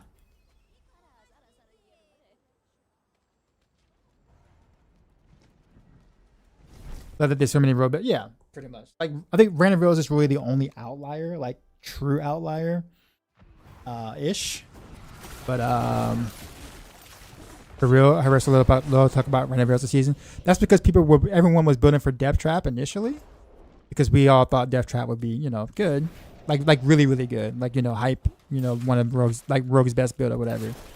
So people spent a lot of time and resources trying to put that together. That Rain of Arrows kind of fell under the radar.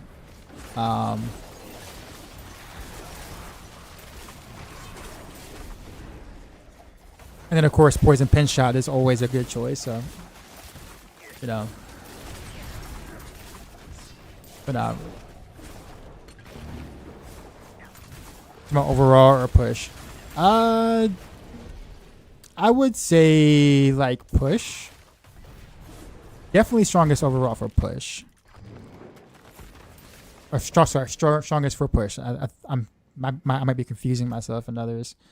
Overall though, I was gonna say like potentially Rain of Arrows again, but after putting this Heartseeker thing together with the, you know, this little spin the win thing, I don't know, might be a little closer to Heartseeker's favor.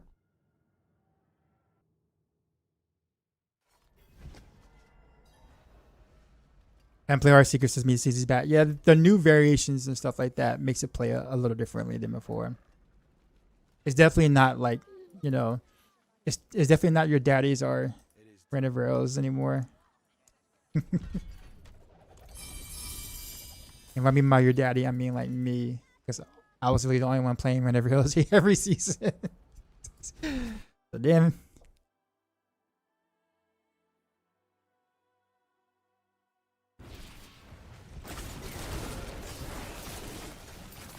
If we know about difficulties to make it come online, Heartseeker and Pin Shot is better, right?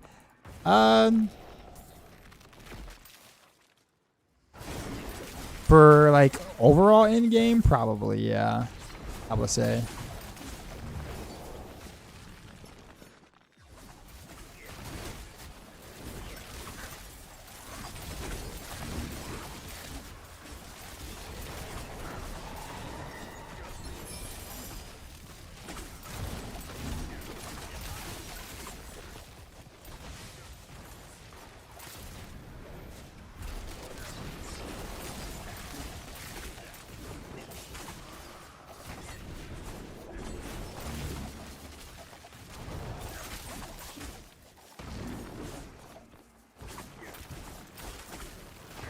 The better than dancing knives or poison.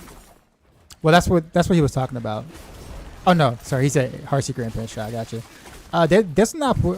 Poison dancing knives is also up there too. Like, it's up there.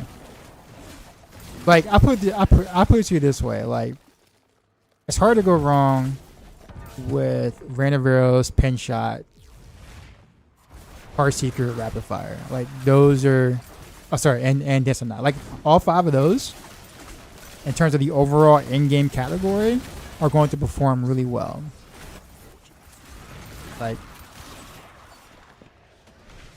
it's really difficult to really separate them in terms of which ones are actually better because they all do these things so well. Like they all do a lot of things so well.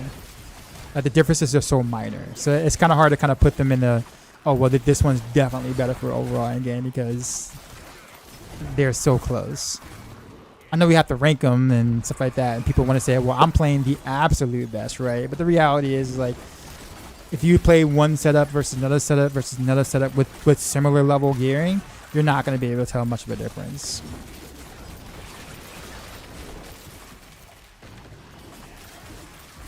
In terms of like effectiveness.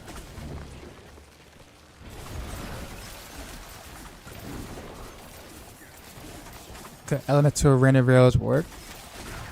Like full imbue damage cut? No. Nope. Now you do use cow on the poison random rails variant. You do use that. But like going with like Word of Hakan or something like that, no.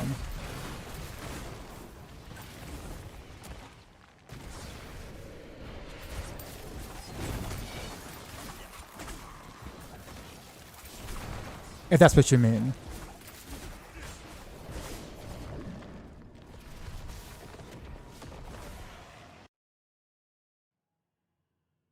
I have an Echo Hatris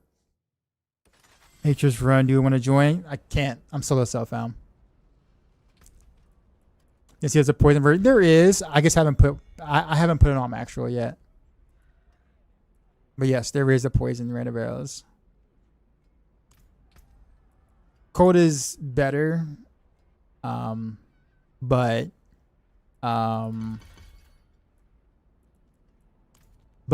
poison just does feel really, really good for all content. Cold being better is what it is. Basically, cold being stronger, and it's kind of hard to say like it's better at everything else. It's just numerically stronger. Stronger doesn't always necessarily mean better, because not all content requires you to have a certain amount of number or a certain high number. Some content just requires you to be fast, quick, and efficient.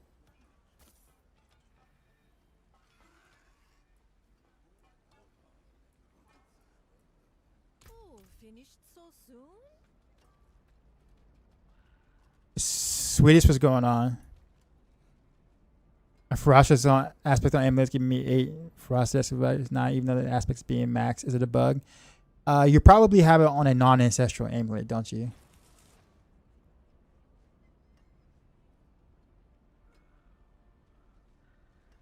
If it's not, if it's an item 850 amulet, then it's not going to give you the max roll.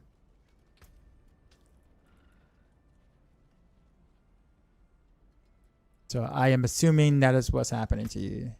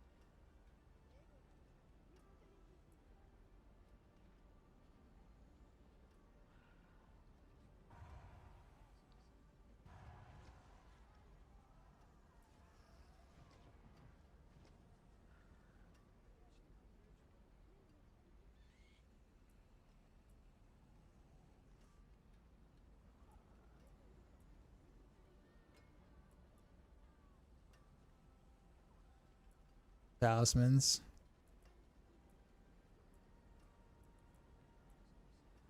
I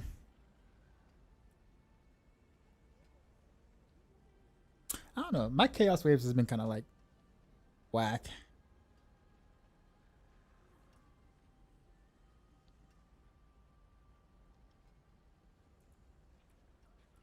No, I'll just do.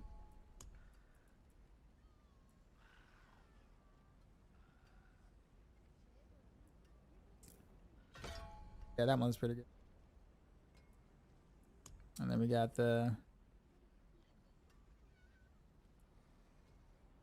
Butcher's a Guardian.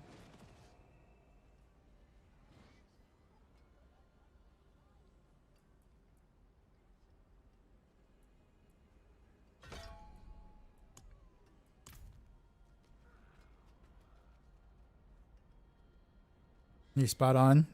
You know why I know this? Do you? Because I've done the same thing. Like I've done the exact same thing last season. So I know from experience. So when you said that, I was just like, "Yep, I know that feeling. I did that same exact thing." Swedish House Mafia used to have a chat random rails. Not yet. No.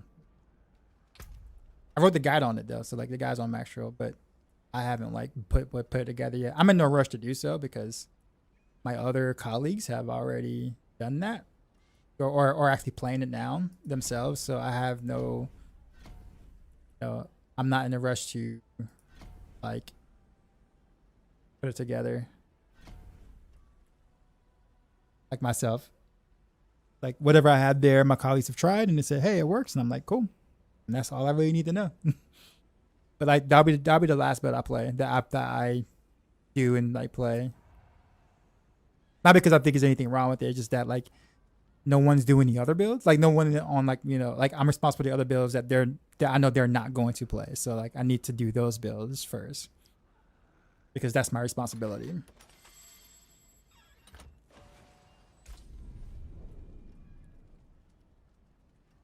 the light go with you.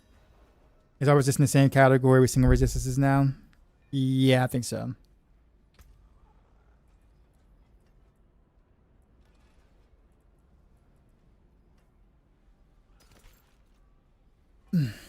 You know what I want to try them before It's a waitress, isn't it? I log off soon. I actually want to throw in the kind of nameless.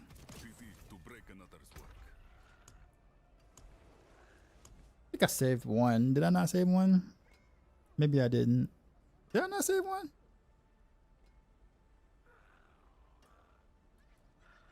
I just salvaged one too, didn't I? Oh no, I did. Okay, I got a couple. These are all bad though. These are bad. This one's alright.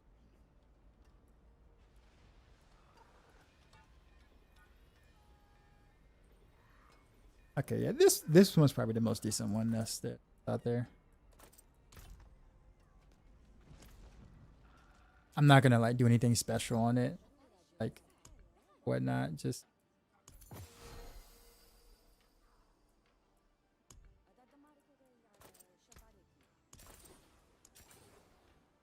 what should I have here? Neo Quay. I should have another.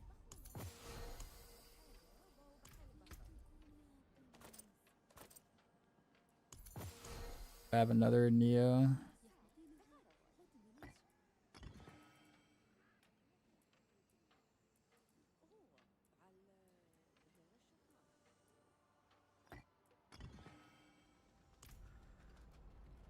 Trying to follow as close as possible to your guide. My damage still lacks in T12s. Any general change you think that make night and day difference? Swap my Barb. They supposed to much smoother by the playing rogue. That's because Barb is overtuned.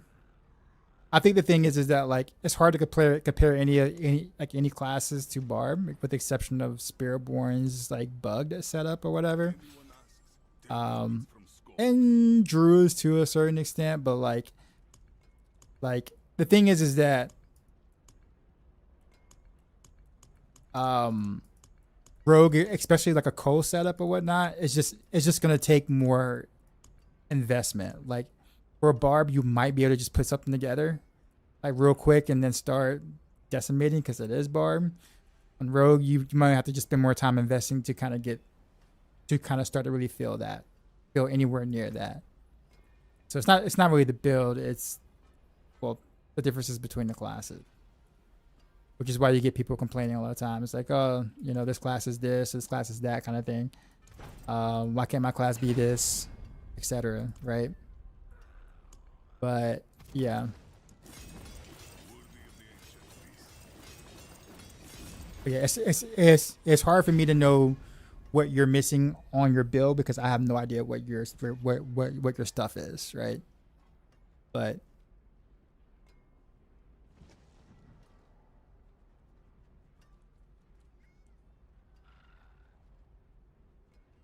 I'm Doc right now, and you killed Mephisto and Lilith T12. Nice, nice.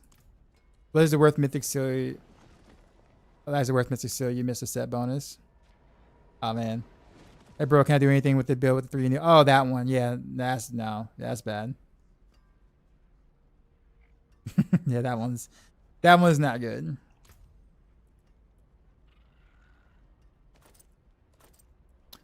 All right, so for science, we're gonna run with Alan Nameless for a little bit. This should be interesting. More loyal friends you'll not find. We won't spend too much on this. We just want to get something. Maybe armor reduction would have been nice, but we'll just add this.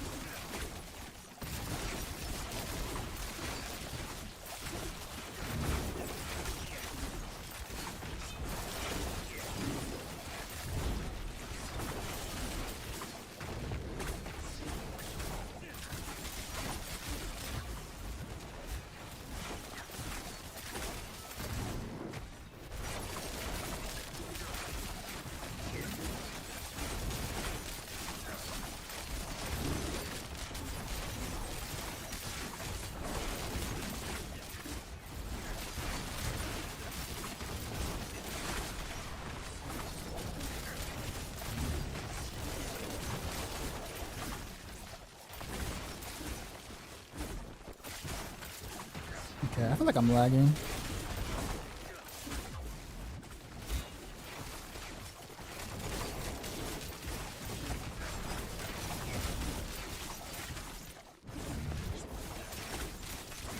My ping.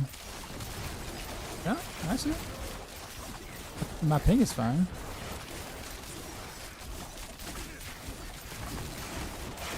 It's been viable in hardcore.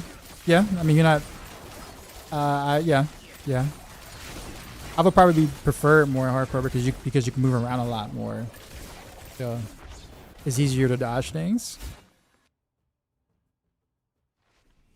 You said you lost the most defensive aspect, but what else? So like you're the second person that said that. Do you think that I took it off and then gave you nothing in return?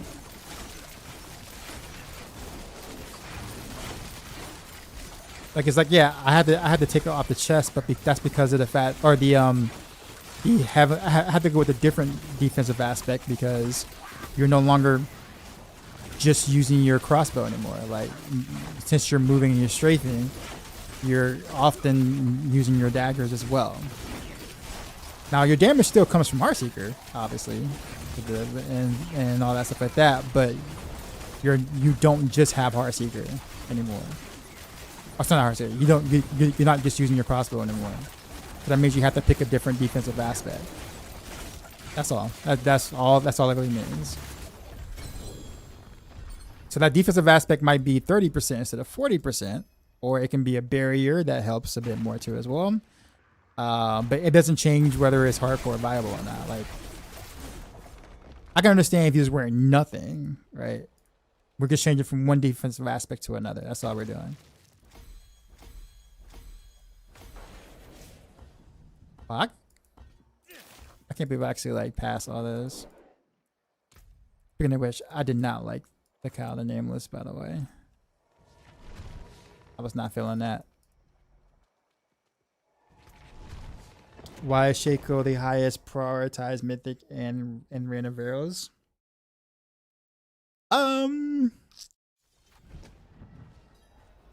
kind of really helps with energy regen.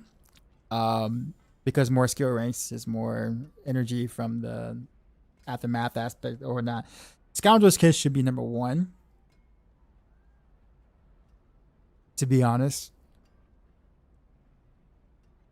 But to meet the requirements, the Shaco makes things a lot make things a lot easier to gear. But you can prioritize one or the other. Just to spend the when you lost 2 mil toughness. I know toughness is not all defense, but it scares you. You can go with a different aspect. You can go with might instead if you want.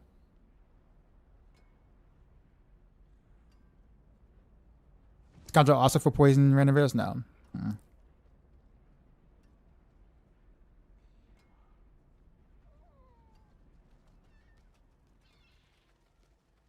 Yeah. I can say I like the additional barrier because it really helps against like dot stuff, like poison and dot things. And it's easy to get it back. So even if you get like a big chunk of your life missing, getting that barrier back from both sources, Quay and Snap. Snap Frozen just feels really nice, in my opinion. But you can for sure don't have to go with that if you don't want to. Might would be a just fine one, or any of the other ones that like looks good on your sheet toughness that you might feel better about. Either one works.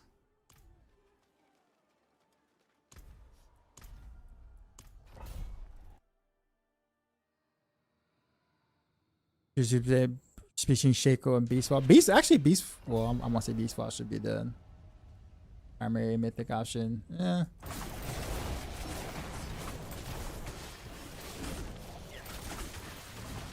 I would say, because I mean, the thing is that like the Shaco does make the whole build like easier to play, like getting the breakpoint stuff like that because of the skill ranks. But I guess if you're playing the end game version anyways, you may not care. You're gonna have like probably the gear for it anyways.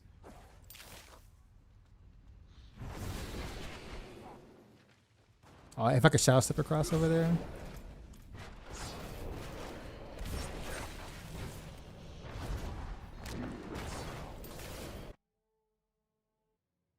I appreciate the follow.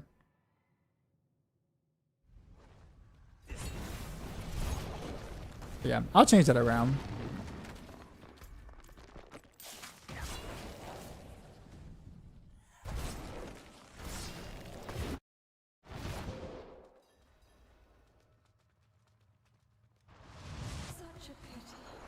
Mythic Beastfall, we want to get resource on all charms. The math doesn't. I don't think the math comes out on top.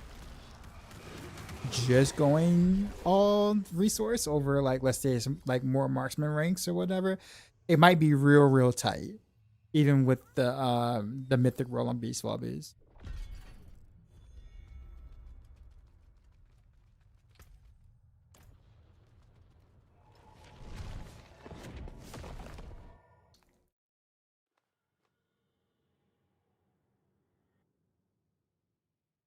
But I'm pretty sure, after speaking with Ava and stuff, that the difference between the two is probably just depending on how many skill ranks you have and how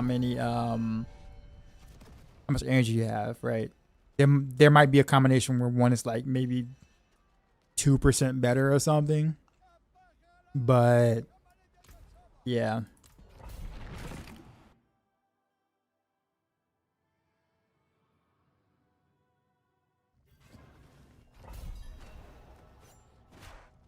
I don't know if I can expect their character, to be honest with you. Can you do that in solo self-found?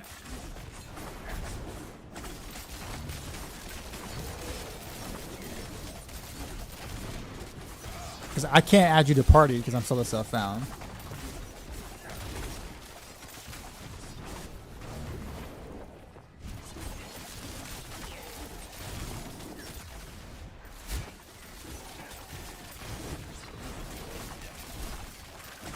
Yeah, so yeah, there's no way for me to even get there for you.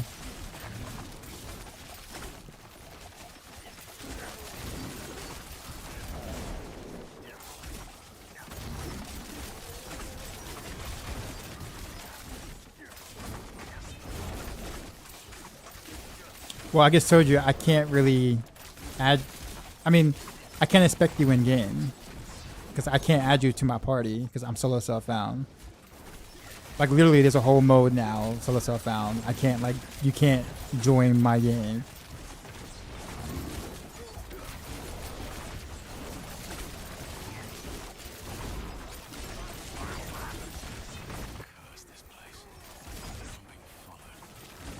You can right click people's MB profile. Will it give me the same detail?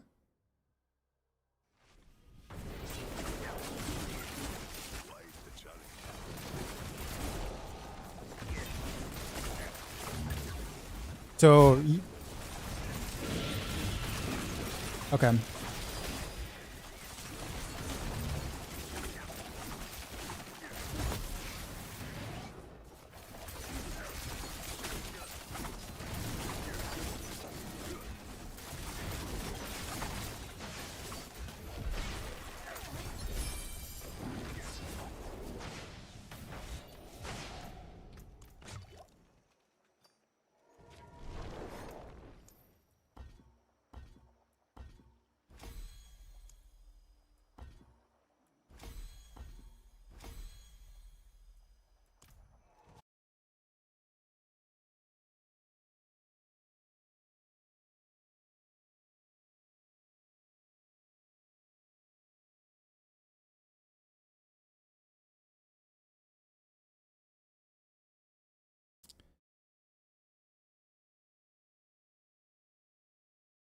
All right.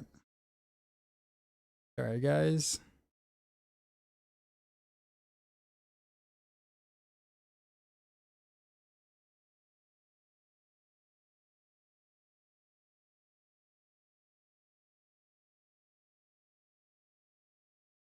Why doesn't that let me copy like I want?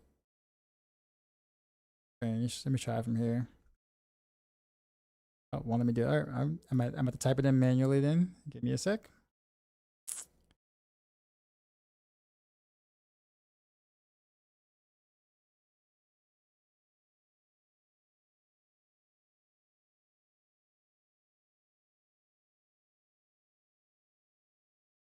I'm assuming you're in hardcore, right?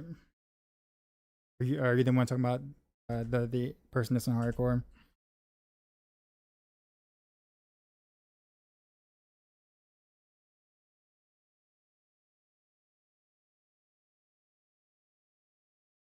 Saw the video, love the mixing the skills, brother. Thanks, man. Lost you today. Yeah, this would be my last like war plans thing. All right, I sent you a request.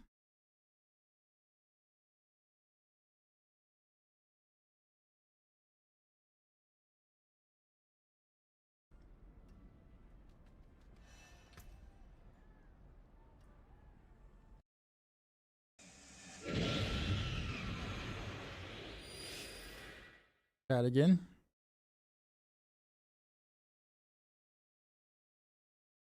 Receive the gift. Oh, whoa.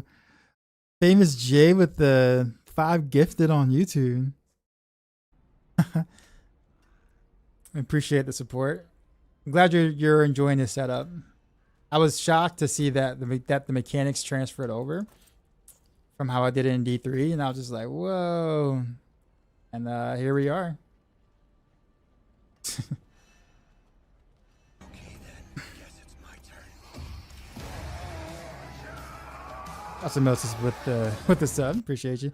Did you check your friends list? I sent you an ad.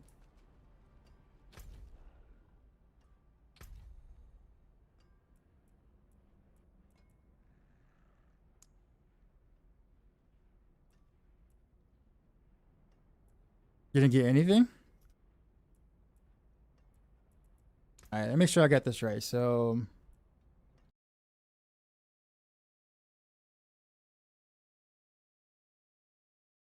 I added the one. Sorry, that's my fault. My fault.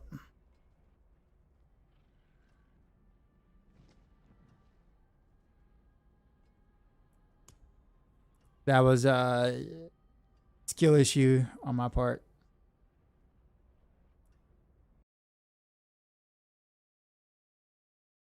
Try it again.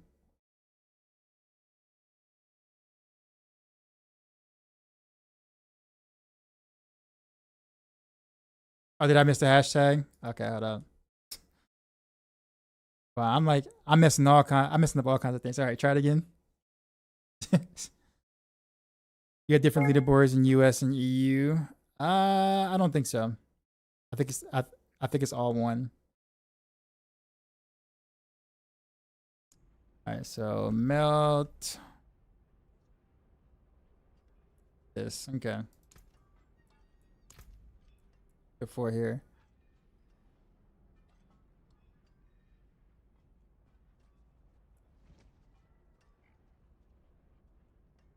You got good stuff so far. Yo, I want this. Can I have this? Granted, the stats aren't that great though, unfortunately. Like you couldn't get crit or vulnerable, unfortunately. Or crit and vulnerable. But still that's a slight upgrade for sure. +4 to Heartseeker. So here you've already like transfigured here. So for hardcore, like the Heartseeker role is something I might skip out on just for hardcore. Because like sure it is +4 ranks to Heartseeker, but the difference of having that after having all the ranks everywhere else it's pretty small. Like all res or armor might have been a better choice for the hardcore part of it. Things right, but it is what it is there.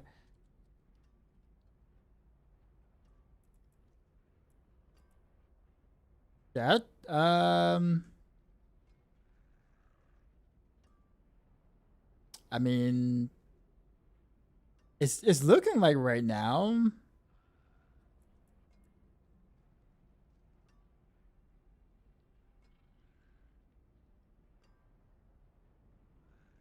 Oh, you got the whatchamacallit roll. I don't know if that's what you're trying to get, but I would change that second aspect. That second aspect is not something you want. Yeah, it is 20% more damage to chill enemies, but you already have so much crowd control damage that you don't want to make it harder for you against bosses. Yes, biting cold is what you want. Biting cold, and you can either do it on here or here. So like if you get Earthbreakers here, then you can do biting cold here. If you get biting cold here, you can do Earthbreakers here. If you get Earthbreakers here or whatever like that, you can do Retribution here. So those three aspects are interchangeable for the most part. Well, this one you can't do because it's also indestructible like that. You got that thing, but yeah, biting cold is what you want. Biting cold or Earth Strikers. And whatever rolls the other, then roll the other to the other, if that makes sense. But yeah, you do not want any more conditional damage if you can help it. Full damage, max health. Okay. Max health makes sense. All right.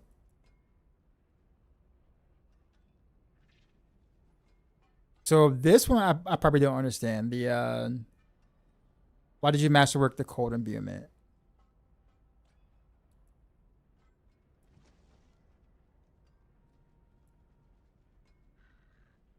Yeah, Shaco for this build. I don't have Shaco at all. I want Shaco, I just don't have it. It's free destined. Okay, gotcha. All right, okay, fair enough. Can I have this though? Can I? Yo, you have some better pieces than I do. Like, you want me to expect you to tell you what you need, stuff like that, right? But you got better pieces than I do. What you can do, here's what you can do. Like if you want a little bit more toughness, You probably can run. You probably can skip the Gar, like Sir Gar, and go with the what's that? What's that barbarian taunt rune or whatnot? You could probably run Igni and that rune, and that would definitely help you with your toughness, like just in general. Because I think with Igni, yeah, because you're swapping back and forth a lot, right? Lock, okay, yeah. So you can run Igni Lock. I think is Lock the best rune to run with that. I haven't done so, but you got Igni or Neo, Igni Neo. I guess Pac wouldn't be too terrible because you're constantly spending resources with Doc and Heartseeker. Yeah, that's what I would do. Now, in terms of upgrades, so for toughness, that's probably the route to go. Go lock for sure. In terms of upgrades is concerned, honestly, amulet. Um, amulet's probably your weakest, if I had to say, because you don't have crit chance on it. I'm assuming this came from your poison build too as well, because you don't need crit chance on your poison build, so I'm assuming you kind of just swapped it over or something. Maybe.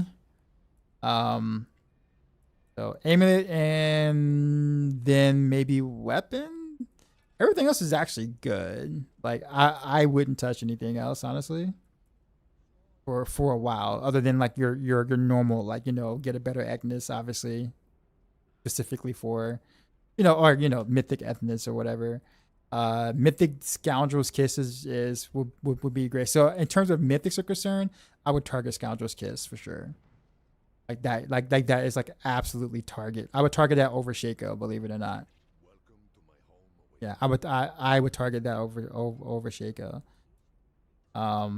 But then better amulet, better weapon, and then go lock for more defense here.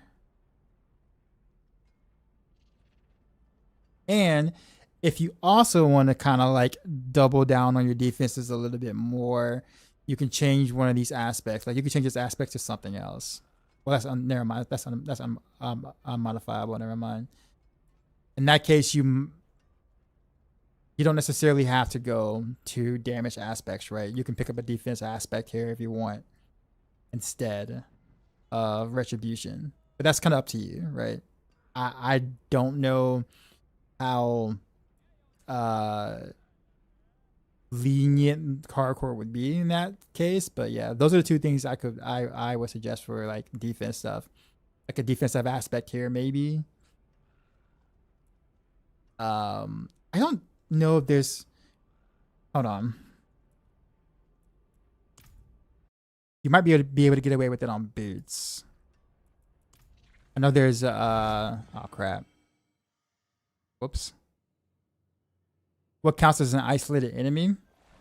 Raven, have you, well, I was gonna say, have you played any Demon Hunter in Diablo 3 by chance?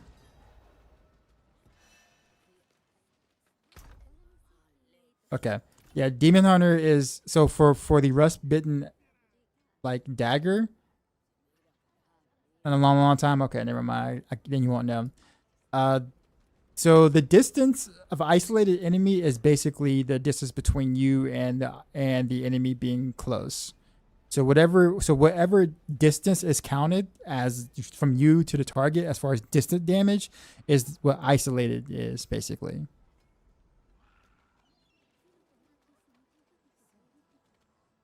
But generally speaking, you would not want to run that dagger anyways, unless you're just bossing with no ads or whatever, or get bossing, because then at that point you're guaranteed to not.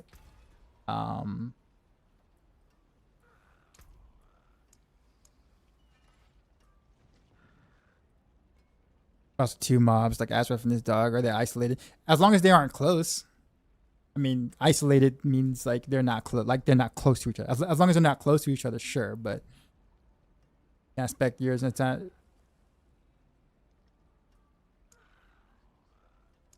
Oh wow, what do I type of utility for? Silly me.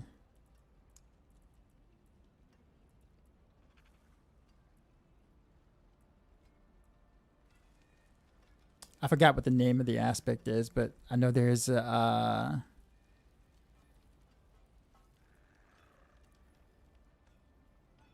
many obscurities pretty nice, but you're mostly barriered, so it's not.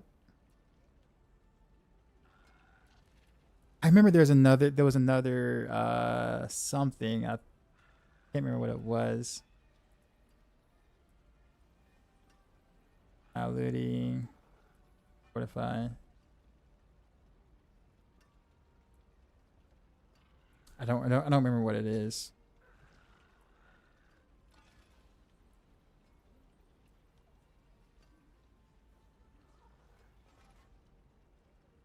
Because it says grass resolve, granted additional 20-30% armor. I have exhaust. I don't think that's what I'm looking for. I can't really remember what it is, but anyhow, other than that, did everything I make sense, or did everything I say make sense?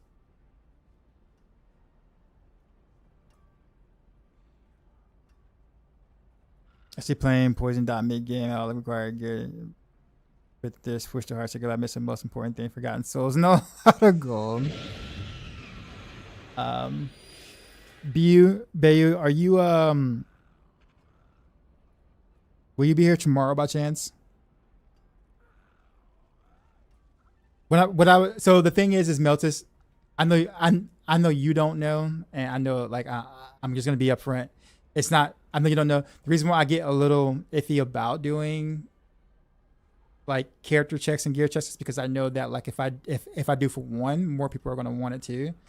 Naturally, it's like think about it like in elementary school where you open up a pack of gum.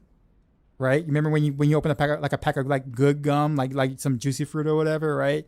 Or double mint or whatever that you were chewing. You open up one pack for your friend, and you want to give your friend one stick. And the moment that people see you give your friend that one stick, other people are gonna be like, "Oh, whoa, can I have one? Can I have one?" And it's like there's nothing wrong with that. It's kind of like you have something cool, and people want it, right? Like, naturally, but it's like you only have enough for your friend, and then you don't want to run out all your gum, and it feels bad. It feels bad to say no to others, but it kind of is what it is, right? The thing here is that like now it's kind of it makes it feel bad to say no to you because it's like I said yes to you, and others that see it. But if I say yes to everybody, then my entire stream becomes checking people's gear, and that means that no one gets in your gameplay. So that's kind of like why I got to be very careful about stuff like that. But if you're gonna be here tomorrow, because I will stream tomorrow in roughly same time frame, I'll get you then. All right, promise.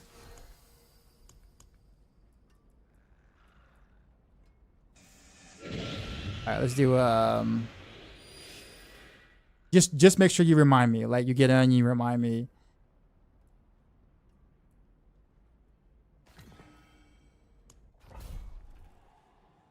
Does that invite? See.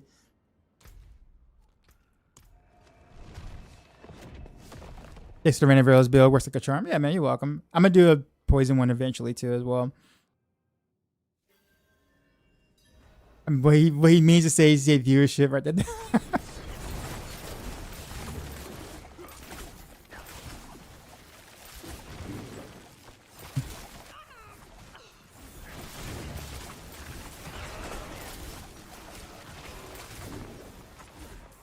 Yeah, tomorrow I'll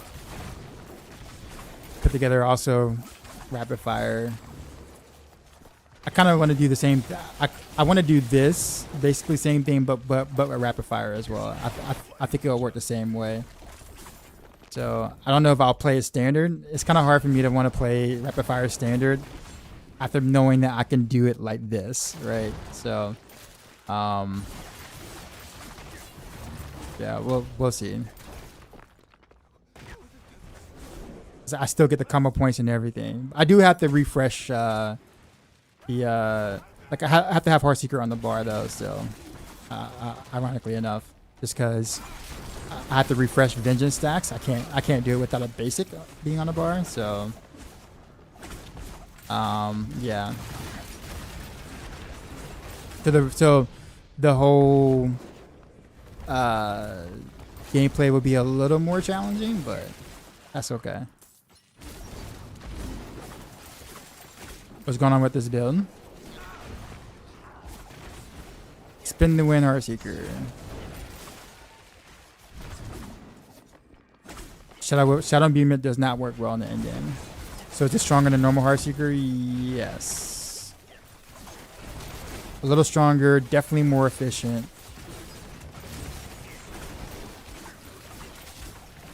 If you haven't already, check out my newest video on YouTube. !S2W It explains what's happening and why it's working as well as it is.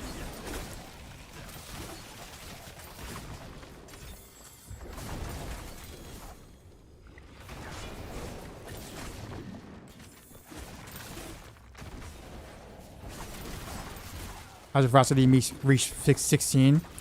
I have Ferocious on the two-hander instead of Amulet. That's why.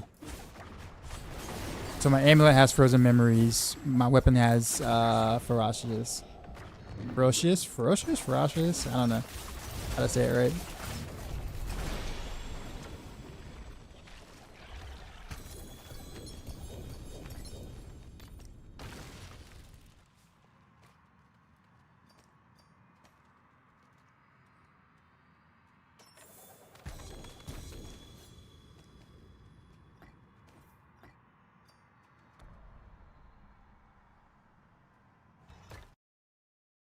When's a good time to respect from starter to build to mid-game build?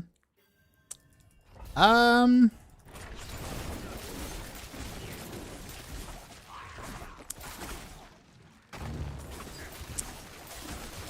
when you get the 5-piece set, probably. Like the 5-piece Narrow's Eye set is probably the time to make the switch.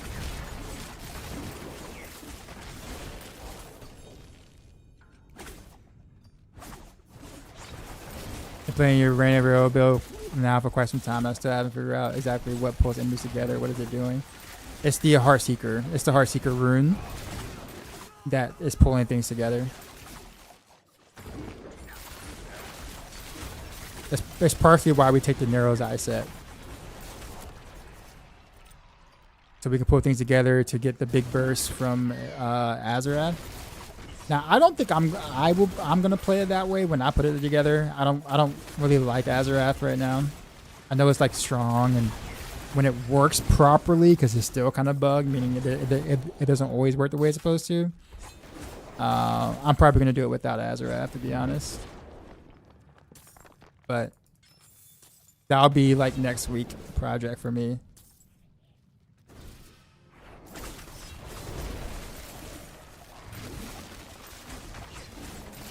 But for pushing, no, you probably have to do Azarath.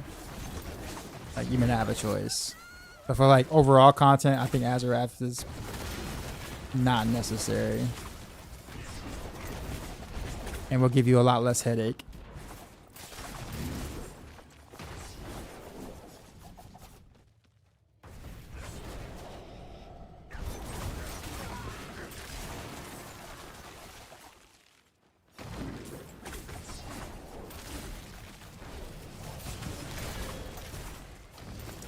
It looks like a sand whirlpool. Yeah, it does, doesn't it? The Heartseeker pool, yeah.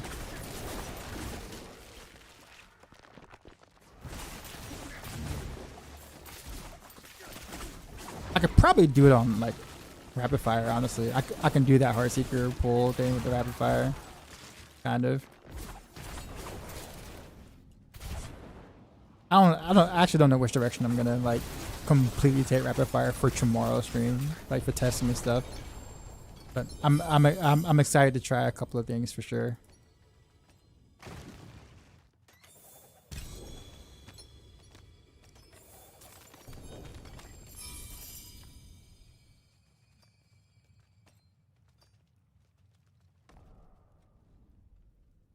Is 850 good or wait for 950 gear? No, 850 gear is fine as long as you have the pieces, right? Like, it'll take you a while before you get all 900. Not once in a while, but it's gonna take you some time if you get all 900. So no, so go ahead and start with 850 for sure. Just as long as it's the right pieces. You can definitely do 850. I still have an 850 dagger. Just letting you know. So, I have not found a better dagger at this dagger yet.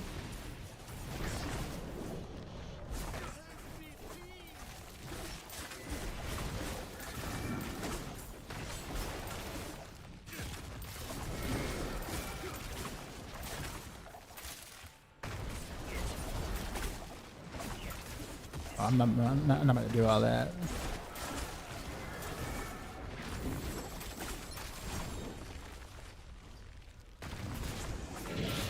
Yeah, okay, the affix and aspects are more important. Yeah. Yep.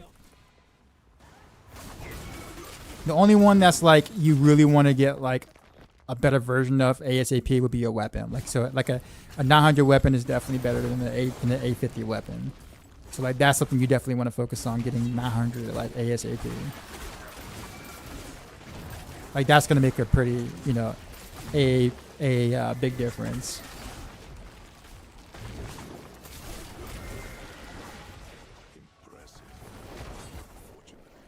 Relative.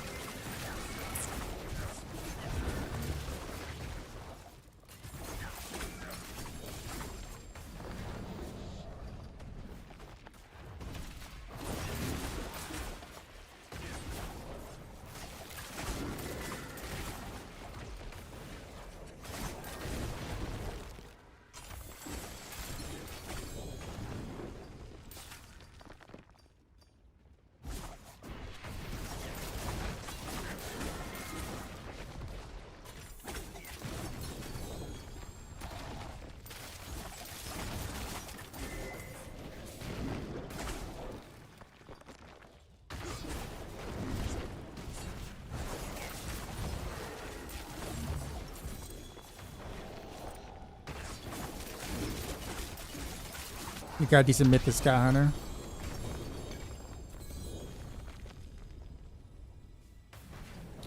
I also got a farm from one of those here. I kind of forgot. I think I might have an okay one, but I think it might be better if I just actually farm for one.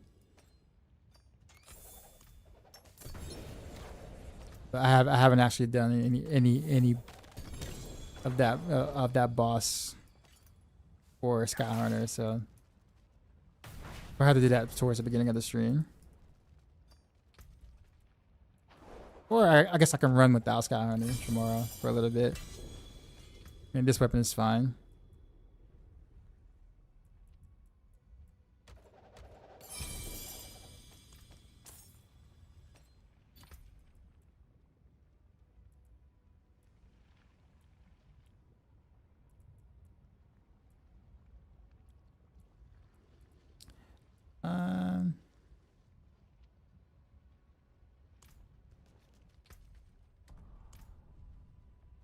Was that 3?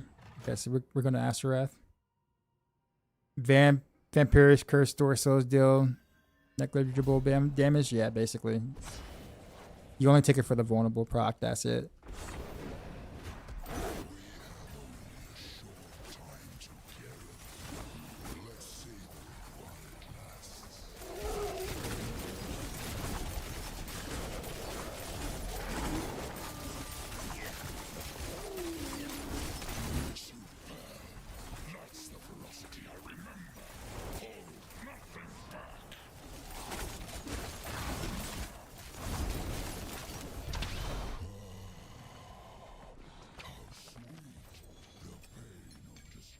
If I want to farm Mythic Ethna, should I go kill the doggo?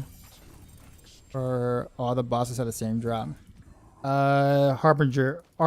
Harbinger is what you want to do. Oh, you mean for Mythic one? Oh, you can't target farm a Mythic one. So any boss that gives you that has the highest chance, which will be the new seasonal boss, lady person, anime character. Yeah, you kill her. If you're looking for Mythic.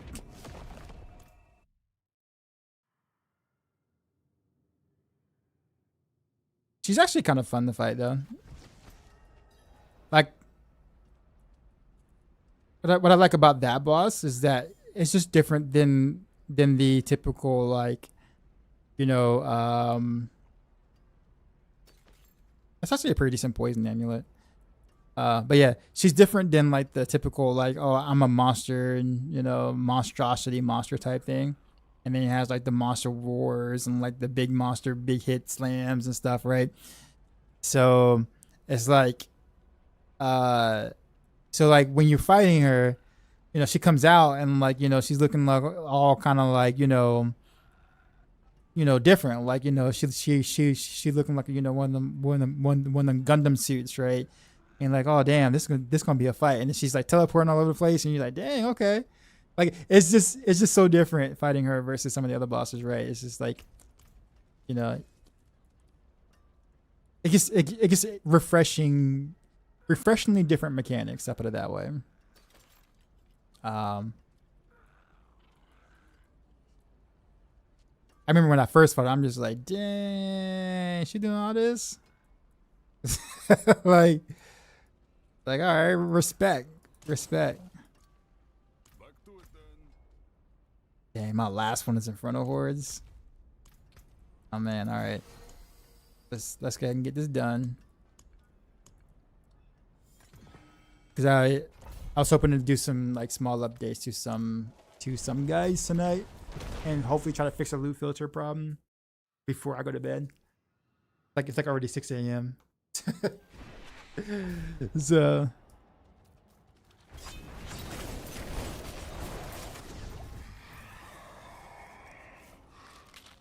but if you want to say Mythic Beast Fall boost, you should run the Darios. No. So like the thing is, where the unique drops from isn't where the mythic drop from. So I know in like logically it makes sense to farm the boss that drops the unique for the mythic version of that item, but that's not how that works. Like the mythic version of the item you want can be on any of the bosses, and you can't target farm that on any of the bosses. It should work the way that you're thinking. It should work that way, but it does not.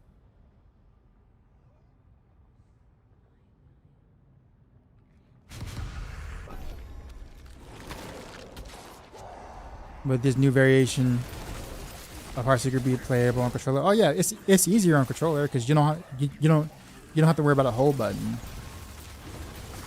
You just spin and then tap Heartseeker as you're spinning. Super easy on controller. How did we know this? We tested it on PTR. And we have enough data to show that it is random like that. Because keep in mind, mythics in general, like it follows the initial mythic principles, right? You know how like last time when you was farming Duriel, like all different kind of mythics would drop. Like you couldn't target farm a mythic. It's the same thing.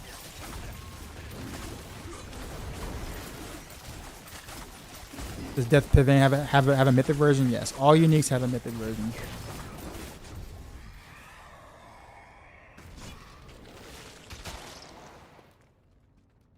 This rap battle was so good.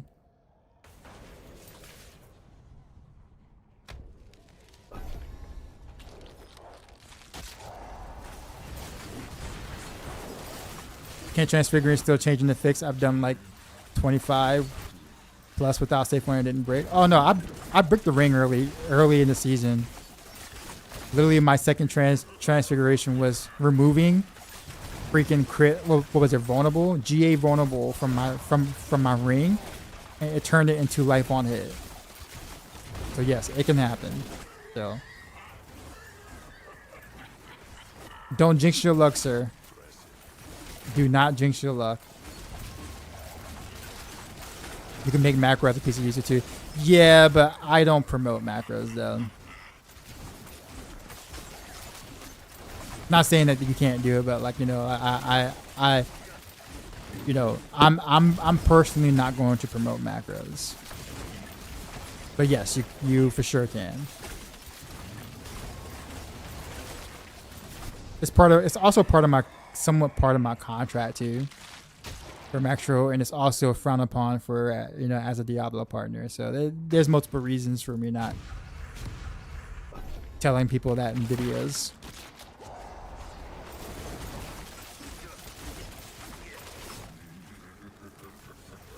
D4 doesn't feel like I need macro that like D3 did. Yeah, I did a lot of num locking because like num locking was allowed, so like I num locked everything on like God 6900 for sure. No, but yeah. I mean, you're fine. You're fine. I'm not like trying to shame anybody or you know, be that person. Just yeah, I'm just letting you know why I don't mention it. If that makes sense.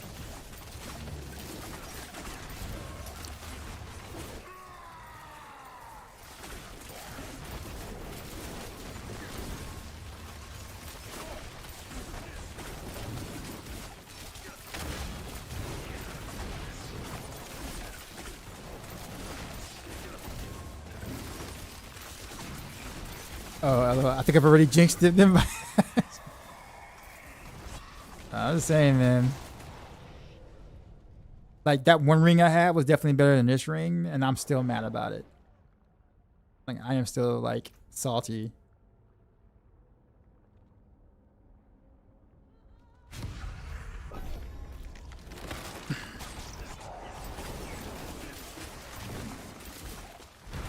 How far in the pit do you think that build can go? Honestly, I don't. I'm not like 100% certain. I would assume with like literal perfect gear, you're looking at like high 130s, like 138 ish, 139 pit roughly.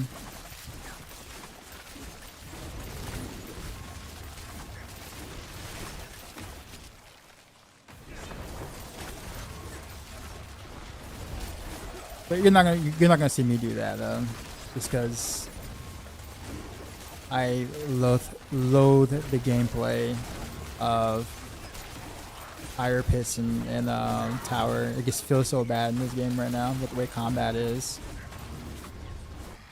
and I'm severely over the idea of fishing. I did so much of that in Diablo 3. I mean, I can't even tell you hundreds of thousands, not tens of thousands, hundreds of thousands of greater rifts I've opened and closed for fishing throughout like Diablo 3. I don't feel like doing that anymore. You think pushing D4 is worse than D3? Oh, way worse. Far worse.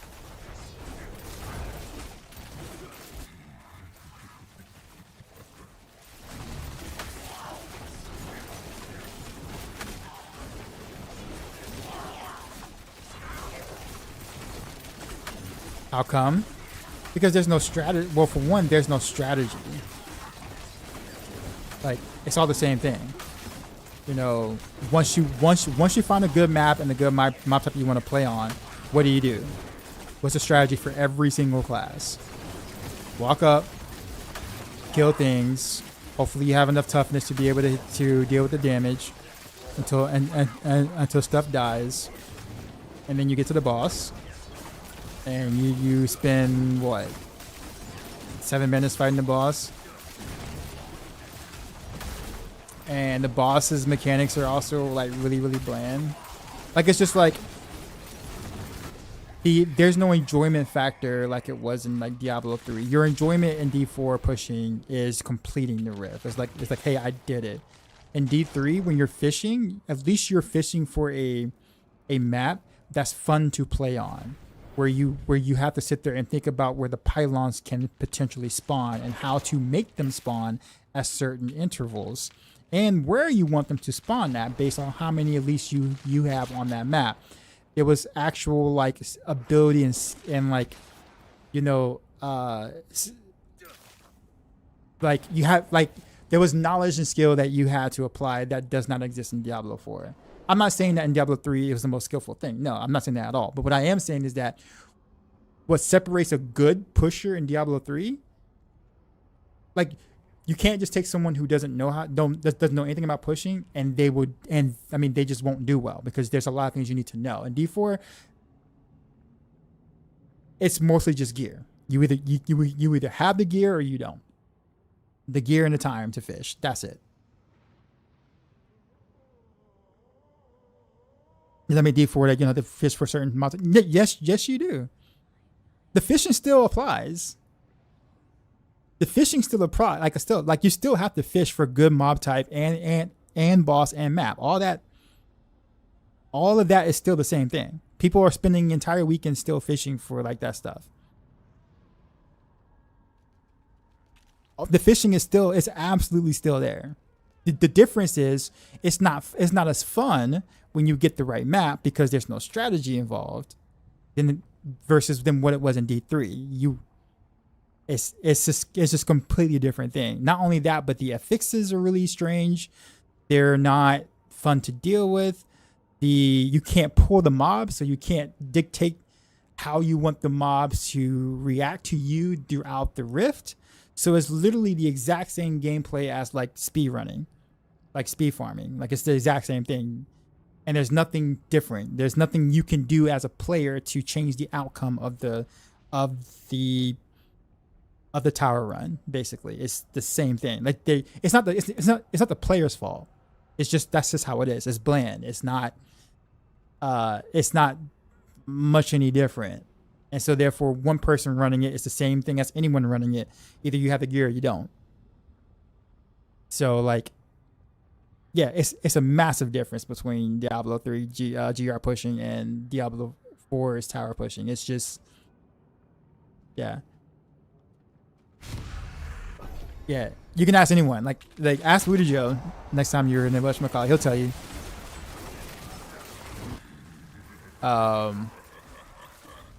Yeah, it's just so yeah. D4's pushing, tower pushing is just a worse version of D3's GR pushing. It's gonna take a couple of years before it, or at least another year before it might feel better. And also unstoppable mobs too as well. Like having mobs that start off as unstoppable, like Lisa start off as unstoppable, and they follow you throughout the entire floor. Like they're the only ones that will follow you. When you try to get mobs to follow you in in D4 with some of the stuff, like some of them get leashed or whatever, they won't follow at all.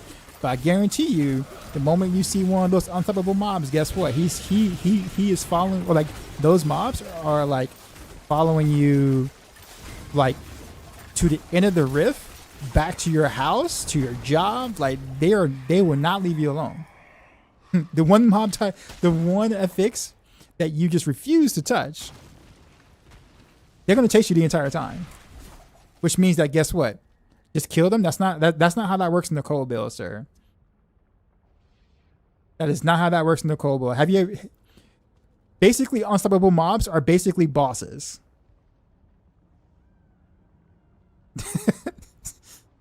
You don't deal any damage to them in like a cold build. You just don't. You ever try pushing? Yeah, I mean, no offense, but yeah, I can totally tell. It's not it's not what you think. It really isn't. It's pretty awful to do right now, which is why you don't see like a lot of like avid pushers that used to push in Diablo 3 or even push, Pit probably earlier in this lifespan, are just not doing it right now. Was wondering who that guy is with him behind the door. Yeah. But yeah, imagine, you know how long it takes to try to like boss with the cold build without using, a boss build or, boss aspects. Now imagine like that times 10 with unstoppable mobs in a pit or a tower. Where literally you're not even tickling them and they're just like wailing on you. And there's nothing you can do because can they be staggered? No. Some of them can't. Like they start off as unstoppable and you can and they're perma unstoppable. And you cannot stagger them. So they just follow you throughout the entire floor. There are worse affixes than that. Like that's a bad one, but there are worse than that. Believe it or not.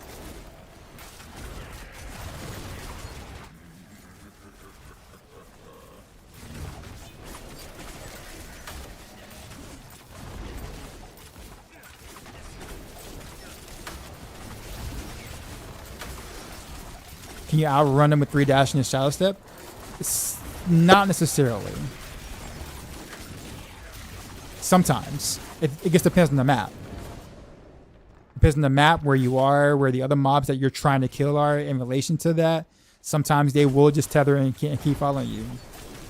And when that happens, guess what? If you're pushing really high and you're trying to get a good whatchamacallit, you have to start over because your run is ruined.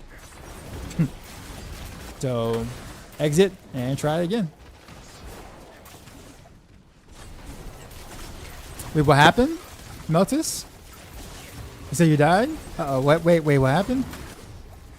How'd you die? You said it was instant death? Oh, the other person. That is. You had like such good gear too, man. Like for this stage of the game.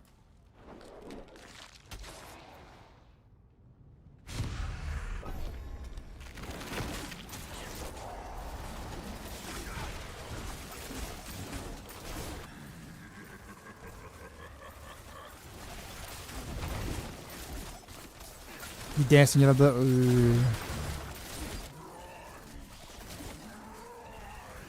Were you able to make the adjustments before that happened, or were you gonna just do that later, or were you just gonna do yeah? Is there anything good to choose other than chaos when doing hordes? I mean, Aether Fiends is basically the ones you want to do. Spires are actually good. They're just not fun to play. They're not fun to be in a little circle the entire time. But Spires are actually decent Aether. But other than that, like Aether Fiends, Aether Lures are good. Yeah, sorry to hear that, Meltus, man.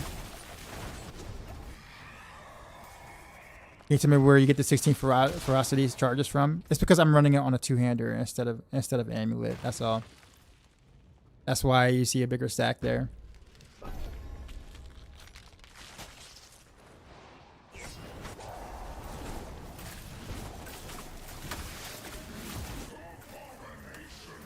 I'm not saying you should do that. I'm just saying like that's what I've chosen to experiment with for now.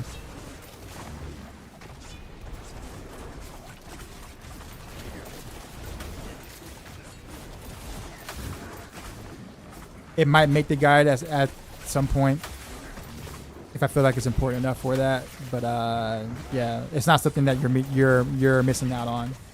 I promise you. Chaos waves or goblin? Always chaos waves. Always. Ooh, that hurt.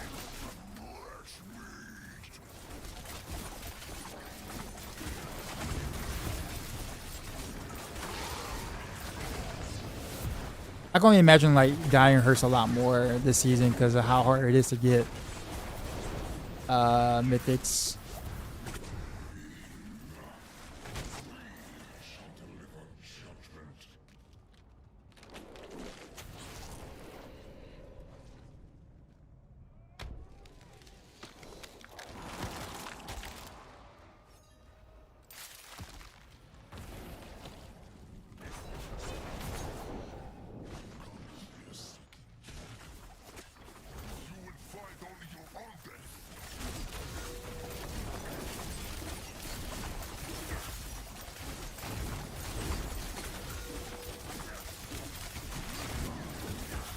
Amisha, what's going on?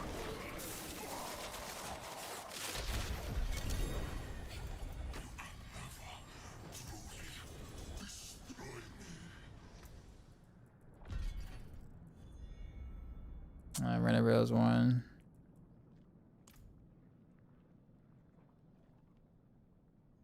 Boys of talismans.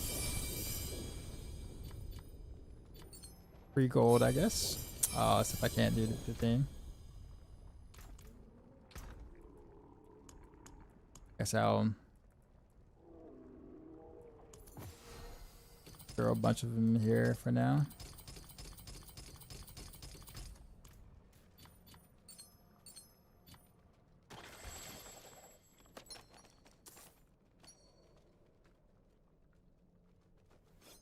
should I do materials or gold?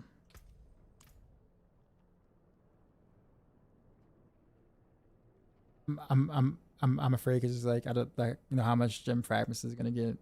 The same thing for gold. And we'll just do material. I haven't played much because of my best friend. Has been offline AFK. So how's the season? I mean, I'm having fun with it, but more so because of a couple of new like stuff that I got to do and play. I think the season itself is kind of bland. But some of the things I get to do this season I couldn't do last season. I'm on like my road. Still kind of makes it fun for me, and also there's still a stuff found for it now. But I think people's fun factor will vary depending on like what the changes are for them. But I think it's hard to really compare it to last season with the hype with all the new changes. This season feels like we didn't get much at all relative. It just feels like that. But I'm still gonna be able to enjoy it for a little while. But I can understand why, people who are frustrated with like the new mythic changes or whatever may not enjoy this season. And it makes sense.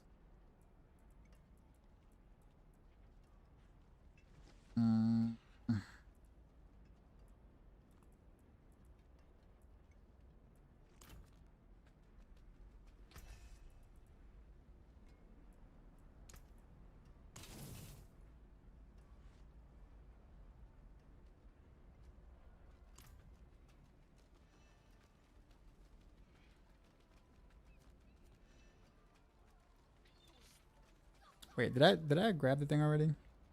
I did. Okay.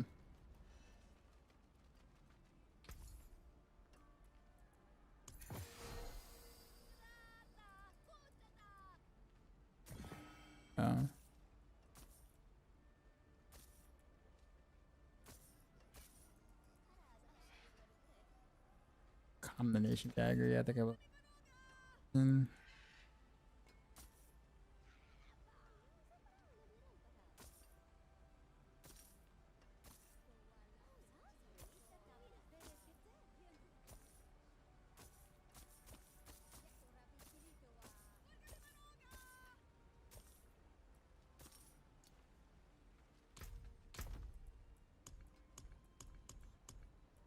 On there.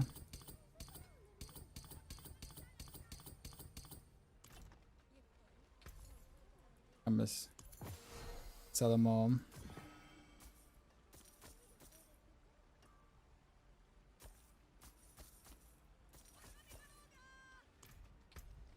Okay.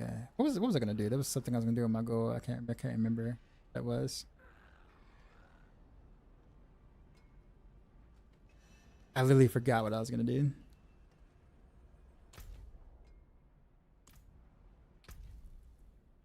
My reward. I think that'll be it for me for tonight. I actually stayed on longer than I thought I was going to.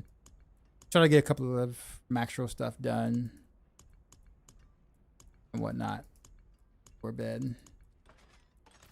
But for those who've been watching, I appreciate y'all. You guys enjoyed the new S2W Heartseeker gameplay, and for those who are interested in playing a Heartseeker or like that applies to you. Let's go to Panda's on right now. How long is he gonna be on for? Oh, he just got on. Good. Okay, he's a good guy. You guys will enjoy him. And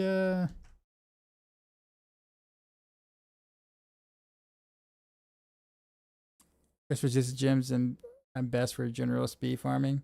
I would follow whatever's in the planner because that's specifically to help you with affixes that are the most dangerous, like lightning and fire are like the two most dangerous ones, which is why you see Topaz and Ruby and then all res.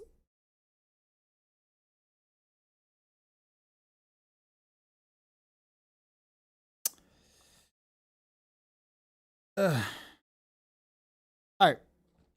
As stated, appreciate y'all. Enjoy Panda. I will see you tomorrow, hopefully with some rapid fire gameplay. As always, well, not tomorrow. Later tonight, I guess, with some rapid fire gameplay. And as always, until next time.